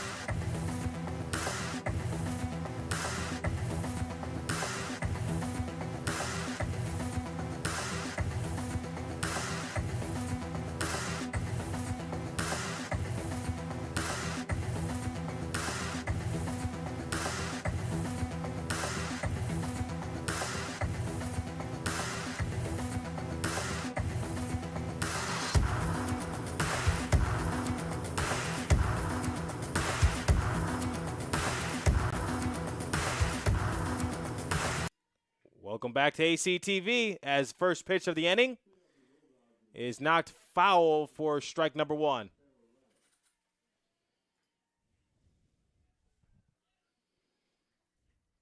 Scots were able to score one in the last half of the inning and extend their lead to 2. It's 6-4. Here comes the pitch and knocks it foul.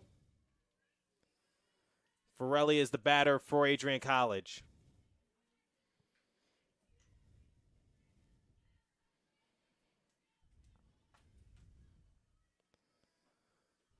Oh, 0-2 to her now.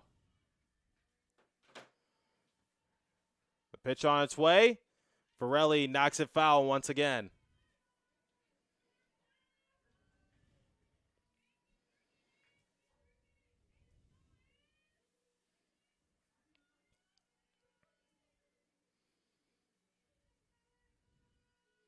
Here comes the 0-2 pitch. High for ball number one. 1-2 to her now.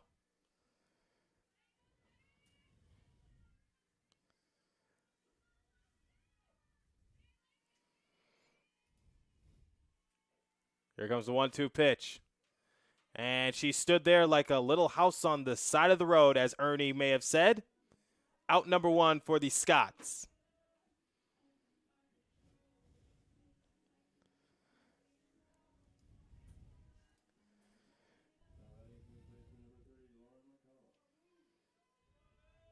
And now here comes Lauren McCullough, the first baseman. First pitch on its way. Outside for ball number one, 1-0 to her now.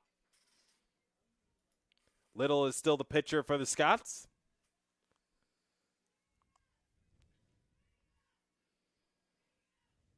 Here comes a 1-0 pitch. McCullough is able to put a bit of a jolt into that one. Shallow right center, doesn't leave the infield. And able to make the catch is Faljic. So 2 batters down, and this might be a quick inning for the Scots.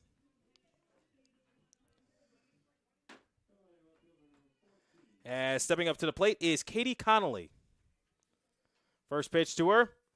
High and lofted. Third base side, trying to make the basket scoop is Fleming. Unfortunately, she's unable to do so. That's a foul ball.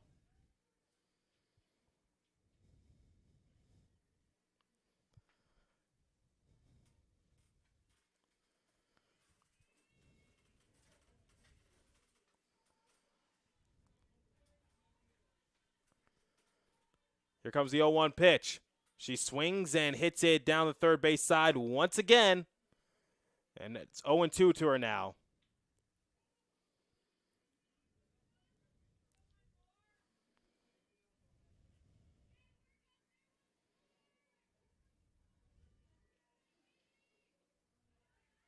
And she strikes out And that's how the Bulldogs end the top half of the fifth inning. They go down 1-2-3, and the Scots grab their bat for the bottom half of the fifth inning. Don't go anywhere on ACTV. You're going to college. All the hard work's paid off. It's going to be fantastic. Absolutely fantastic. New friends, new athletic teams, new musical groups, new student government to get involved in, 85 organizations. It's going to be amazing. And I think one of the first things that you'll realize when you get here, at least I hope this is the case, is that although academics are the most important thing, no doubt about it, got to take care of the academics, time management, not a kid anymore, right? Young adult. The college is a whole lot more than that in a place like this. It is an experience.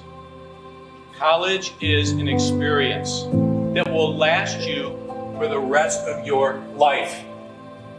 The relationships that you make here, the memories, the late night stuff, the whole 9 yards is just going to be great. Welcome back to the bottom half of the fifth inning here at Adrian College softball field. As we're at the top of the order for the Alma Scots, Haley Ulrich is up to bat. First pitch, and she sees it for ball number 1, low and outside.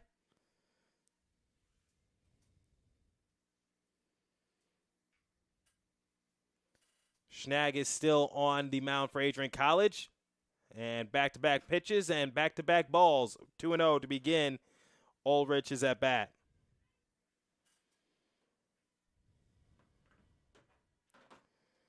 Low and in the dirt. Nope, the umpire's going to call it for a strike, 2-1. Looked like in the dirt from up here, but that's why I'm not an umpire. And the umpires are going to call time.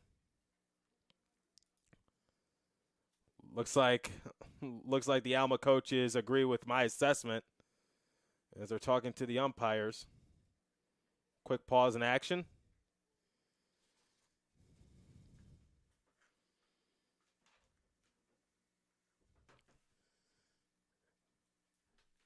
Two and one to Ulrich.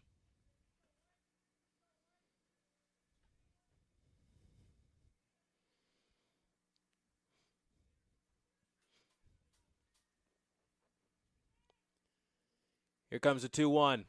She swings and lofts it into center field deep. And that ball is gone. So she extends this lead to 3 now, as it's 7-4 Scots. As Ulrich was able to take Shag to deep right center. Take a good glimpse of that one because that ball ain't coming back. So that's how we begin the bottom half of the fifth inning with a leadoff home run from Haley Ulrich, the right fielder. And now here comes Taylor Griffin.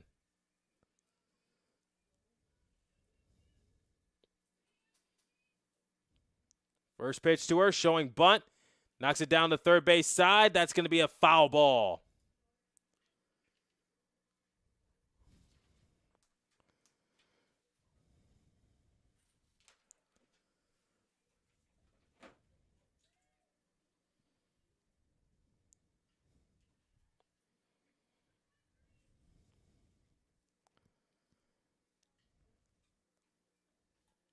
She tries to hold up, unable to do so. They're going to appeal down to first, and yes, she went around 0-2 to her now. Tell it from up here.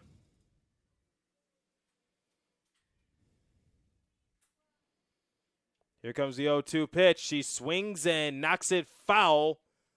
Another loud foul ball for the Scots. And if you're Shang, you got to be careful.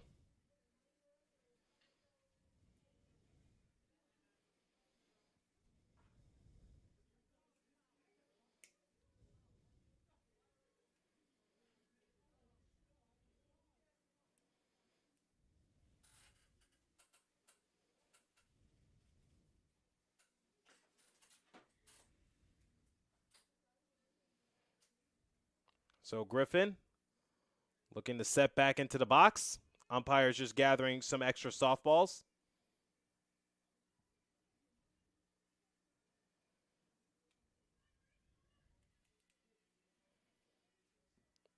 Here comes the 0-2 pitch.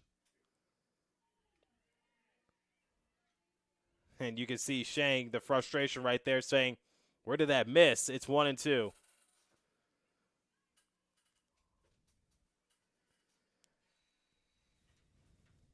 Here comes the pitch. And knocks it foul once again.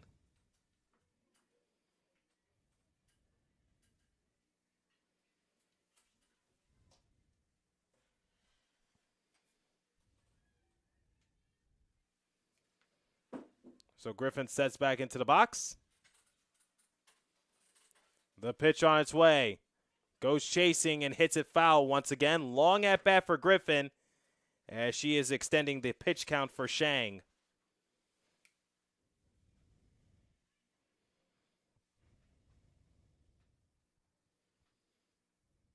Here comes the 1-2 pitch. Swings and hits it over to second base. Takes a bad hopper. Toss over to first. They're not going to get Griffin. She reaches first base safely.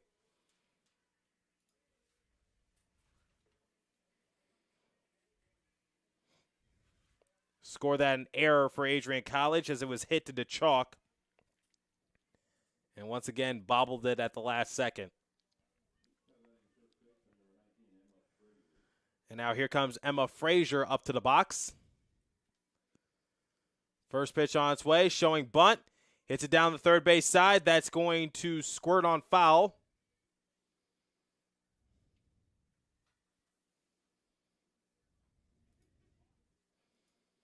Just hit weakly down the third base side on the bunt attempt.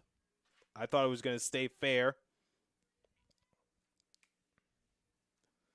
Here comes the 0-1 pitch. Takes it for strike number 2. 0-2 to her now. Ulrich was able to put up a run in this inning on the solo fly.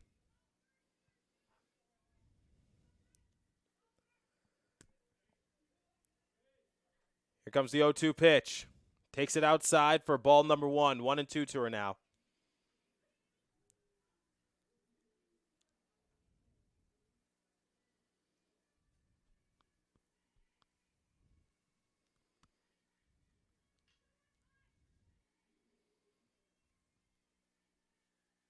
Here comes 1-2 pitch. Outside, 2-2.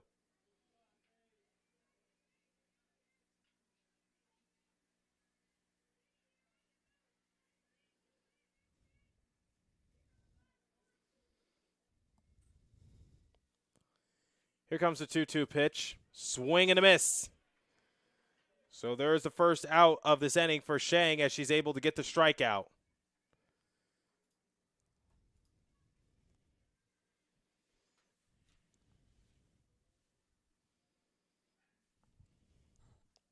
Coming up to the plate is Faljic.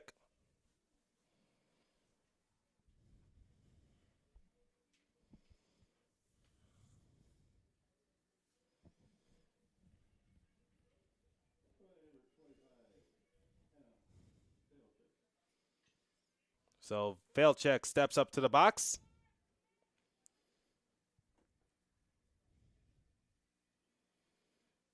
First pitch to her. Takes it for strike number 1.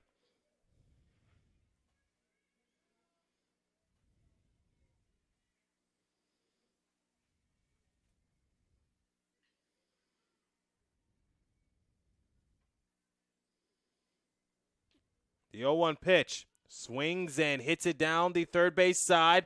Hustling for it is Forelli. Made a diving attempt. Unfortunately, the ball just out of her reach, and that's going to be foul ball, strike number 2.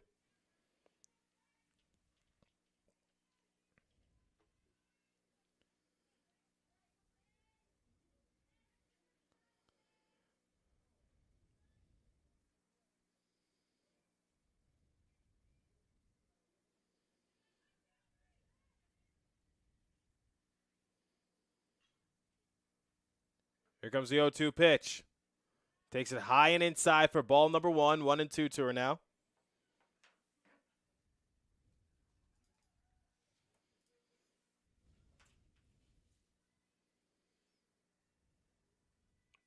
Comes the 1-2 pitch. Inside, 2-2.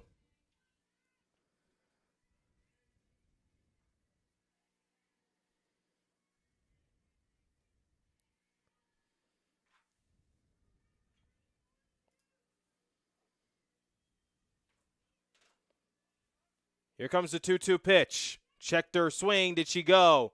They're going to appeal down to second where the umpire stands, and they said that Falchuk held up. It's 2 no, that's going to fill the count, 3-2.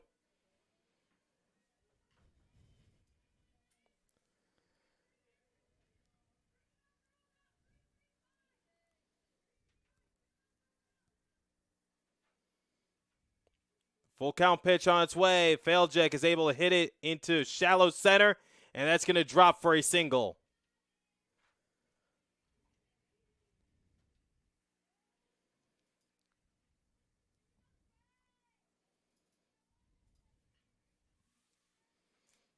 And Falchuk will get a courtesy runner at first.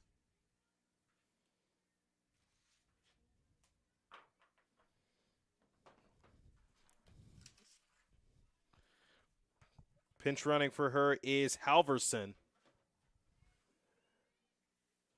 So there's one batter down. And here comes Decro. Fifth hitter in the lineup for the Scots. The pitch on its way. Takes it high and outside for ball number 1.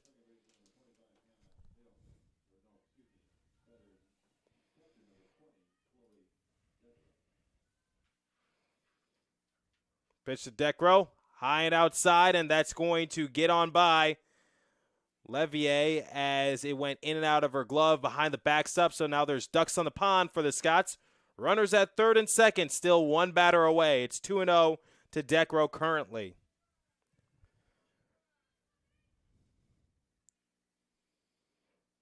Here comes a 2-0 pitch. Decro swings and hits it foul.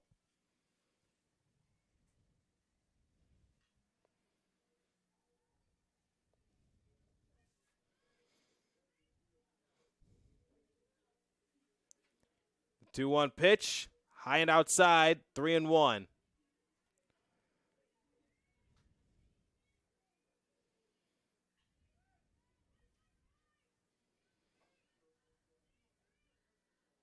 The pitch on its way, and she hits it over into left field, makes a catch, and the runners will hold up. There's the second out of the inning, as now Shang only has one more batter to work with, and that's Fleming.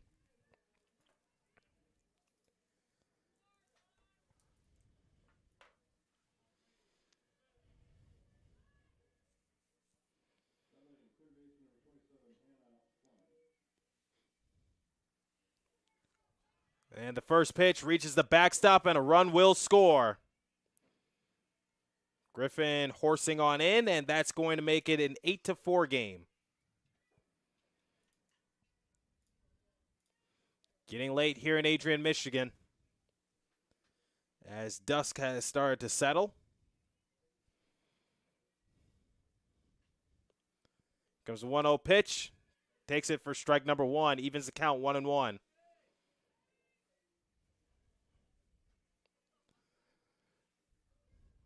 Two batters down for the Scots. Here comes the pitch. High and outside for ball number 2, 2-1.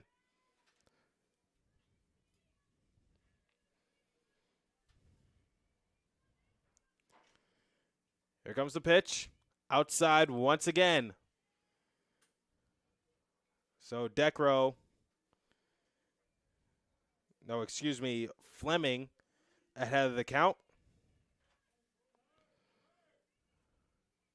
Here comes the 3-1 pitch. Swing and a miss. That's going to fill the count, 3-2.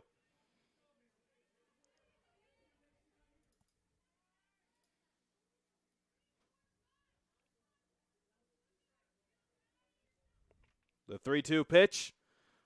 She shoots it foul. That's going to be a long foul ball. Once again, for Adrian College, they got to be a little bit careful pitching to Alma, Alma's already taken them deep once this game. And that foul ball off the bat of Fleming was able to reach the warning track and hit one of the signs out there on the wall. Here comes the full count pitch. Swings and knocks it foul, first base side.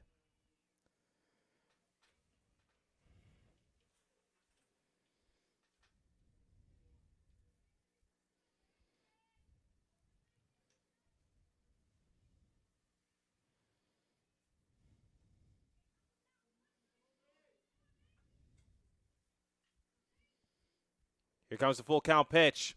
Swings and hits it foul. Third base side, out of play.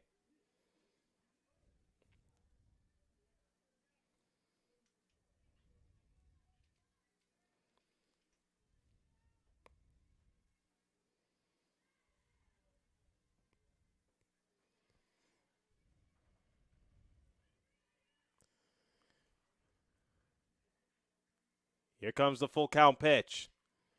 Swings and hits it behind home plate, foul. So staying alive is Fleming.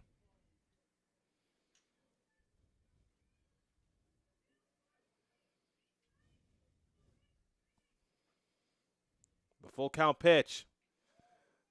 There's a high fly ball center field. And Lopo is able to make the catch, and there's the third and final out for the top half of the sixth inning.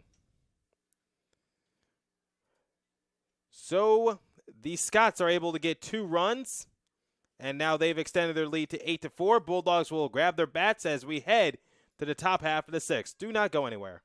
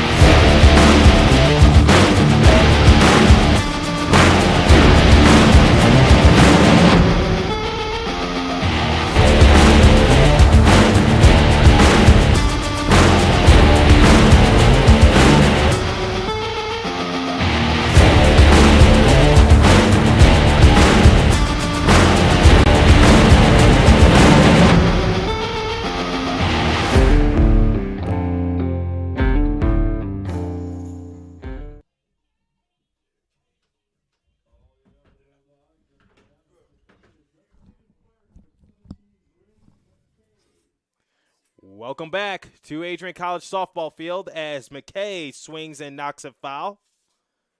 0-1 to begin her at bat.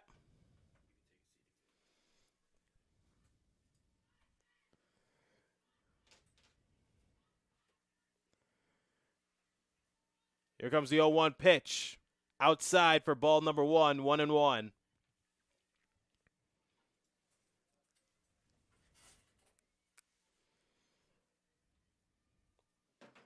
1-1 pitch on its way from Little, and McKay is able to get a piece of it. Hit it out into left field. Routine fly out for Conley. There's the first out of the inning for Adrian College.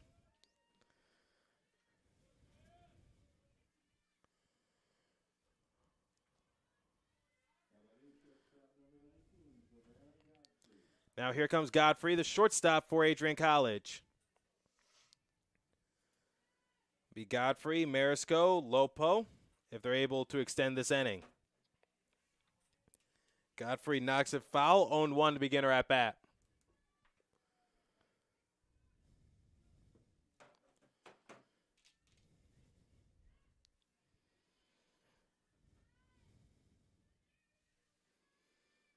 Here comes the 0-1 pitch. Godfrey takes it outside for ball number 1, 1-1 to her.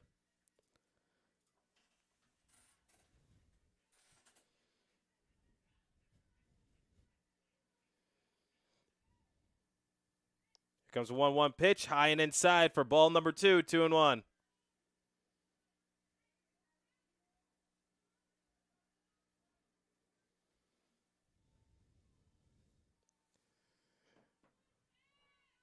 The 2-1 pitch.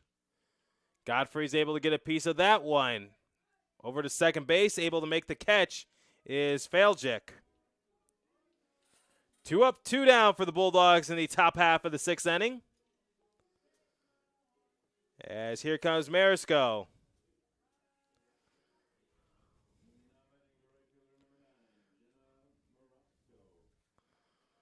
Looking to extend the inning for AC. First pitch on its way. She swings and hits a direct strike to Faljic, and Faljic is able to make the catch. So 3 up, 3 down for the Bulldogs in the top half of the 6th. That was a quick inning for the Scots, and now they grab their bats for the bottom half of the 6th inning. We have it for you live on ACTV. Adrian College has once again been recognized for its commitment to engaged, experiential education by Colleges of Distinction, a one-of-a-kind guide for college-bound students. While higher education has changed over the past 20 years, Colleges of Distinction's selection process has stayed consistent in accepting only those that adhere to the 4 distinctions: engaged students, great teaching, vibrant community, and successful outcomes.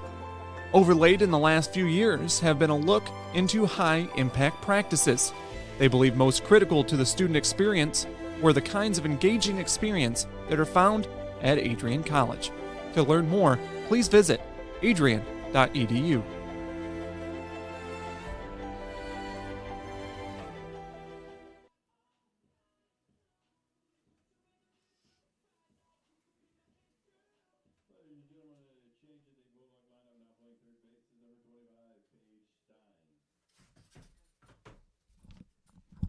Adrian College. Welcome back to ACTV for the bottom half of the 6th inning.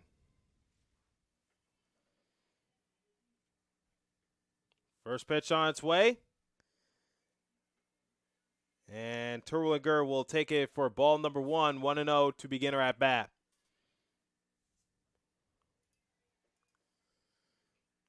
Second pitch at bat, knocks it foul, evens the count 1-1.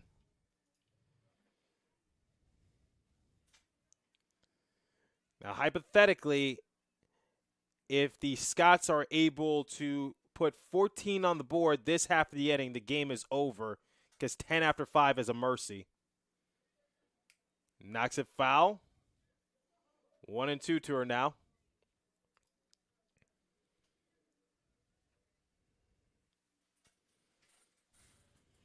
Bulldogs playing much better in this game. Unfortunately, the Scots have one-upped them in both attempts.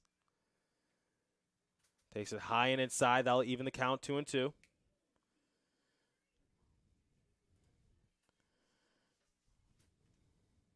comes the 2-2 pitch. Inside. That'll fill the count 3-2. Here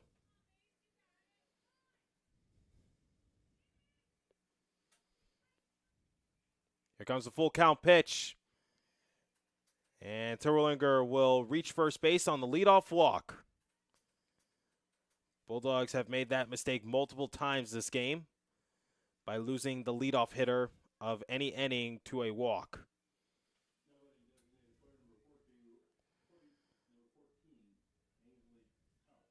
Now here comes Couts showing bunt. Takes it high and outside for ball number 1.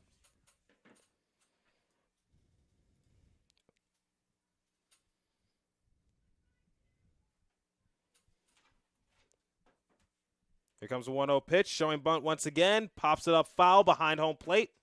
Nobody can get to it.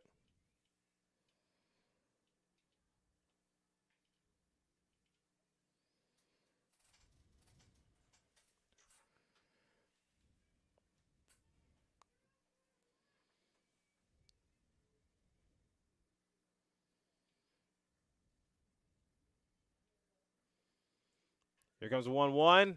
Knocks it down the first base side. Foul.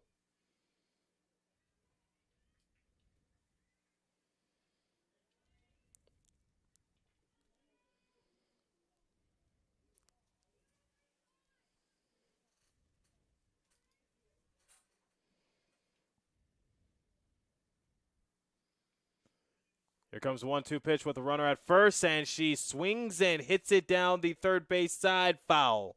Out of play.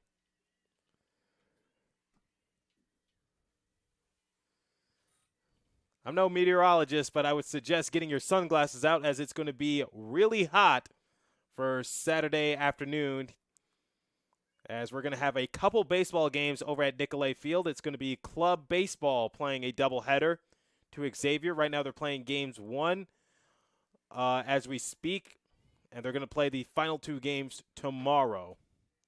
And we'll have it for you live on Adrian College Television.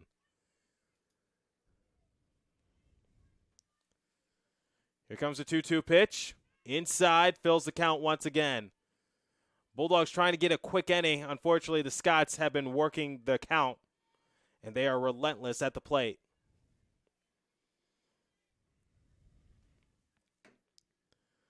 The 3-2 pitch. Swings and hits it into left field on the hustle. Able to make the catch is Conley. Drifting over into foul territory, and Conley was hustling on her horse and able to make the catch. There's the first out of the inning for Adrian College.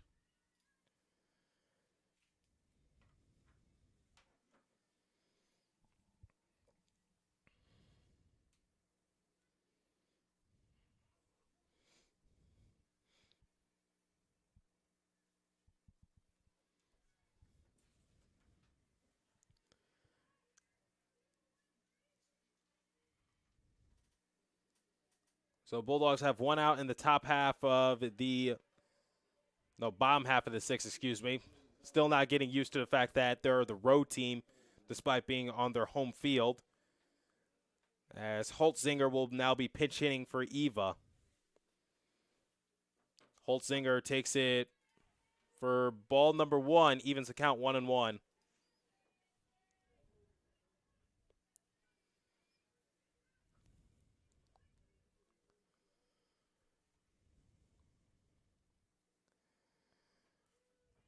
Takes it for strike number 2, 1-2 to her now. Shang is now ahead of the count.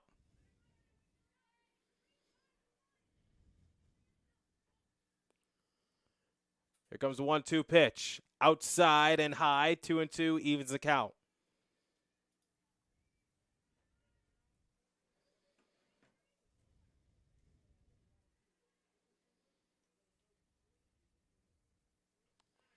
She swings and misses, and there's the strikeout for Shang. So there's the second out of the inning for Adrian College, and they go back to the top of the order as here comes Haley Ulrich, and in her last at bat, she was able to hit a homer to right center.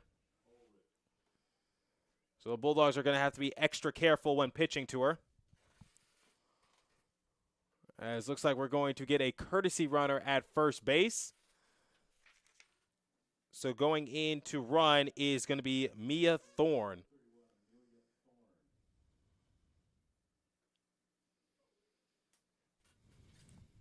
So Thorne will be the runner at first for the Scots with 2 batters away. And we head back to the top of the order. Here comes the pitch. High and inside for ball number 1.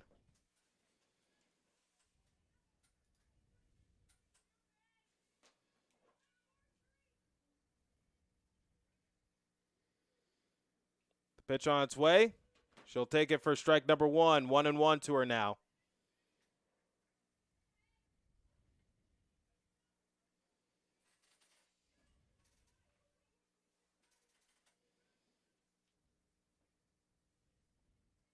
A 1-1 pitch.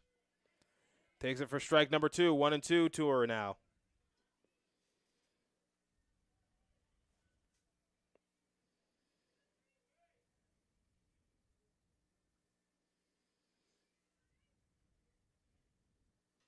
The pitch, and she pops it up foul, out of play.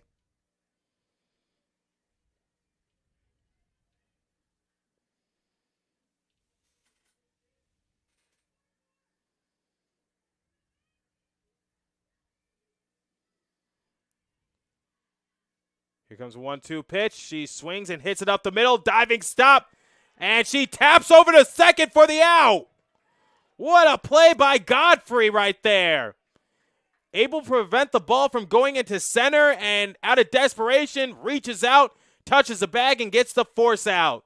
That's definitely going to give the Bulldogs some momentum going into the top half of the 7th inning. It's their last attempt to get anything going as they are down 8-4 on Adrian College television.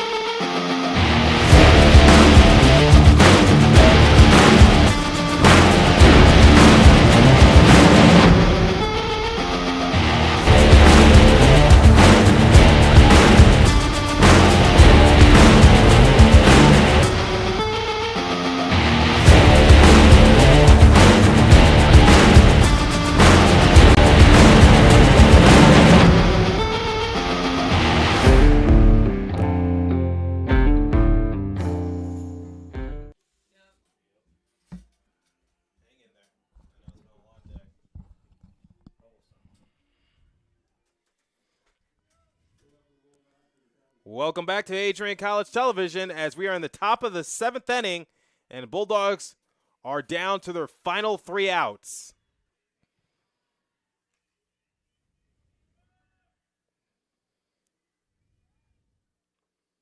Second pitch of the at-bat and knocks it foul out of play. Stampfly is the batter for Adrian College.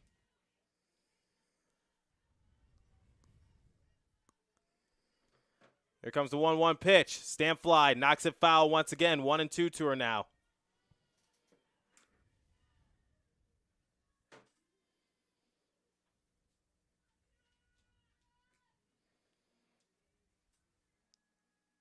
One-two pitch on its way.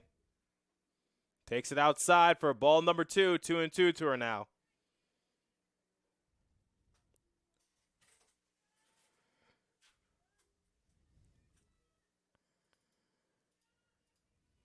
The 1-2 pitch. She knocks it over into right field, and the right fielder made a costly mistake as Ulrich stepped in instead of stepping back, and it went right over her head, and now Stampfly stands at second base. In baseball, when a fly ball is hit to you, your first instinct is to step backwards, because if you step forward, it can make a mistake like that, in which the ball will go over your head even if it's not hit particularly deep.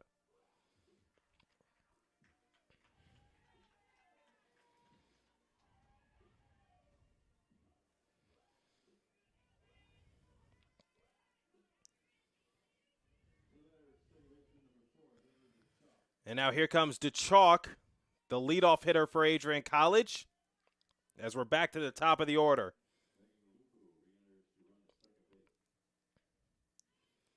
Megan Lupu will pinch run at second base as DeChalk knocks it foul for strike number 1, 0-1 to begin her at bat.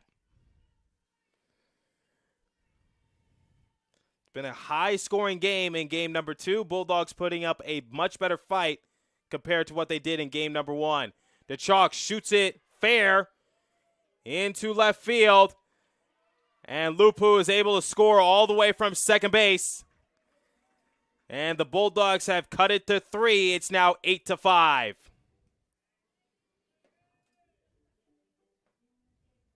Still no batters out. And the Bulldogs are trying to mount the comeback.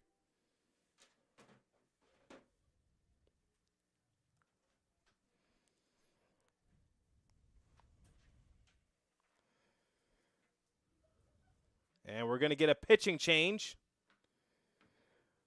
Coming into pitch is going to be Ulrich for Alma.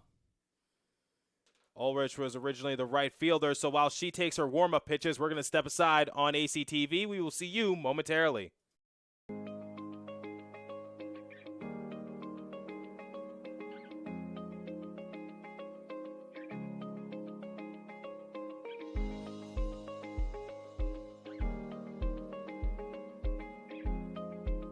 What if you didn't choose to become an Adrian College Bulldog? Surely you would have carried on with your education and could potentially be graduating elsewhere. But what would you have the honor of greeting Bruiser on campus? Would you have had the privilege of working alongside faculty that know your name? Would you have had the opportunity to learn and grow in an environment that is seeking the truth and dignity in all people?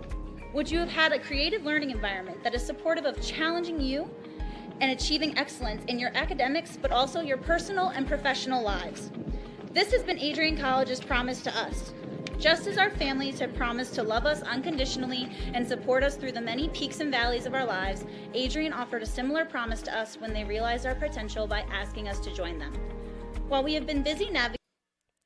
Welcome back to ACTV as Ulrich now takes the hill for Alma, trying to shut the door on Adrian College. First pitch to Levier as a swing and a miss for strike number one. Ulrich was originally Alma's right fielder, now coming in to pitch. Bulldogs able to get one run in the top half of the seventh. The pitch high and outside for ball number 1-1.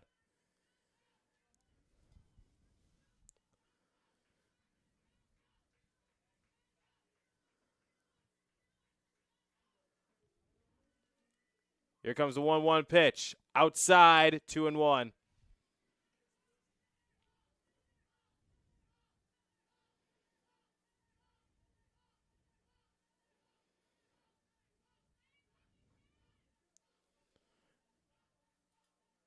Here comes the 2-1 pitch.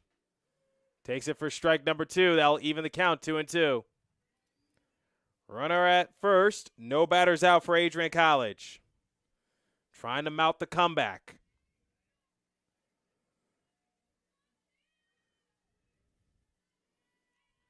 The 2-2 pitch. Hits it weakly down the first base side, and that will squirt on foul.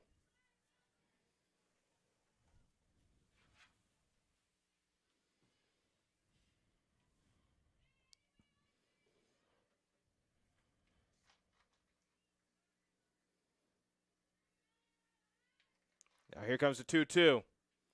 And it's going to be a bloop No, it's a bloop catch right there. What a play. And the toss over to first base, and looks like the chalk got there in time. Close play right there. Could have costed the Bulldogs. Levier got a good piece of that one. I thought that was going to drop for a bloop hit. But Alma was able to make the shoestring basket catch right there. That was amazing. And now here comes Forelli. Bulldogs down to their final 2 outs.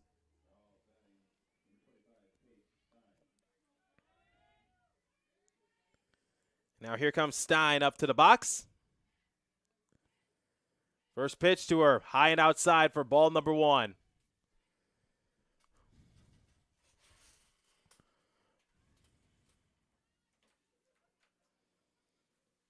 Sets into the box. Here comes the 1-0 pitch. Takes it for strike number 1. Just painted that inside corner was Ulrich.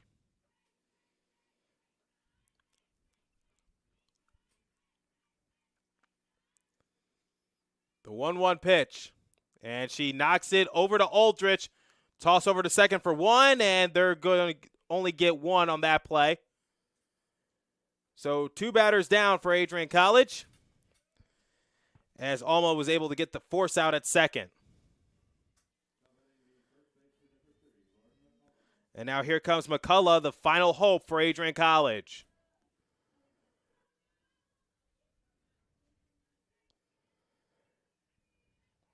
First pitch to her. McCullough swings and hits it foul. That's going to go out of play.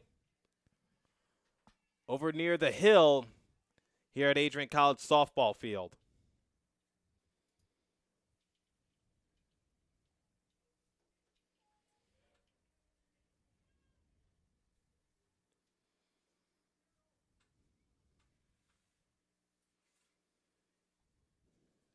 Alma trying to shut the door on Adrian and sweep this doubleheader.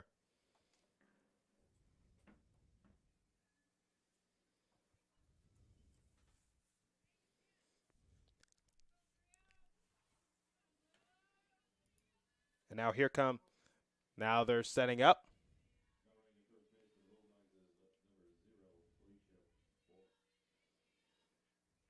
The pitch outside.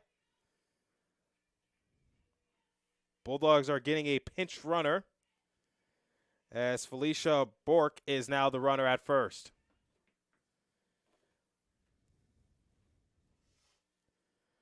Adrian College has a doubleheader against Trine University tomorrow. So 4 games in a 2-game span. On the bright side, at least they're home. Those games are set for 1 and 3 p.m. respectively. Now McCullough knocked it foul, so now the Bulldogs are down to their final strike.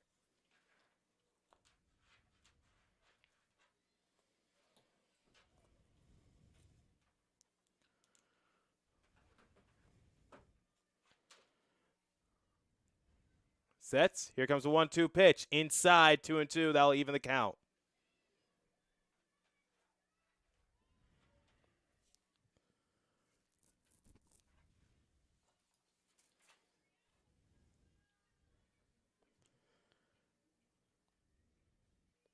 Here comes the 2-2 pitch. Swing and a miss.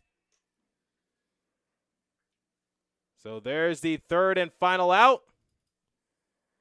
And Alma comes into Adrian College, and they sweep the doubleheader, taking 2 games to none.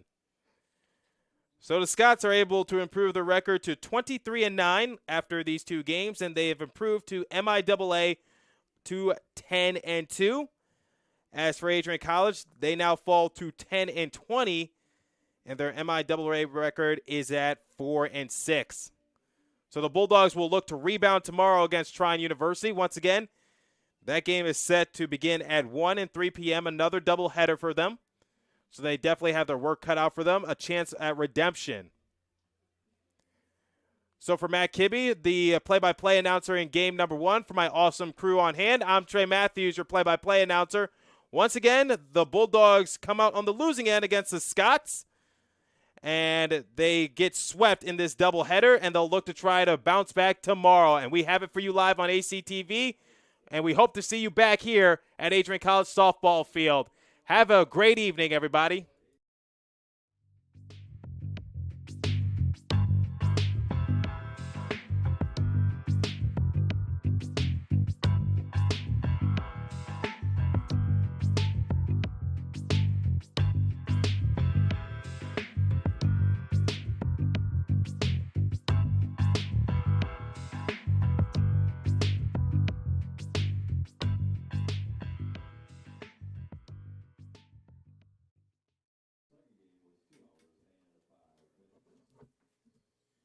Hours and 5 minutes.